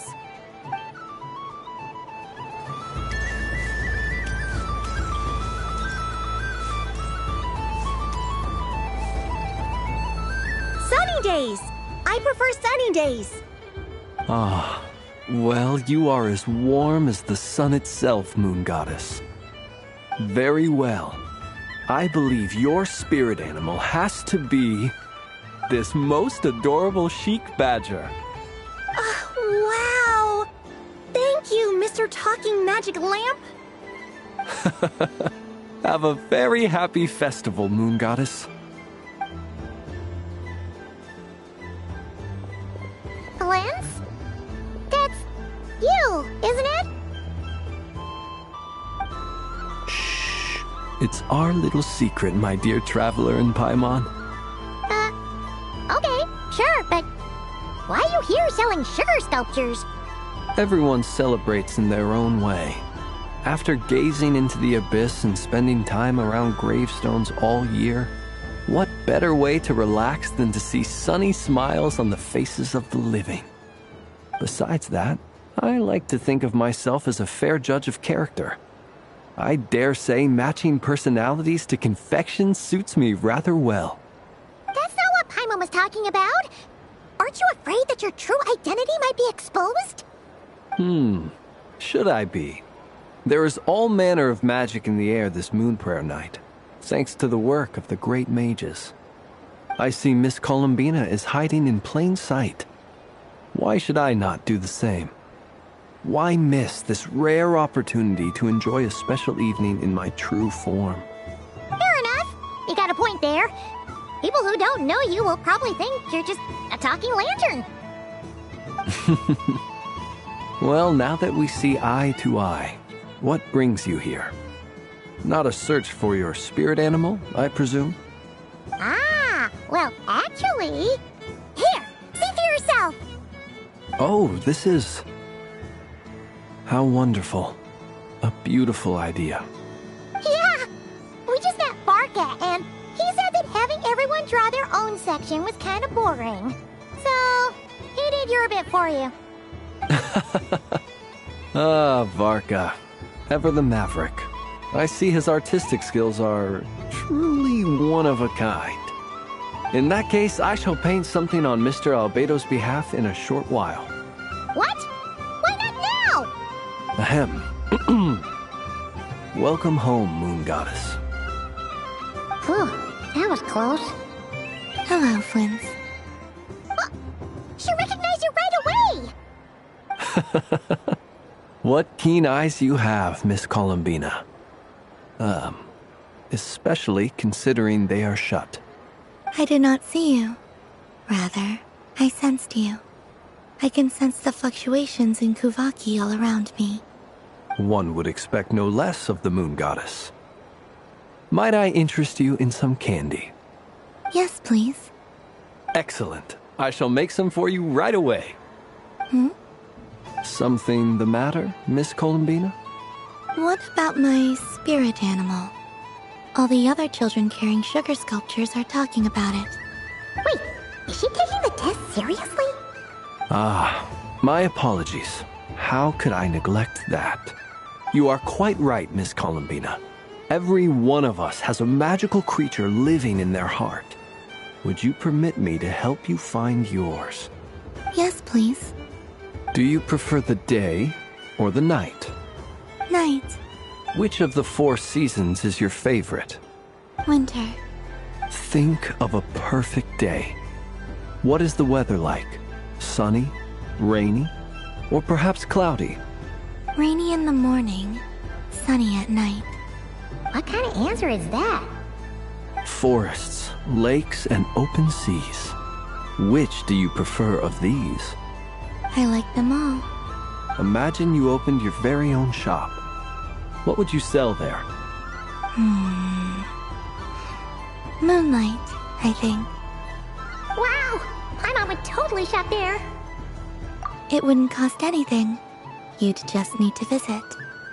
Aha! I believe I know what your spirit animal is. Here, for you. Oh, it's a Kohenki! Indeed. A free-spirited being with a deep love for all things here in Nodcry, who selflessly lends her aid to as many people as she can reach. It is the perfect fit for you, Miss Columbina. Thank you. It would be my honor. But you shall have to forgive me. We have known each other for quite some time. I doubt there is any answer I could give that would come as a surprise to you. So instead, would you accept this sugar sculpture as a token of our friendship? It's a lantern. Hey, why don't you two go enjoy your candy over there? Paimon wants to try out this spirit animal thing too. Right, Blitz? Come on, play ball. I'll get this drawing done. But I want to hear Paimon's answers. But it'll probably take ages.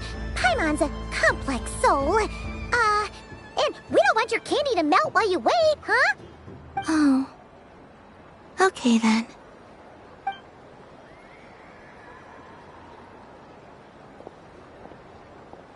Phew. Nice excuse, Lady Paimon. That was some quick thinking. Yeah, no thanks to you. A little help next time?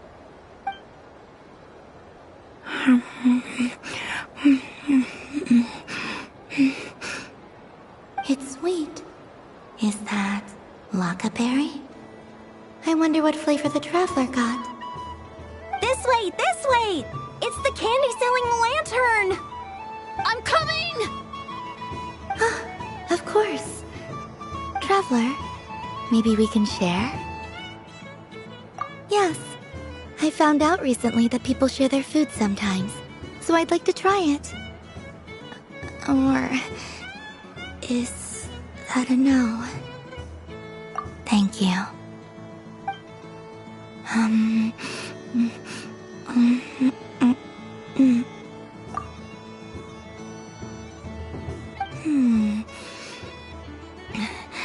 Yours is a little more sour than mine.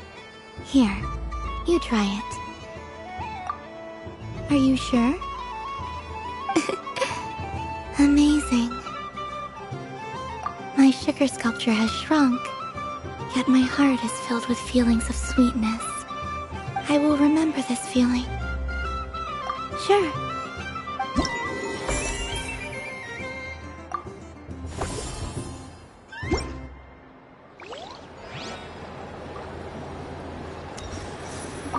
Something about festive lighting always has a way of putting the warmest smiles on people's faces.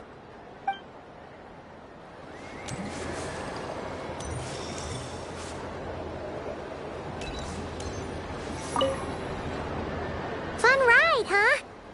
You and Columbina looked pretty sad to leave. Did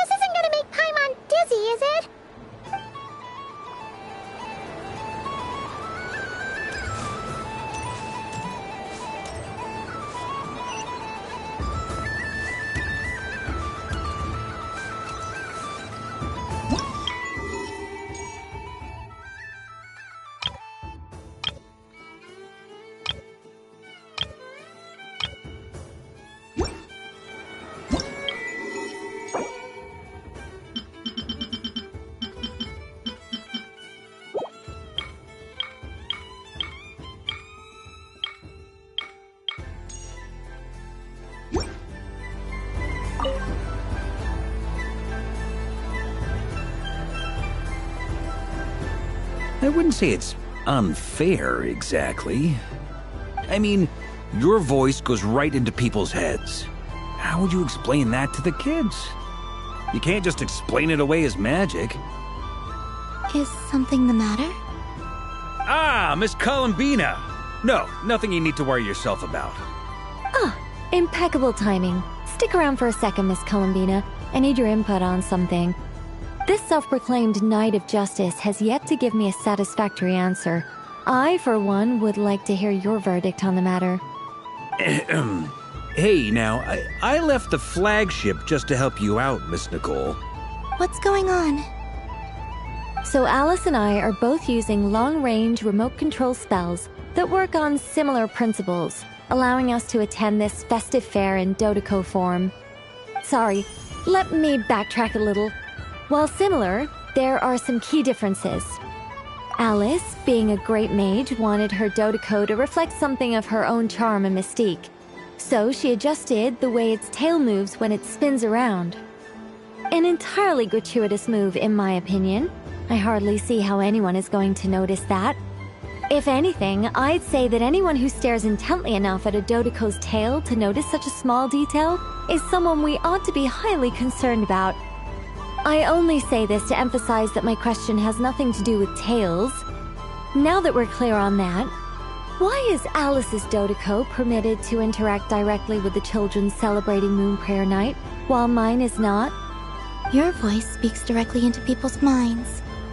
See? Exactly what I said. Miss Nicole? Ugh, I can't stand it. I know that probably makes me sound like a whiny child acting out in front of their parents. And it's a little embarrassing now that I think about it. But hey, I've said it now, I can't take it back. That would be even more embarrassing. Also, don't go reading too much into that analogy. It was off the top of my head. I'm actually an awful lot older than either of you. Miss Nicole, are you saying that you'd like someone to play the game you've prepared? I'm not so invested in that. It's just something cobbled together using items I borrowed from Alice. She probably didn't even make them herself. The point is, I want to know everyone's thoughts after they receive their prizes. But as you've said, I can't just ask. I've been biting my lip for so long, and I've had no one to vent my frustrations on. I thought this was going to be a nice, straightforward festival where I'd get the chance to guide people to treasure. Well, can I play? I can't guarantee that I'll win a prize, but... You will? I'd like to try. Then what are we waiting for? Let the game begin! It's like they forgot I was ever here. Ha ha ha ha.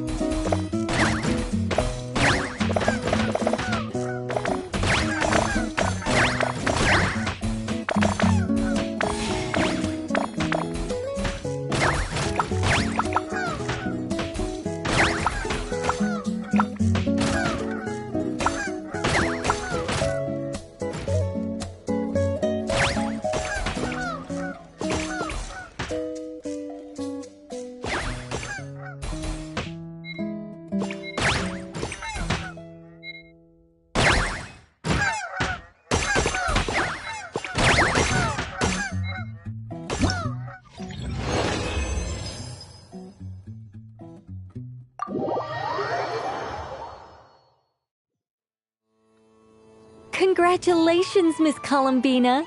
With your great wisdom, you have overcome every obstacle in your path and conquered the great challenge posed to you by fate. Fate? Well, something to that effect. If you'd prefer something more poetic, it could be the icy winds or the dawn. Anything you like, really. You could even go with the challenge posed to you by Dodoko, if that's what you're into. Anyway, you can take or leave my suggestions. Moving on. All my hopes are now resting on this. Can I open it now? Stop teasing me. Please, I'm begging you. No more talk. Just open it. Wow. What a lovely sculpture. Classic and cute at the same time. Thank you, Miss Nicole. I'll always treasure it. Ah, there we go. Music to my ears. You have my sincerest gratitude, Miss Columbina. Thank you for sharing your precious time with me and fulfilling my wish. Don't mention it. You've all done much to help me. And still, I'm the one receiving all these gifts.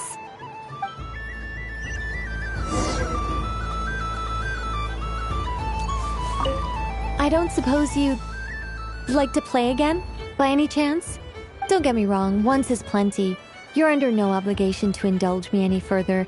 And besides, I don't have any other prizes for you. Alright then, happy Moon Prayer Night. I don't suppose you'd like to play again, by any chance? Don't get me wrong, once is plenty. You're under no obligation to indulge me any further. And besides, I don't have any other prizes for you. Great! I mean, if you say so. Is it really all that much fun, though? Huh. My taste must be falling seriously out of step with the majority.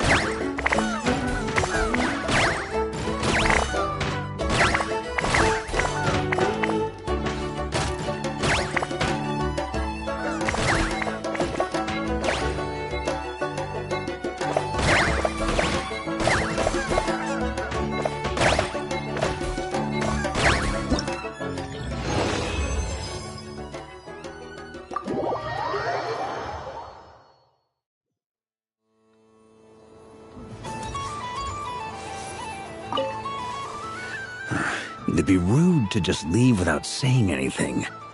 But at the same time, I don't want to barge into their lively conversation just to announce that I'm leaving. I guess I'll just wait a little longer. Huh? Albedo? This sketch is for you, Grandmaster. Oh, a gift for me. Thanks. Let's see what you've done for me. The North Wind left in the lurch.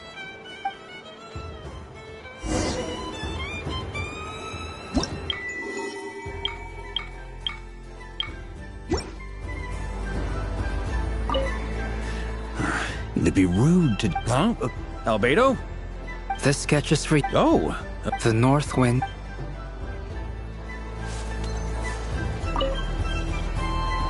Welcome home, Moon Goddess. Oh, you're the genuine article. Alice was right. This moon prayer night was worth watching after all. Another one that talks. Greetings. Pleased to make your acquaintance. I am the Hexenzirkel member they call B. Barbeloth Trismegistus. Columbina Hyposelenia. Pleased to meet you too. Hyposelenia. A fine name indeed. Now then, Miss Columbina, do you wish to hear a mage's divination? Divination? The Frost Moon Scions used to ask me what would happen in the future. Is this like that?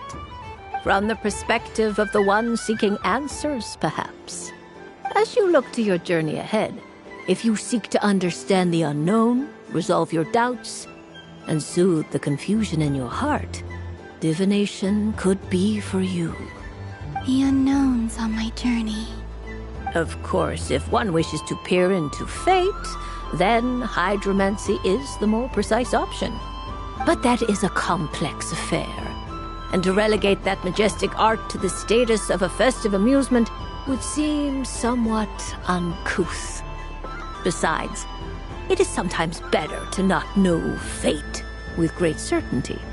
Hence, I shall use the suitably festive Lunar Arcana to tell your fortune instead. It is more popular with the youth in any case. Lunar Arcana. Indeed. Unlike hydromancy, this will only display possibilities and trends. People like to think of themselves as creatures of agency and free will. Peering too far and too clearly into the future is detrimental to both body and soul. I'd like to give it a try. Of course you may. Come then, take a seat, Miss Columbina. Before we begin, are there any specific questions you would like to ask? Let's stick to general possibilities and trends, like you suggested. Ah, very well. Then I shall use the basic Lunar Arcana deck. Now, try to relax. Cast your mind upon the things you have experienced and the things you are soon to experience. I will shuffle the deck. Would you like to cut the cards yourself? You do it. No problem. Now then, to make things easier for the seeker, that is to say, you, I shall decipher the cards from your perspective.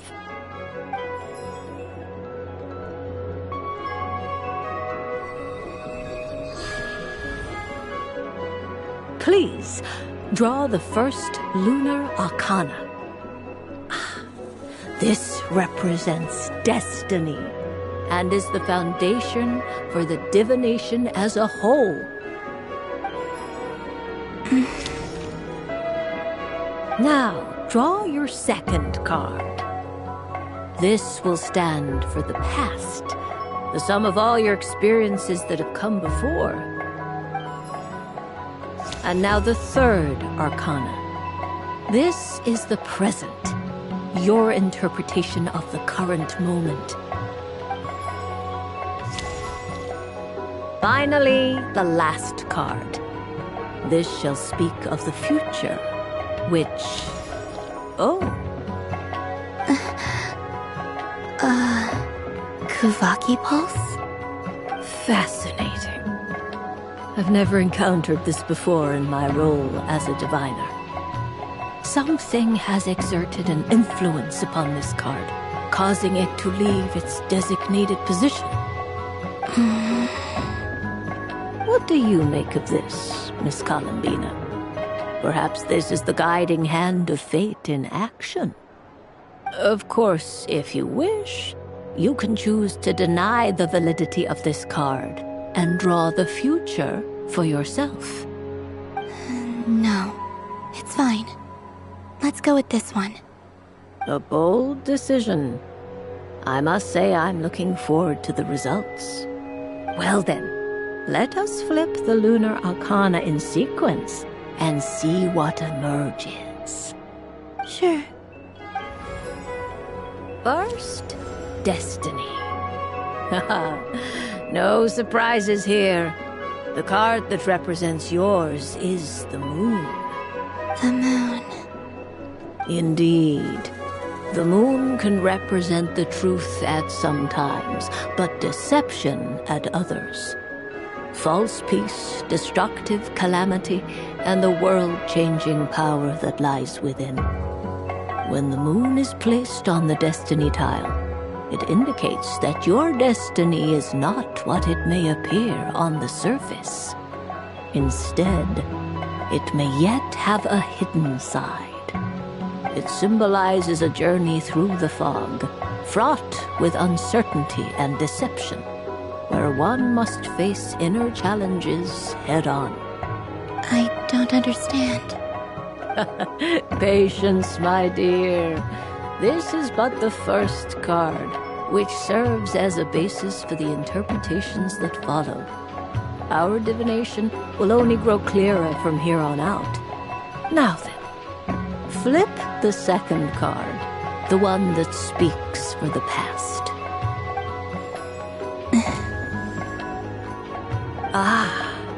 The Hermit, but inverted. Inverted? Yes. The Hermit symbolizes solitude, introspection, and the pursuit of truth.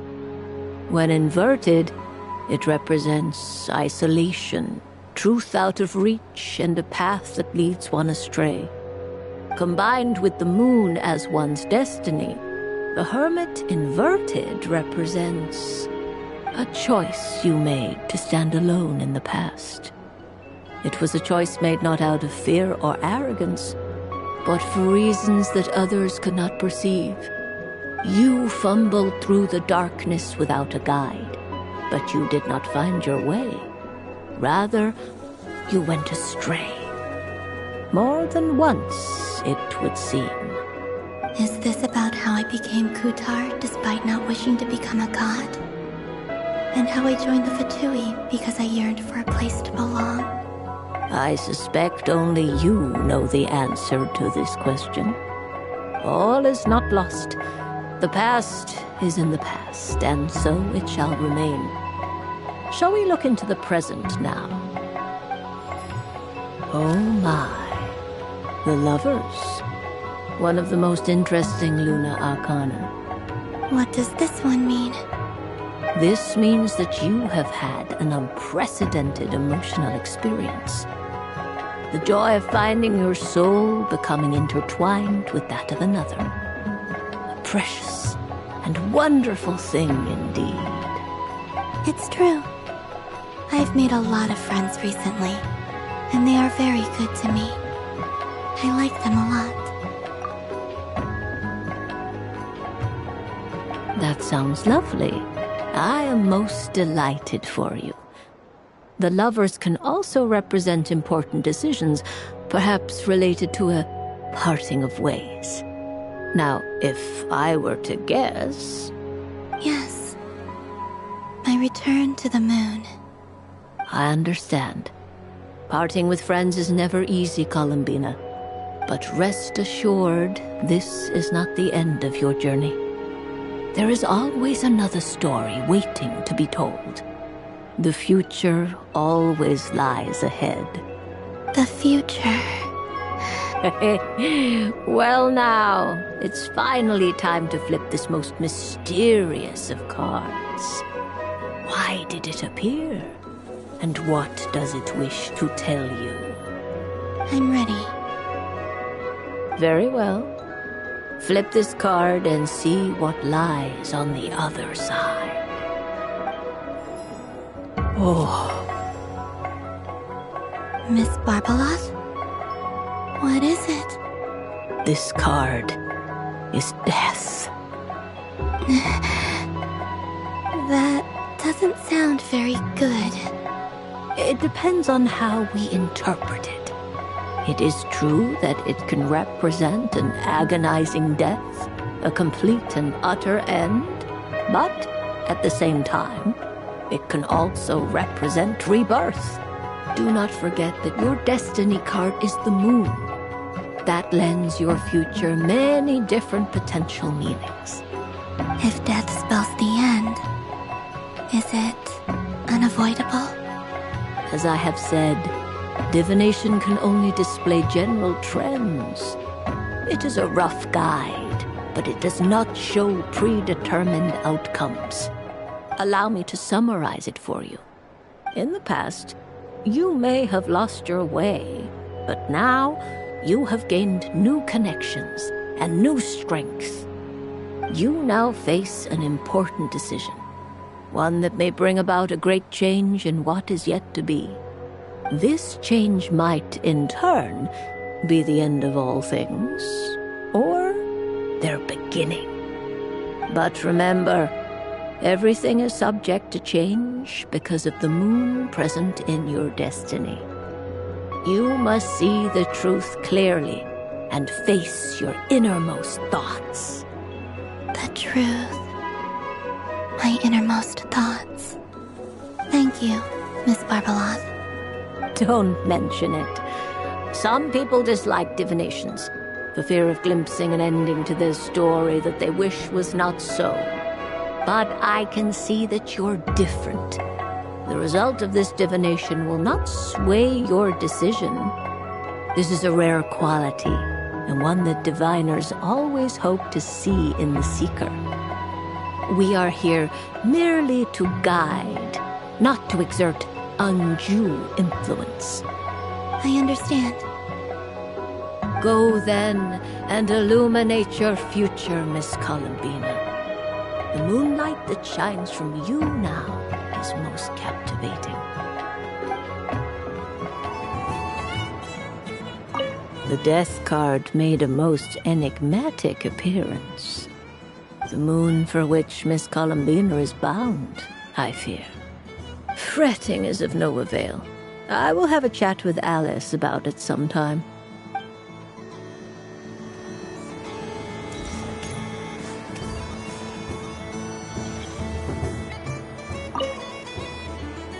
A soft and furry creature that bounces and jumps. Welcome home, Moon Goddess. This one talks, too. Allow me to introduce myself. I am a Dodiko from a distant archipelago, the most mischievous of all my Dodo brothers and Dodo sisters. When the going got tough, I powered through, and when I met obstacles, I boomed them away. That sounds like a lot of fun. Doesn't it just? Oh, but then the trouble started. Recently, I found a lovely beach, the same beautiful jelly color as my hometown, and so I dove in to have a look, only to find it overgrown with seagrass and nasty little spiky fish everywhere, looking to turn me into a Dodiko kebab. I made it back to shore by the skin of my teeth, but my tail was sorely hurt. Couldn't you just boom them away? Oh, I wanted to, believe me.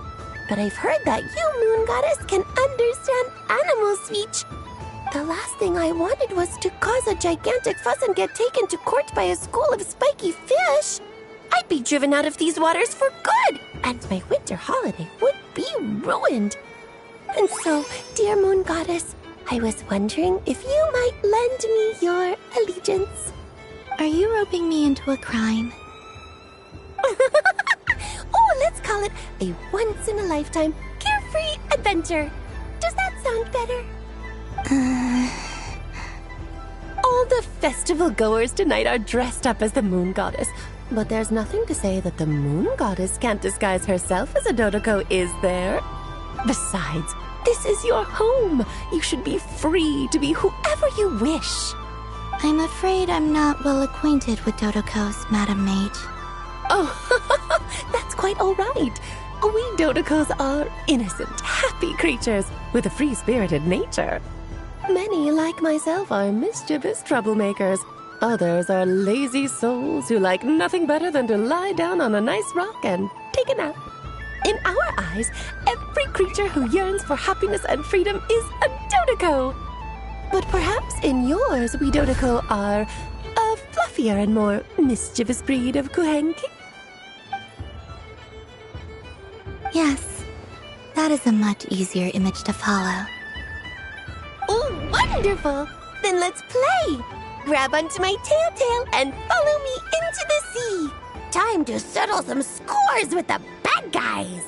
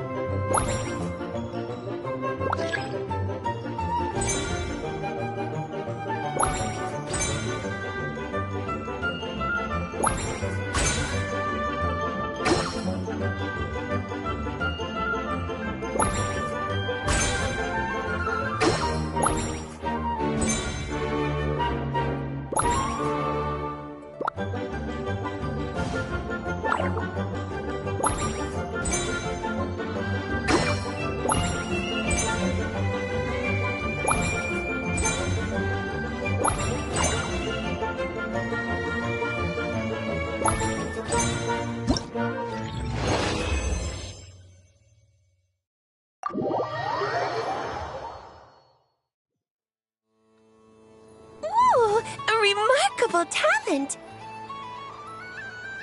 So, what do you make of it? The use of Jumpy Dumpties doesn't come as naturally to me as Kuvaki. But their unpredictability makes it fun. I think they call this... novelty? Indeed! And how did it feel blowing those pesky nuisances away? Not bad. Any guilt? What do you mean? Oh, wonderful!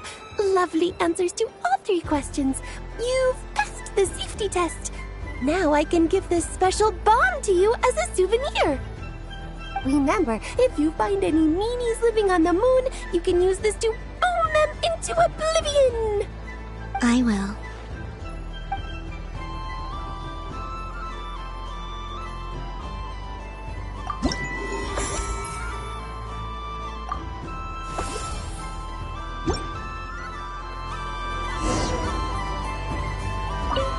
For another round of fish boss? Of bye-bye bad fishies?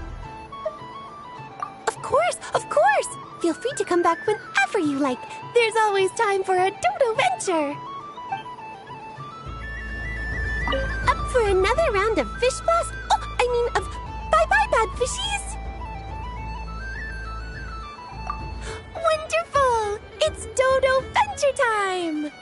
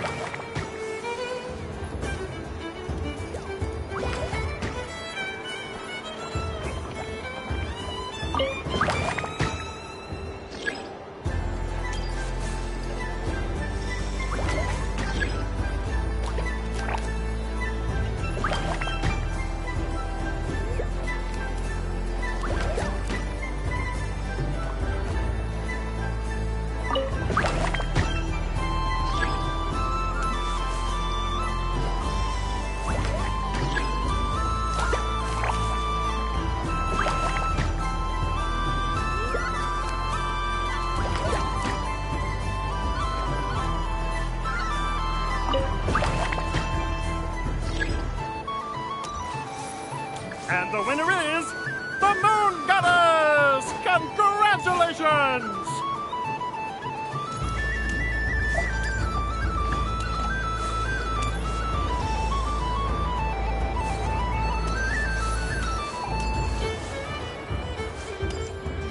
There are so many attractions here. Since I rarely get out, I might as well make the most of it.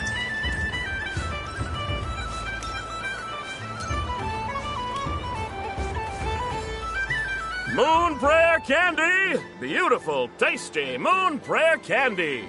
Buy a whole box, share it with your friends and family! Candy?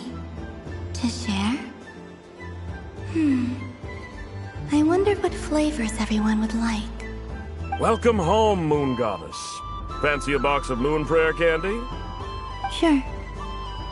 I knew you would. Now, what flavor would you like? I'm not sure. What flavors do you have? Is this for yourself or as a gift? A gift for my friends. Ah, I see. In that case, I'd recommend apple, lockaberry, or midsummerberry. Those are the most popular. Do you have nocturnal blossom flavor? Huh. I've seen couples give those as gifts before, but I did not know they were edible. No? Okay then. Moonfall silver? You did say this was for friends, right? Maybe smetana then. Hey, now that's a creative idea! I've never tried it before, but if you're happy to wait, I can see about whipping up a batch on the spot. While we're at it, you got any other ideas?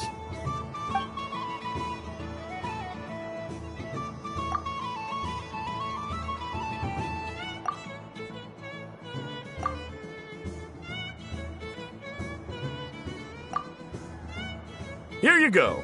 Every flavor you asked for is in there. Thank you. I should be the one thanking you! You brought me a whole bunch of new business. It's like a genuine blessing from the Moon Goddess. I hope you and your friends have a lovely night.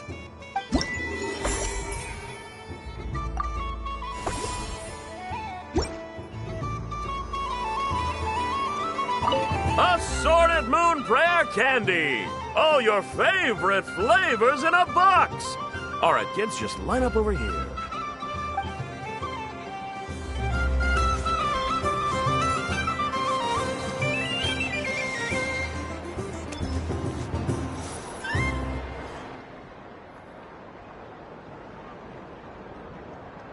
Well, well, look who it is. I heard someone went and disappeared on us the moment we let her out of our sight. They looked all over for you. Frankly, I didn't think you'd be back for Moon Prayer Night. Were you worried about me, Sandrone? You would like that, wouldn't you? Do you even hear what you're saying? It seems to me like you disguised yourself with festive headgear, just so that you could come see me on Moon Prayer Night and make sure I'm okay. You didn't even bring Polonia with you. You? I thought you couldn't see. I cannot. But I sense the confusion of those around us rippling through the Kuvaki currents. Based on what I know about you, let me guess what you're wearing. Is it cat ears? Hey, shut up! I'm only here to protect the Fatui's interest in this territory. Running into you was pure bad luck. Really?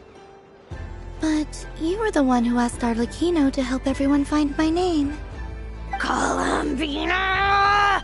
Ugh! Just one more word, and I'll unscrew your vocal cords. It's Columbina hyposelenia now. Tell someone who cares. I've missed you, Sandrone.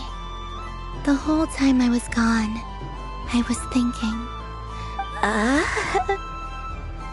I hope I get a chance to say some ugly words to you. Is that supposed to be a joke? Anyway, let's go play that game. What? You mean that frostfin whale? Yes. It's some kind of game where you get bitten if you step on the wrong tooth. seems like fun. Who in their right mind would wanna... Because you're not a scaredy cat. Gah! Fine! You wanna play? Let's play. Don't complain when I kick your sorry butt. Lovely. You old geezer! I'm gonna beat the pants off you! Just you watch! I almost forgot. Sandrone? What is it now? You'd better not lose, or I'm going to beat your head in. What? Allow me to demonstrate since I'm feeling so nice. You just step on the teeth, like this.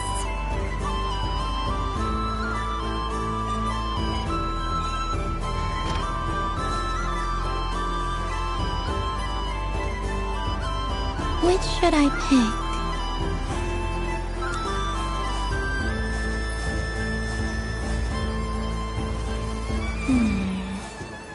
I'm getting a bad feeling from this one. Sensing Kuvaki doesn't count as cheating, right? I want to switch. Your turn, Sandrone.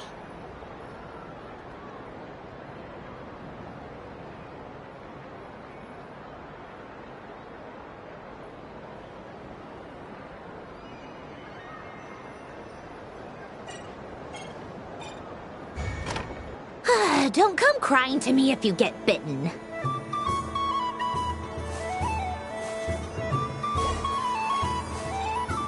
There are less and less teeth remaining.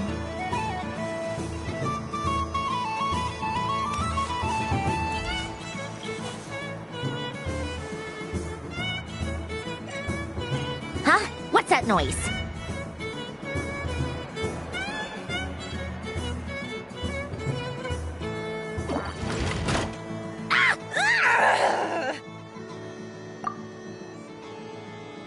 I think you might have picked a bad tooth, Sandrone. Shut it! Do you need any help? It seems like you're stuck. No! It's just a blasted... toy! How is its grip this strong? Stop laughing! All right. Well, you lost. So just like I promised. Hey! What are you doing? Are you seriously? Hiya! Why, you... Oh, just you wait! Rematch! Are you all right, Sandrone? That was quite a strong bite. Are your clockwork parts? Quit your fussing! I don't need it! All right. I'll go first this time.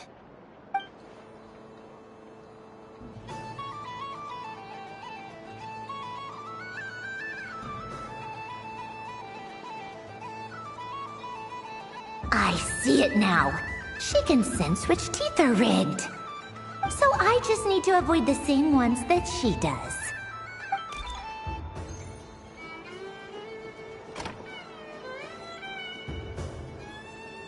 This one... Seems fine. She avoided that one then? Now I've got you. All right, my turn.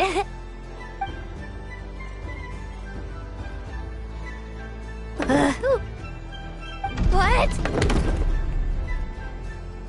Looks like you lost again, Sandrone. Wait! There's more than one bad tooth! Bonk.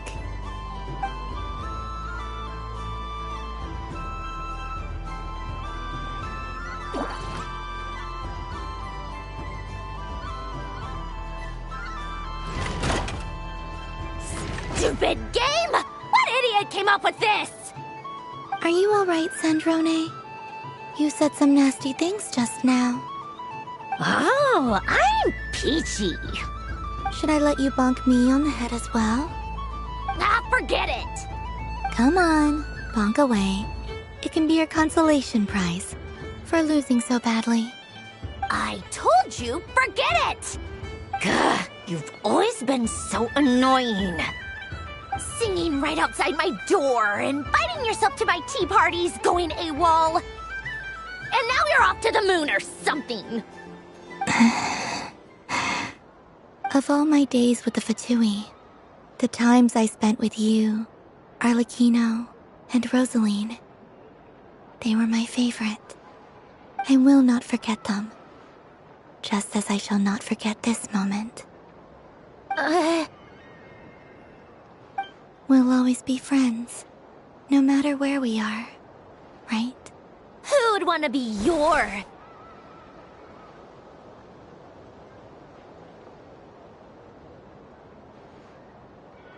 I'll miss you, Sandrone.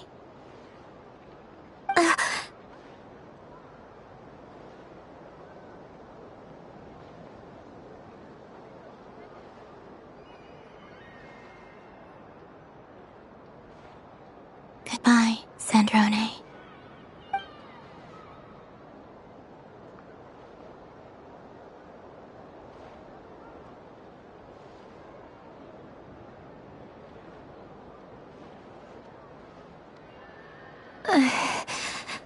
I'll miss you too, Columbina. Sorry, what was that? Ah! Ah!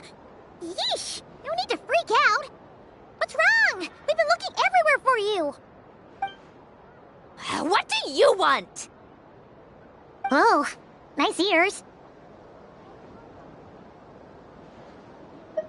What do you want?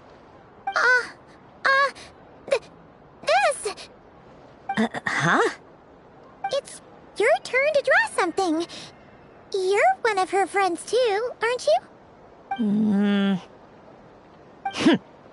Doesn't know how lucky she is. Sorry? Nothing. I'm done. Take it. Oh, that was fast. Oh, and one more thing. Last time we spoke, you mentioned you were interested in the Narcissan Kreuz Ordo's research, remember? There were too many people when we last met, so we didn't get the chance to do this. What are you talking about?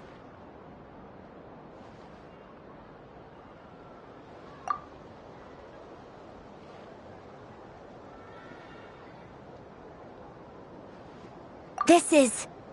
Oh. Alain, Renee, and Marianne. Huh. The Holy Blade. A savior's plaything. It's not about whether I approve or not. These people, they would sacrifice themselves for the sake of the world. Especially Alain Guillotin and Renee. That is something I would never choose to do. Still, I didn't know they had any pictures left from that time. If I'd have thought to bring a camera, I'd have... What? Yeah, of you being bitten by the frostfin whale and Columbina bonking you on the head. Tear it up! Now!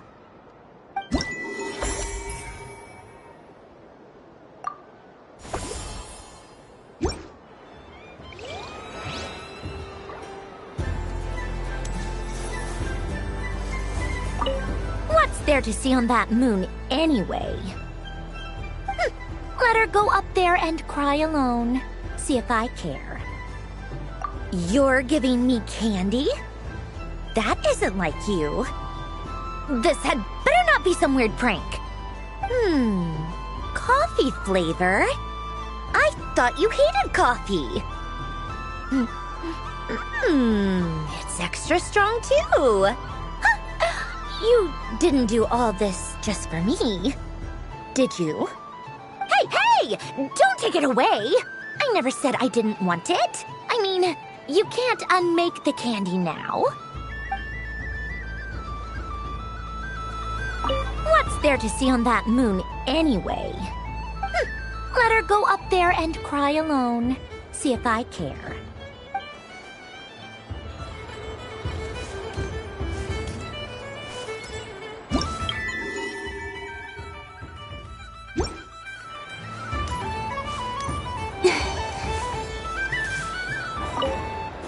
Done being a do-gooder yet? Thanks for coming here with me, Hat Guy. Are there any games you'd like to play? It's your turn to pick. I'll come with you. Why does that hamster think you've grown up? You haven't changed at all. I know you don't mean that. You're just taking the opportunity to make fun of me, aren't you? Even if you won't admit that taking some time to compose yourself is important, I can see that you're doing it in practice. Otherwise, you'd have taken off your hat and flown away by now. Looks like Albedo's socialization program has been far more useful to you than all those Vahumana textbooks. A moon prayer candy for me? Huh, thank you. It smells like baked apples and butter. Reminds me of Good Hunter, a restaurant in Mondstadt. I always have to resist the temptation to go there unless I'm ordering food. I understand your homesickness, Miss Columbina. I have a double dose of it, because both Simulanka and Mondstadt are my home.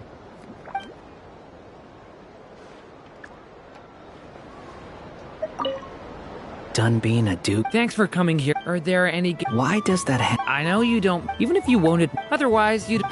Looks like Albedo's socialization. I thought you'd actually spend your precious time doing something more worthwhile. Everyone has to take one? Well, fine. I'll take mine.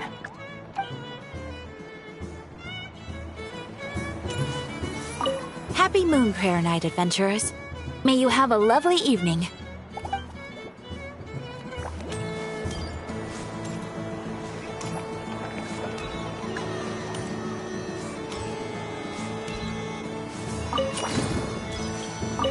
I don't suppose you'd like to play again, by any chance? Don't get me wrong, once is plenty. You're under no obligation to indulge me any further. And besides, I don't have any other prizes for you. Oh, I love the color of this wrapping paper. But the bow on that one is just so perfect. Oh, this is a tough choice. I know the wrapping paper doesn't affect the flavor, but it does set the first impression, which can influence your mood as you eat it. And actually, that does affect the flavor. I have to listen to my heart and pick the one that I can really build a bond with. It's the only way to eat candy. Oh, but look at the shape of this one. How lovely. Ah, this choice is getting harder and harder. Up for another round of fish blast? Of bye-bye bad fishies? Oh, bless my fluffy tail. Dodeko has never seen candy shaped quite like this before. Why, it shines like a lovely crystal. Let the feasting begin. Oh, sweet as a tomato bathed in sunlight. Thank you very much. You truly are a friend to the Dodeko. Please share the rest with other people. I am sure everyone will fall in love with the taste of pure joy.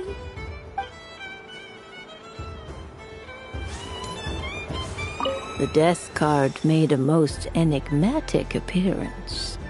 The moon for which Miss Columbina is bound, I fear. Fretting is of no avail. I will have a chat with Alice about it sometime. Ah, you're such a polite child, Miss Columbina. But we elders have already partaken of our fair share of stories in this world. Enjoying candy, keeping up with the hip and groovy trends of the day. Oh, these things should be left to youngsters like you. I hope you don't misunderstand me. I do not intend to lecture you or reject your kindness.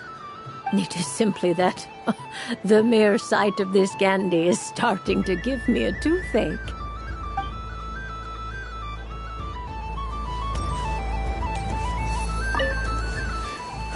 It'd be rude to just leave without saying anything. But at the same time, I don't want to barge into their lively conversation just to announce that I'm leaving. I guess I'll just wait a little longer. Huh? Albedo? This sketch is for you, Grandmaster. Oh, a gift for me. Thanks. Let's see what you've done for me. The North Wind left in a lurch. Thank you. It seems I've picked lemon. It strikes a good balance between sweet and sour. This has piqued my curiosity. What if we were to add citrus and other spices, then enhance the flavor via caramelization? I wonder what the end product would be like. Perhaps I should take the time to try this out.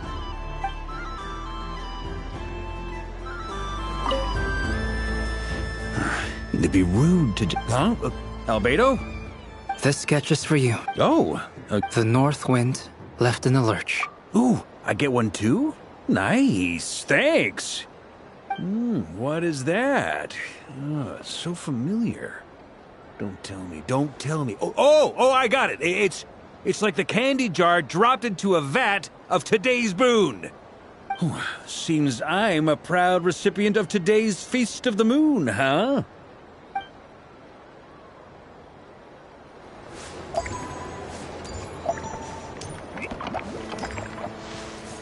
If all the prizes are gone, I might as well close up shop for the day. But you haven't had your fill of fun yet, right? So the next time a customer shows up, you're going to have to run faster, all right? And remember, run out of the rings, not into them. Oh, a gift for me? Lord Sangam-Bang really is going up in the world. Wow, candy from the moon goddess herself. If I bag this up... No, what am I saying? Box this up in exquisite gift boxes? Yes, I can make a fortune! Maybe I don't even need to go to all that trouble. Any old boxes will do. I just need to tell my customers that this candy is blessed by the moon goddess. Yeah, that ought to do it. Sounds like a plan. Time to have Irwa earn his keep when I get back.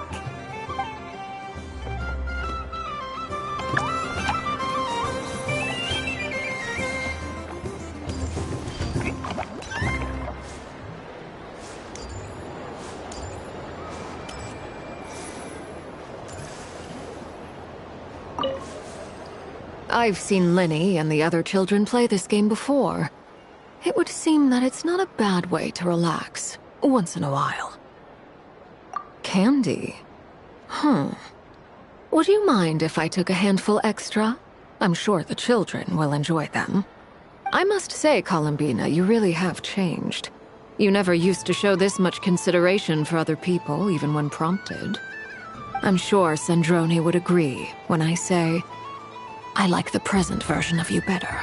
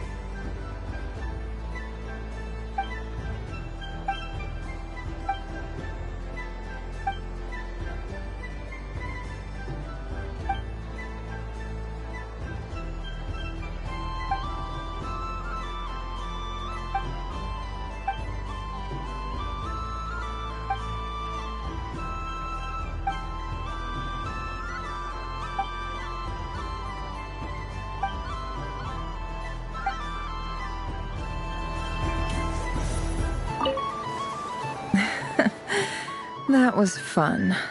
It's a shame Ashru doesn't like playing with water, or I'd have roped him in as well. Oh, a gift? You shouldn't have, Miss Columbina. Very nice indeed.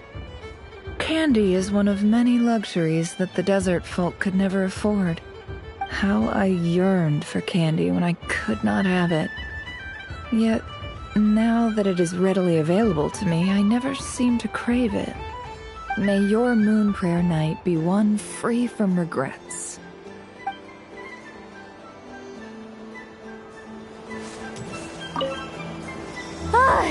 I just had a water fight with 2 Fatui Harbingers. Pretty scary, but also surprisingly fun. Aw, man. This feels kinda wrong. Like, shouldn't we be the ones giving you candy rather than the other way around? I guess I'll just take one. What flavor is that? It tastes like getting a mouthful of muddy grass. After being rear-ended by a blunt-horn rhino, then face-planting the ground. I'll never get this taste out of my mouth. It's delicious. Mm-mm.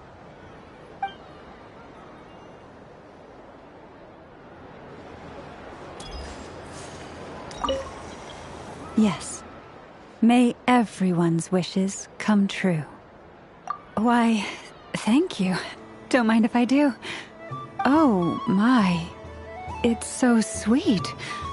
I'm so accustomed to plain, simple meals that this sweet treat is quite a shock to the senses. But I savor this moment in its entirety because it tastes like true friendship.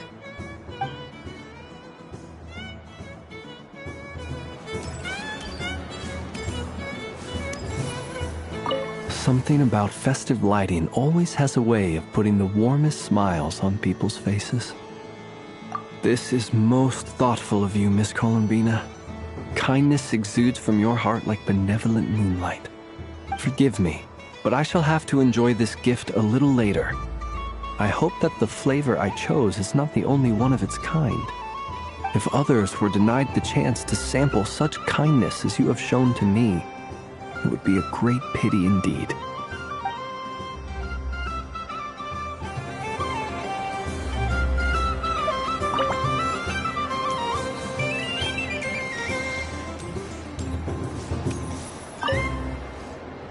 Fun ride, huh? You and Columbina looked pretty sad to leave. This isn't gonna make Paimon dizzy, is it? Oh, candy for us? Thanks a bunch, Columbina. Don't mind if we do. Whoa, this one's intense. But it's so tasty. What about you, Traveler? How does yours taste? Oh, sounds good. Paimon's drooling now. Are there any more Smatna candies in the box? Yes, I believe so. Okay, gotcha. Let's see. Sure. This one, and yep, this one looks right too. Okay, that's 3.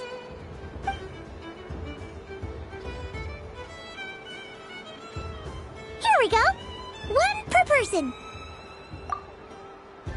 It's so sweet.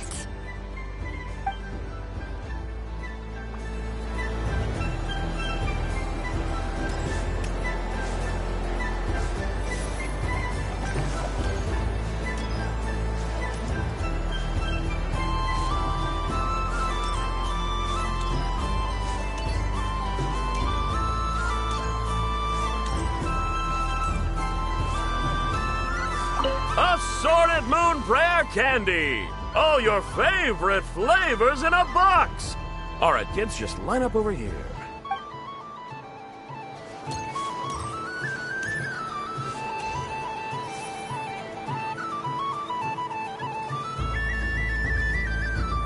What is going on over here? It looks like fun. Hold it right there! You can't run away from me, Moon Goddess. Are you talking to me? Of course. Do you see anyone else here dressed up as the Moon Goddess besides me and you? Hey, come on. Call me by my title. Happy Moon Prayer Night, Moon Goddess.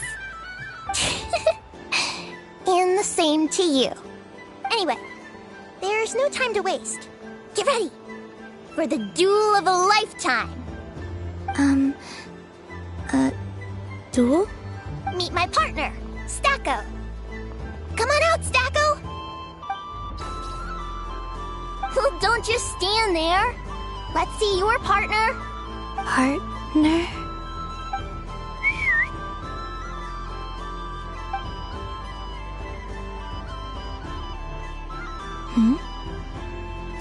need to select a partner and command them in battle.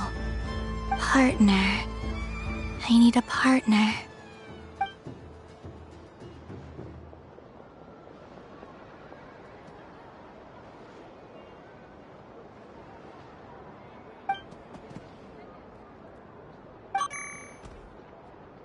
Whoa! Am I seeing things? Where'd you get a Kuhenki? They're super rare. That's great. But you can only bring one partner to battle against me and Stacko. No ganging up allowed. They all look so eager to be picked. Which one should I choose? I'm not sure what this bot is trying to say, but it seems very happy. That bow. Does it want to dress up as the moon goddess too? They all look so eager to be picked. Which one should I choose? This one usually lives in Nasha Town. She likes falling asleep to the sound of striking hammers. And I bet she's quite familiar with robots' weak spots. They all look so eager to be picked. Which one should I choose? This deer came to celebrate the festival with the Frostmoon Scions. It wants to help me with its antlers. They are its pride and joy. They all look so eager to be picked. Which one should I choose? I'm not sure what this bot is trying to say, but it seems very happy. That bow. Does it want to dress up as the moon goddess too?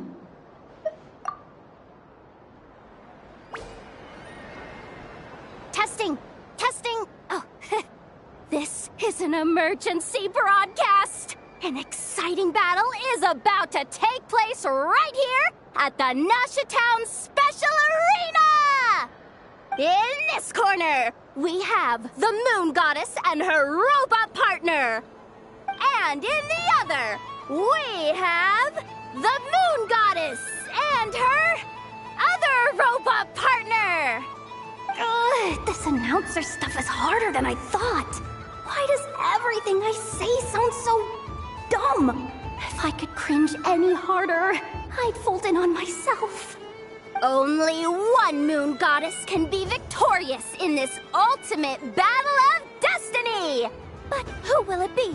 There's only one way to find out! Now, without further ado, let the Battle of the Moons begin! I don't care who we're up against. Stacko and I ain't gonna lose. Let's strike first. Stacko, formation shift. Ho ho ho! The robot has kicked things off with a change of formation. But how will this affect the battle? Nobody knows!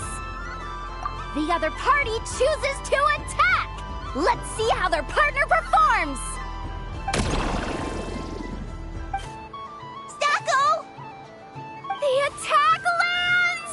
And if those sizzling sounds are anything to go by, it was very effective! Okay then. Stacko, maintain formation and enter your empowered state. Empowered state! There we go! Now we're talking! Absorbing the immense Kubaki present on Moon Prayer Night, this lean, mean machine has greatly increased its offensive power! Oh, they chose defense! But Stacko's about to attack with full force! Is it too little too late? The battle is heating up fast! I'm about to start sweating machine oil over here! Go for it, Stacko! Set Kubaki to maximum! Can their opponents withstand this blow? And what will this moon goddess do? Don't be afraid. Fight however you wish. And it's the empowered state! Both robots empowered now! The attack comes in, but oh, attack's repelled! Opposites attract, but likes attacks repel, and now you've seen it in action! What a powerful repulsion! The robot crashes into the wall! Can it keep going? Stacko! Oh, Stacko is down for the count! Our winner is the Moon Goddess! The slightly taller one, I mean. You did your best, Stacko. I'll take you to Ino's for a checkup right away, don't you worry. Well, you beat me fair and square, I guess. Honestly, I underestimated you. Won't make that mistake again. I think my partner deserves most of the credit. Just you wait. When I'm a little bit older, I'm gonna come back a whole lot stronger. You ready for a rematch?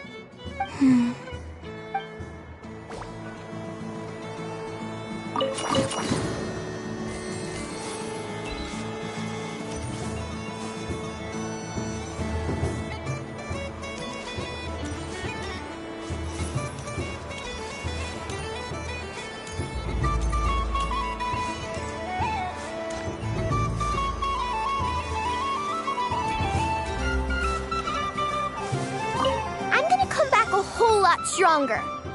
You ready for a rematch?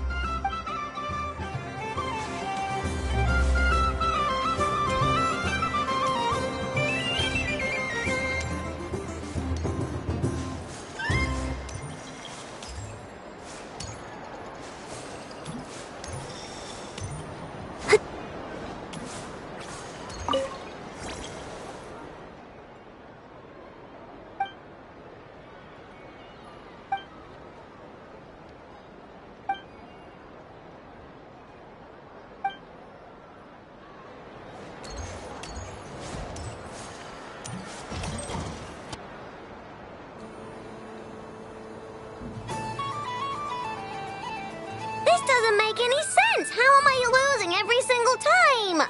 Wait, Inefa, you're cheating, aren't you? Yeah, that must be it. I am not cheating, Ino. Uh-oh, sounds like Inefa's turning into a big baloney bot. I think it's time for some serious maintenance. Moon Goddess, help me. Miss Columbina, Ino is attempting to cheat. What the? I'm not the cheater! You're the cheater! How dare you throw it back at me?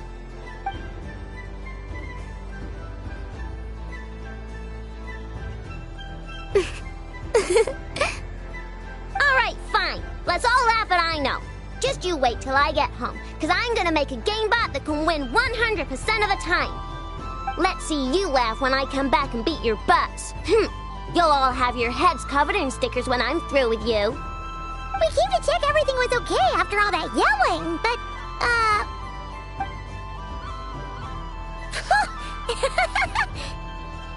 Whatever it is, it sounds like cheating is allowed. Kuhenki concentration. Each player starts with differently colored kuhenki. Each round, they draw one kuhenki from their opponent. When a player has two kuhenki of the same color, they make a pair and can be discarded. Any that can't form a pair must be kept. The round ends when a player can't form any more kuhenki pairs, and that player gets a sticker. ooh! Can 4 people play as well? That is fine, so long as the turn order is fixed beforehand. Alrighty then. In that case, the 2 of us will join as one team. Okay, but if you lose, you're both getting stickered. I don't want to hear any excuses. Sure. And if we win? If you win, only one of you gets to sticker someone else. I have taken to calling this.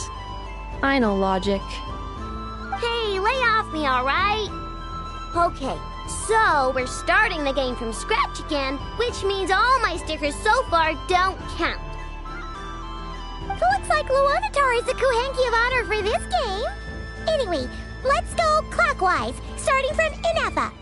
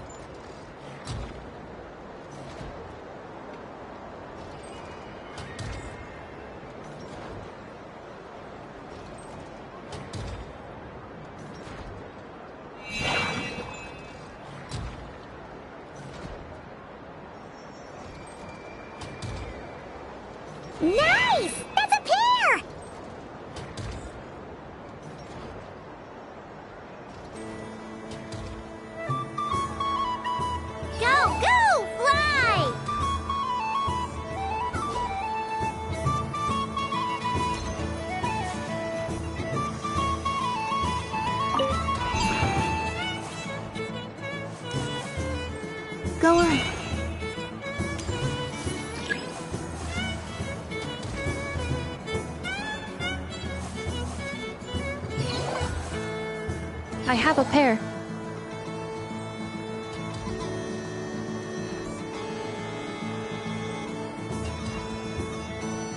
Uh-oh!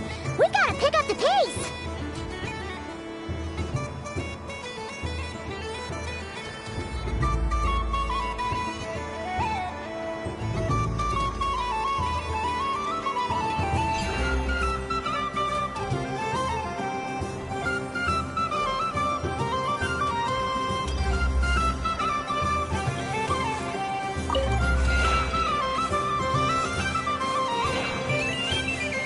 I win.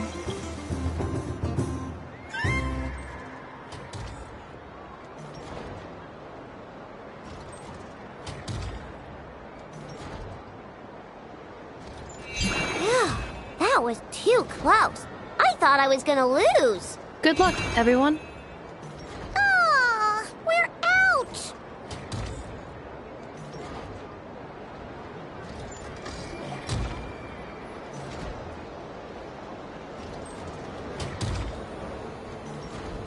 Let me pick a good one. What's it gonna be? You're looking very pleased with yourself there. What happened to being a huge Grumposaurus? I won. Duh.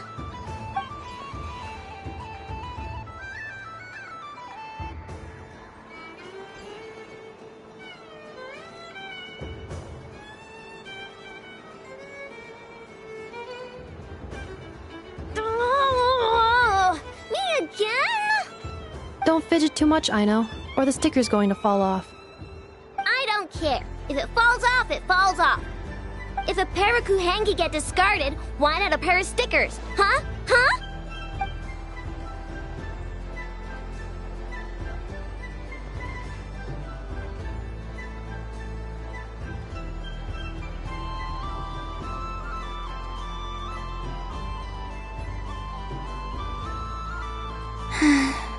I've lost.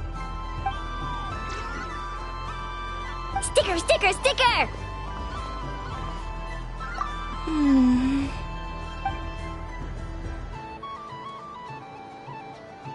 Cute! You think so? Shame. I can't see it for myself.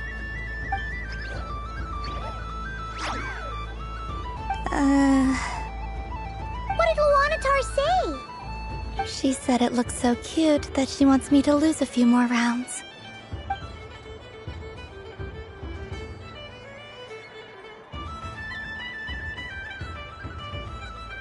Who put these stickers on Paimon's eyebrows? Ugh, she can barely see! Alright, now, I think we got enough evidence to prove that there's a serious problem here. Yes, I agree as well. The culprit is... Inefa! Culprit? What did I do? Quit acting dumb, Inefa! You're not wriggling your way out of this one. I've been watching you.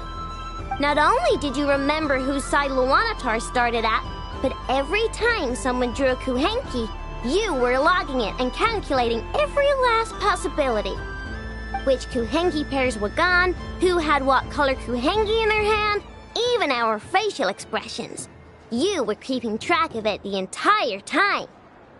Exactly! What Aino said! Putting aside the fact that running calculations is not against the game rules, do you have any evidence to support your allegations? But that's not against the rules either. So she admits it. She certainly does. Alright, everyone grab a sticker. It's time to get Inefa back. But... Take that!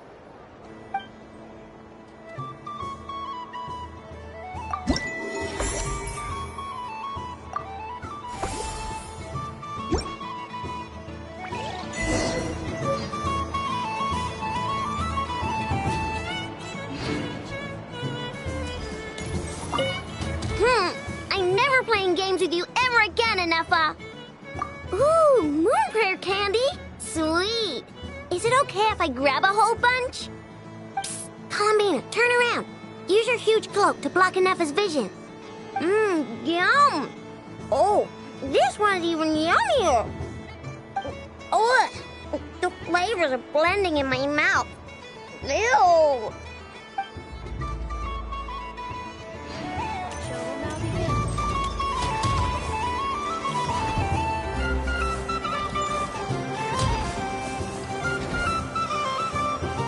Please welcome to the stage, Lunar technology with water-flowing technology. This high-performance sprinkler fires powerful, controlled balls of water for up to 14 seconds at a time,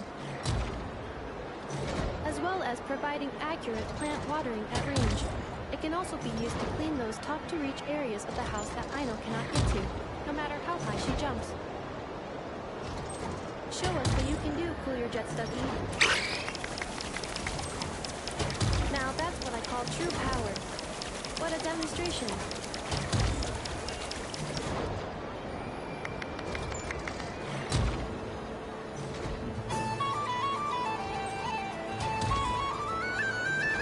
Dealing with stage waterlogging. Task complete.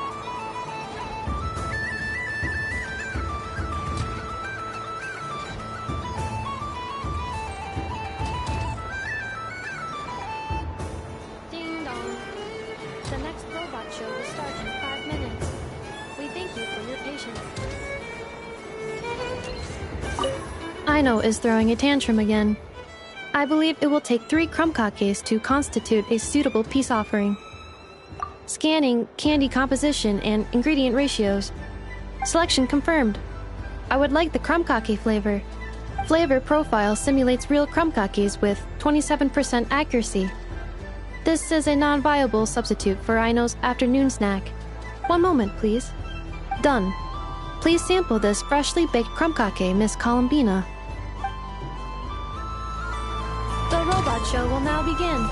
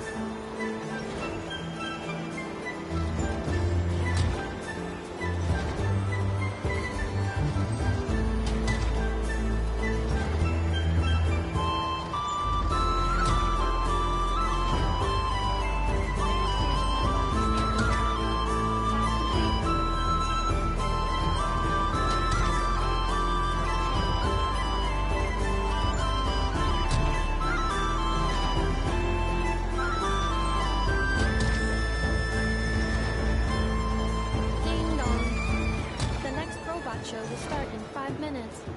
We thank you for your patience.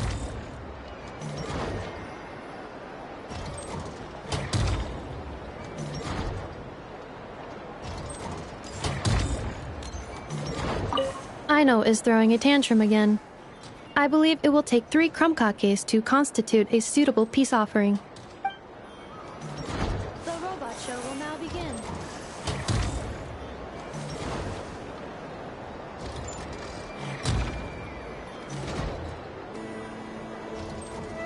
Now, let's see what Crumb-Cake 70% Sweet can do for you. This dessert-making robot fully automates the baking process with smart recipe analysis and precision temperature control. Don't miss out on Crumb-Clake's taste testing function, unique to the market. It is a hallmark of Aino's forward-thinking design philosophy, which places mechanical empathy at the core. Crumb-Clake 70% Sweet. The stage is yours.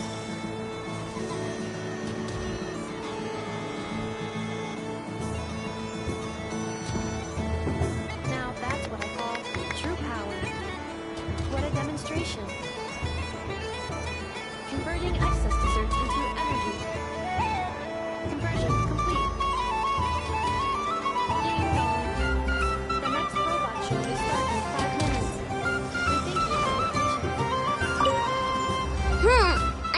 playing games with you ever again, Anefa!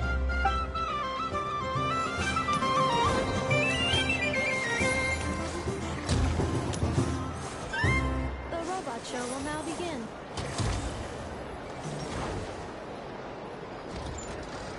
Now showcasing Zip-Zap Spybot number 1. This stealth robot boasts silent propulsion and low center of gravity stabilization technology, enabling rapid infiltration into high-risk environments.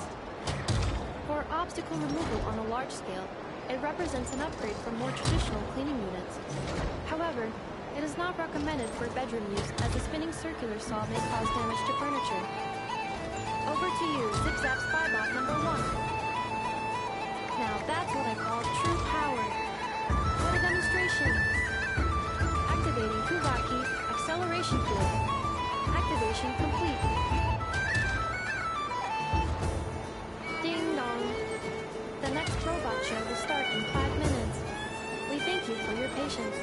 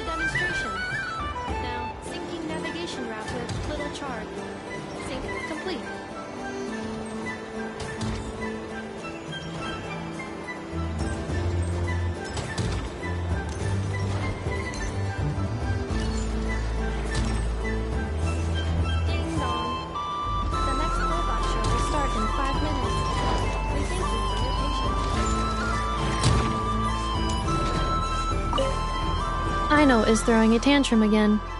I believe it will take 3 crumb-kakes to constitute a suitable peace offering.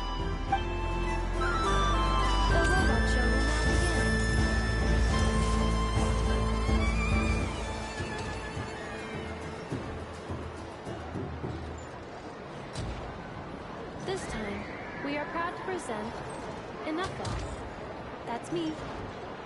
I am a multifunctional robot for domestic application, integrating smart cleaning, precision cooking, emotive communication, and various other modules. When necessary, I can autonomously deploy the multi-purpose smart assistance unit, Brigida, to ensure the safety of important personnel. This includes the just-in-time pickup of candy wrappers and similar items to prevent Aino from tripping over them. We weren't supposed to mention that! Proceeding to demonstration phase. We don't need a repeated demo. Everyone's seen it already. Roger. Amending demonstration program. Moon wave detected. Kubaki ready. Aino, let's go home. Wait, that's not what I meant.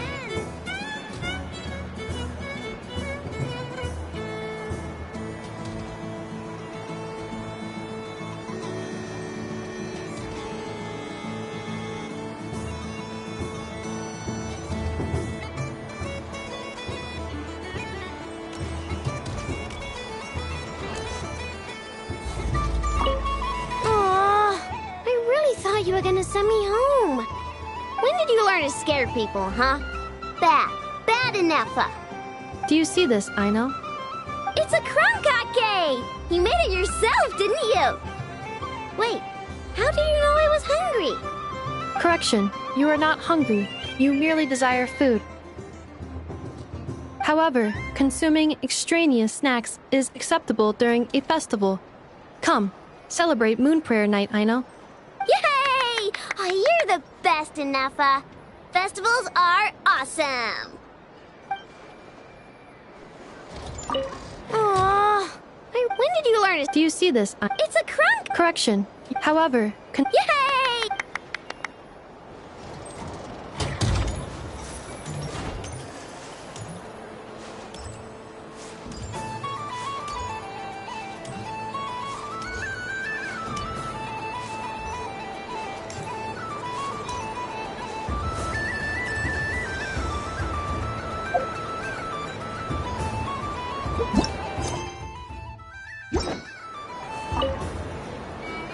Traveler, Hey there, Columbina! Are you done checking out the festive amusements already? Are you sure you don't want to look around some more? You might not get another opportunity like this for a while. right now, what I'd like to do is... Thank you. But I think I've had enough fun for one night. I've made plenty of precious memories. Really? You sure you don't want to have a little more fun out there? Final answer! Yes, I am sure.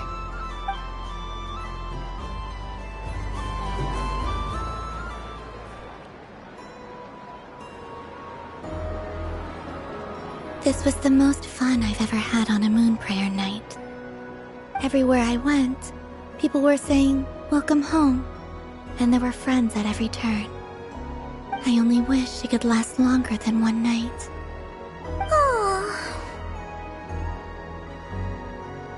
Yes, you're right.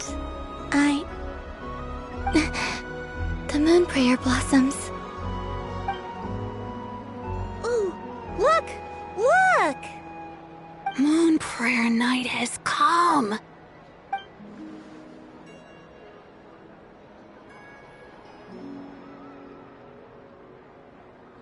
The moon. It's so beautiful. Happy Moon Prayer Night, dear. Happy Moon Prayer Night. Happy Moon Prayer Night.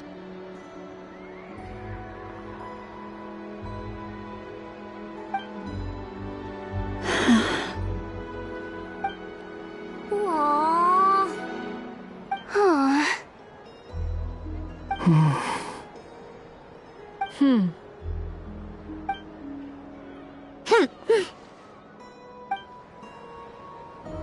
Time flies when you're having fun.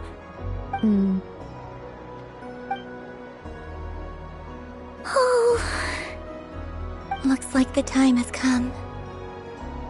Columbina. You're heading off, then? Yes, to the ruins you mentioned. And from there, back home to the moon. Wait! I know? At least... Take one of our craft shop's crumb cookies up to the moon with you. You know, for a snack. Sure. Why not? The Curatorium of Secrets believes in proper farewells. No story should be left without a satisfactory endnote. Never. Farewells are an important affair for the Ratniki, too. We never know when we might meet again.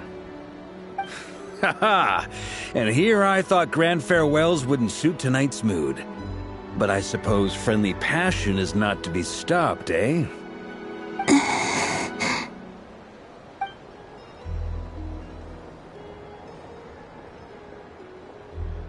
We made a little something for you, Columbina. Ta-da! What is it? A Moon Prayer Night greeting card. With drawings by all of your friends.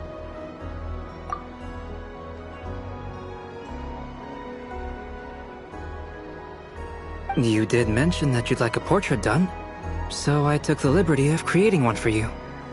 I, meanwhile, did the portrait of Mr. Albedo. And Mr. Varka did the same for me. I mean, I think my work was pretty true to life, don't you think? The picture of Ashru was my doing. The two of you seem to get along rather well. Wait, was I the only one who did a full-body picture? That's so embarrassing. I did pictures of me and Anefa. I did my own portrait and one for Hat Guy. Plus, there's the two mages, Arlecchino and Sandrone. So, if you ever miss us, just flip the card open and we'll all be right there with you. I don't know what to say. Thank you so much, everyone. This whole moon prayer night was more than I could have ever asked for. It is the greatest gift I have ever received. Lama, I figured it out. Figured what out? Remember how the Frost Moon Scions used to use milk as invisible ink to write hidden messages? That was a very long time ago. Oh, are you saying? Yes. When I miss you all, I shall use moonlight in the same way, to write words that only you can see upon the moon itself. Wow, that sounds lovely. Quite. But how will we see them? Simply open your windows on nights when the moon shines bright, and the moonlight will naturally flow towards the words I have written. That sounds most fitting indeed. Very true to form. I'll try to write them in places that won't disturb your sleep. I, for one, would sleep all the better for having read one of your messages before settling down for the night. Exactly. So don't worry about disturbing anyone's sleep. Just promise you'll write to let us know you're okay, all right? All right. I promise.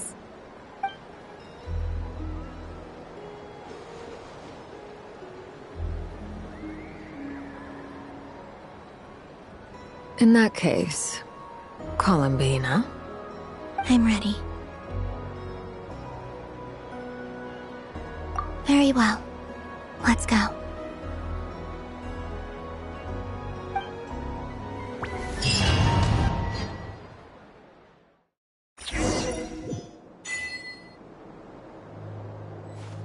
In just a few moments, I will be gone.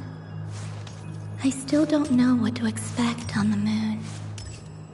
Will I really be able to send messages to my friends? The Kuhenki, the animals of Not Cry. I'll never get to see them again. I wonder where I'll be when the next...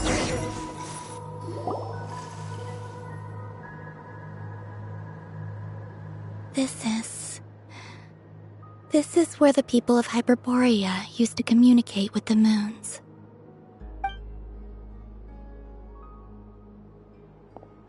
Eternal moon, frost moon, iridescent moon.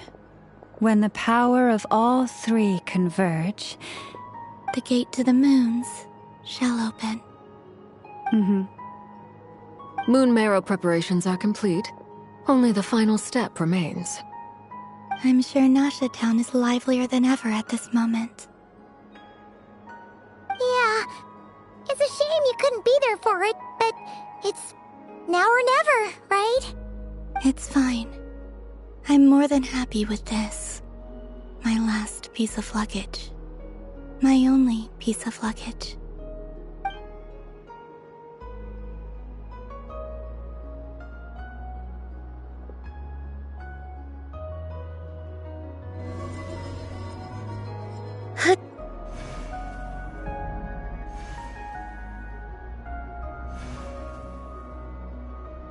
I can already feel the moon calling to me.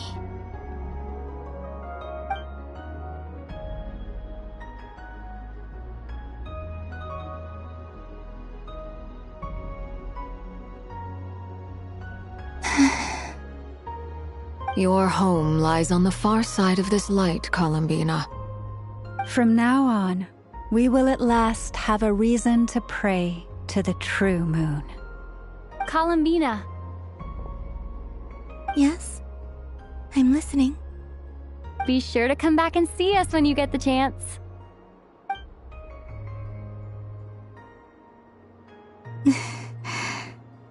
Of course. But if that chance doesn't come, then remember that you have friends on this planet. People who will miss Columbina. Yes, I will. Thank you for everything you've done for me. And remember, come night or day, the moonlight shall always connect us. Well then, farewell, my friends.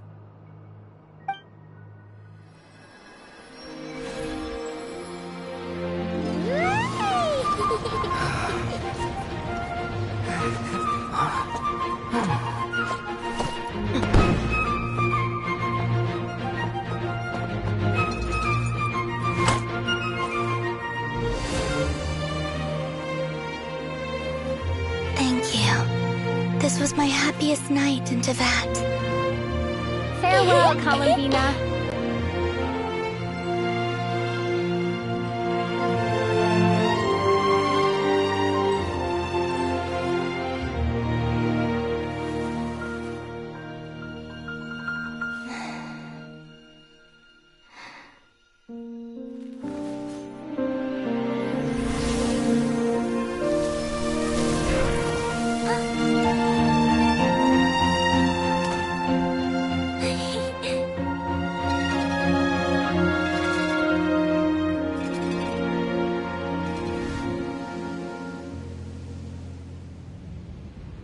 The moon really is closer than ever tonight.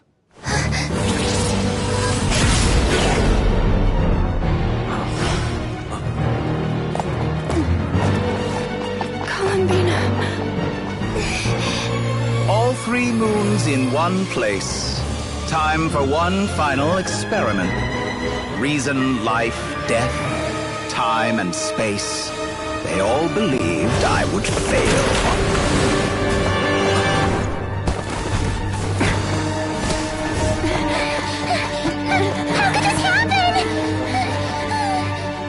But Teyvat's primordial power never did belong to the throne of heaven. And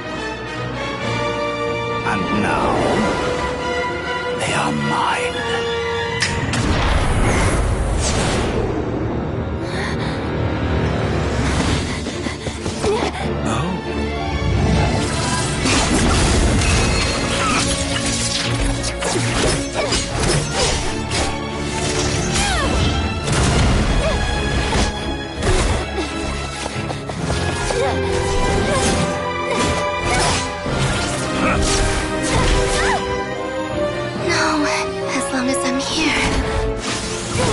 Is free to wield the 3 moons' power.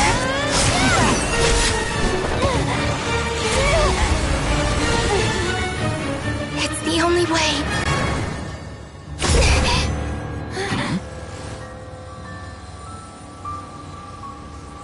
I guess I won't be going home today. Columbina! No!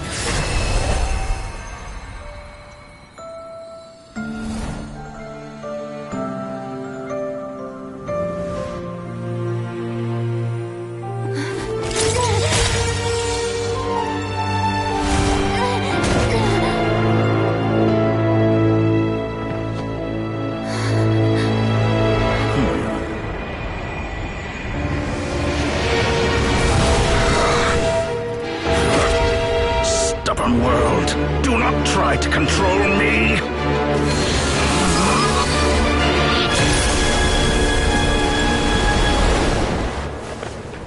Columbina.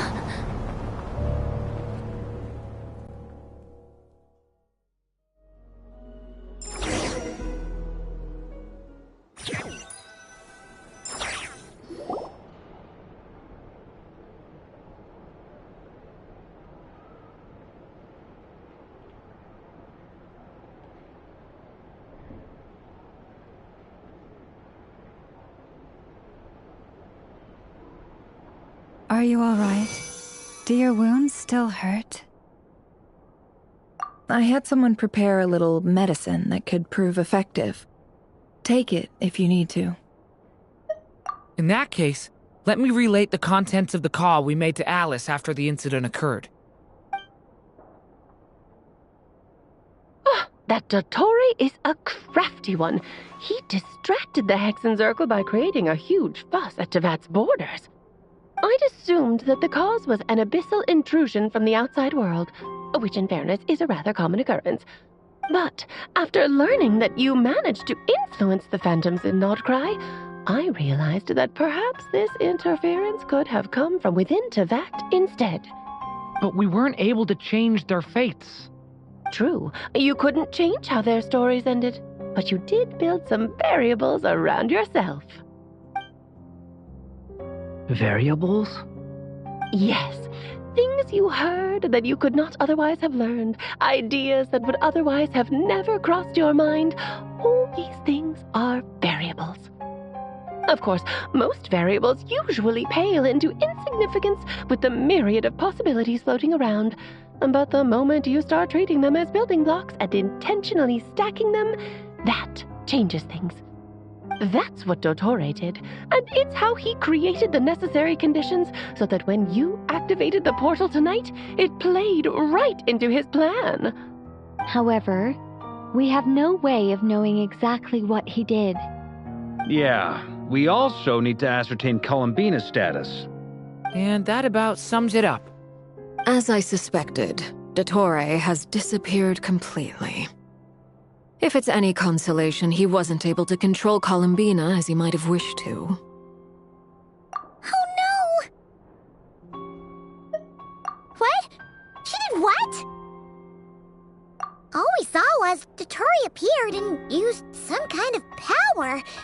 The next thing we knew, he and Columbina were gone and you were falling into the sea.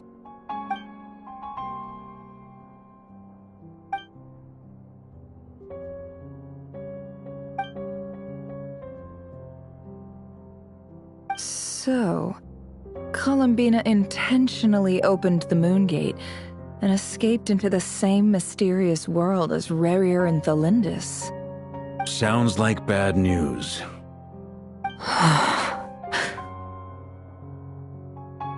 Seen in that way, the Trilunar Syzygy and Revere's emergence, Dottore might have been pulling the strings in both cases. According to Miss Alice, he is attempting to transcend his destiny and finish an experiment that only a god might complete. An utter lunatic. Wait a sec, where's Hat Guy? Seems like he'd want to be here for this. He took off with the Dodo communication device after we spoke to Alice. He said he had a hunch that he wanted to investigate by himself. The look on his face was terrifying. I've never seen him like that before.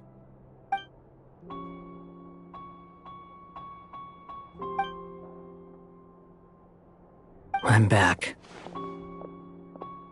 Hat Guy! I went to look for the Hyperborean phantoms again. I think I've gotten to the bottom of it. I got them to talk to Nicole on the other end of the communications line. Turns out, the history they describe is different from how Nicole remembers it. Really? But how?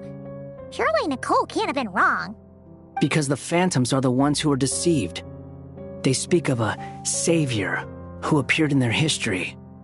One who never should have existed. This savior promised to create a new moon within the false sky, and even bring back their moon goddesses.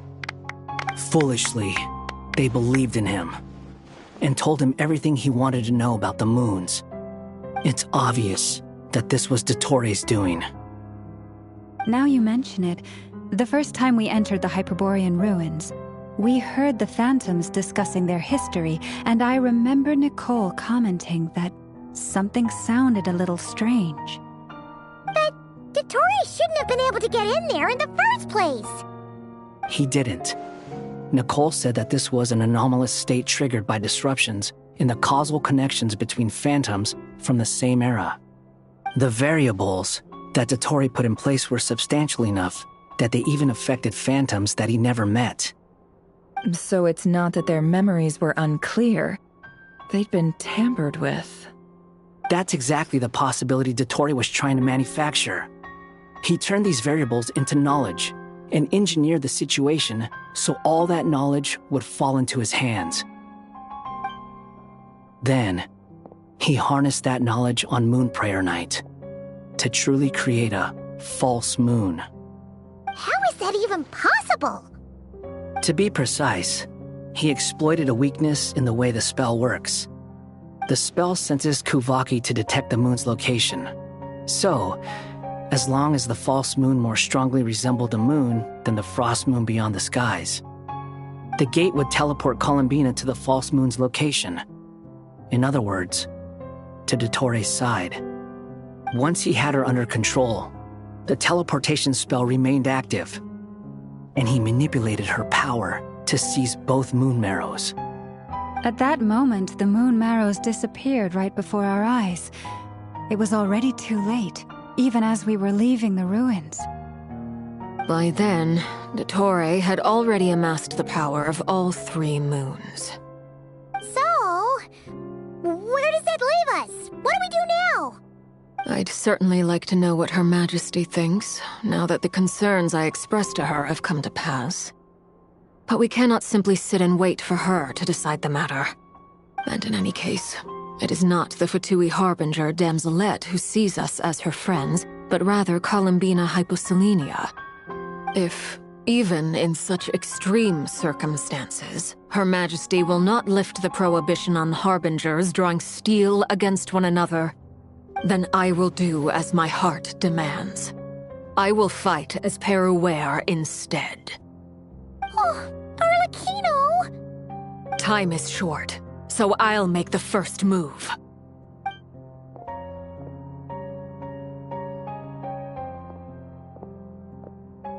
Whew. Even Arlecchino seems to be losing her cool now.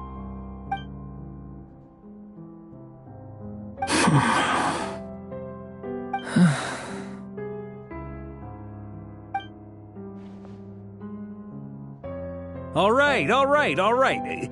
Lose those dejected looks for a moment and let me get a word in. It looks bad, I won't lie. Very bad, in fact. So Dottori's pulled some real dirty tricks to gain the upper hand. For now. And yeah, it's to the point where even the mages say that his variables have affected destiny. I'm not so sure, though. Many have told me that Tevat's destiny is fixed, and that does appear to be the case. Well, what makes Dottori so sure he'll be the exception? And since he was able to stack these variables up, who's to say we can't do the same? You of all people should not be discouraged, traveler from afar. This isn't over yet.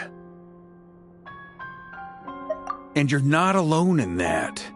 Everyone here does, whether they've spoken thus far or not. But none of us are the type to sit back and wait for the sun to shine again. That's exactly how a knight should roll. If they knock you down, you get back up and get back in it. Don't forget, Honorary Knight, you're a legitimate member of Mondstadt too. Mark is right. This is far from over. Dottori's already way overdue a butt-kicking given his past shenanigans. And after this, he's earned himself a double dose. That's what I'm talking about. How's everyone else feeling? I'll use Kuvaki to investigate Columbina's whereabouts. I am not ready to give up either. Leave the intel gathering to me. Whatever happens within Nodcry's borders, when the Curatorium of Secrets wants to be in the know, we always find a way. Ano and I will do all we can to support you. We will attempt to reverse engineer Dottori's actions and seek a breakthrough that way. Alice and Nicole are busy dealing with an emergency at Tevat's borders, so they can't return just yet. But they're both very angry about this. They've asked Albedo and me to act on the Hexen Circle's behalf and do everything in our power to fight back against Dottori. Are you ready then? We're going to have to conduct a lot of research, even in the early stages. I'll do my best. As for me, I'm pretty familiar with Dottori's way of doing things, so I can try to predict his next move. I'll help with your investigation. Nice! Looks like we have our basic division of labor. I'll get in touch with Flints and Itlua, get them to have a chat with their Starshiner. It couldn't hurt to bring the Lightkeepers on board as well. At the same time, I'll pass on instructions to the Knights present in Nodcry to assist the Lightkeepers and other organizations in ensuring the safety of those living here. Yeah! We'll show him! That's it then. Good luck, everyone.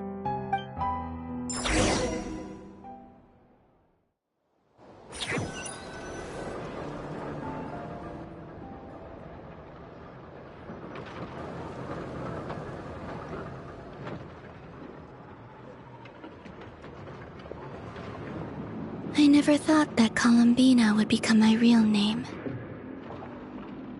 It went from being a Fatui code name to something my friends call me. And remember, come night or day, the moonlight shall always connect us.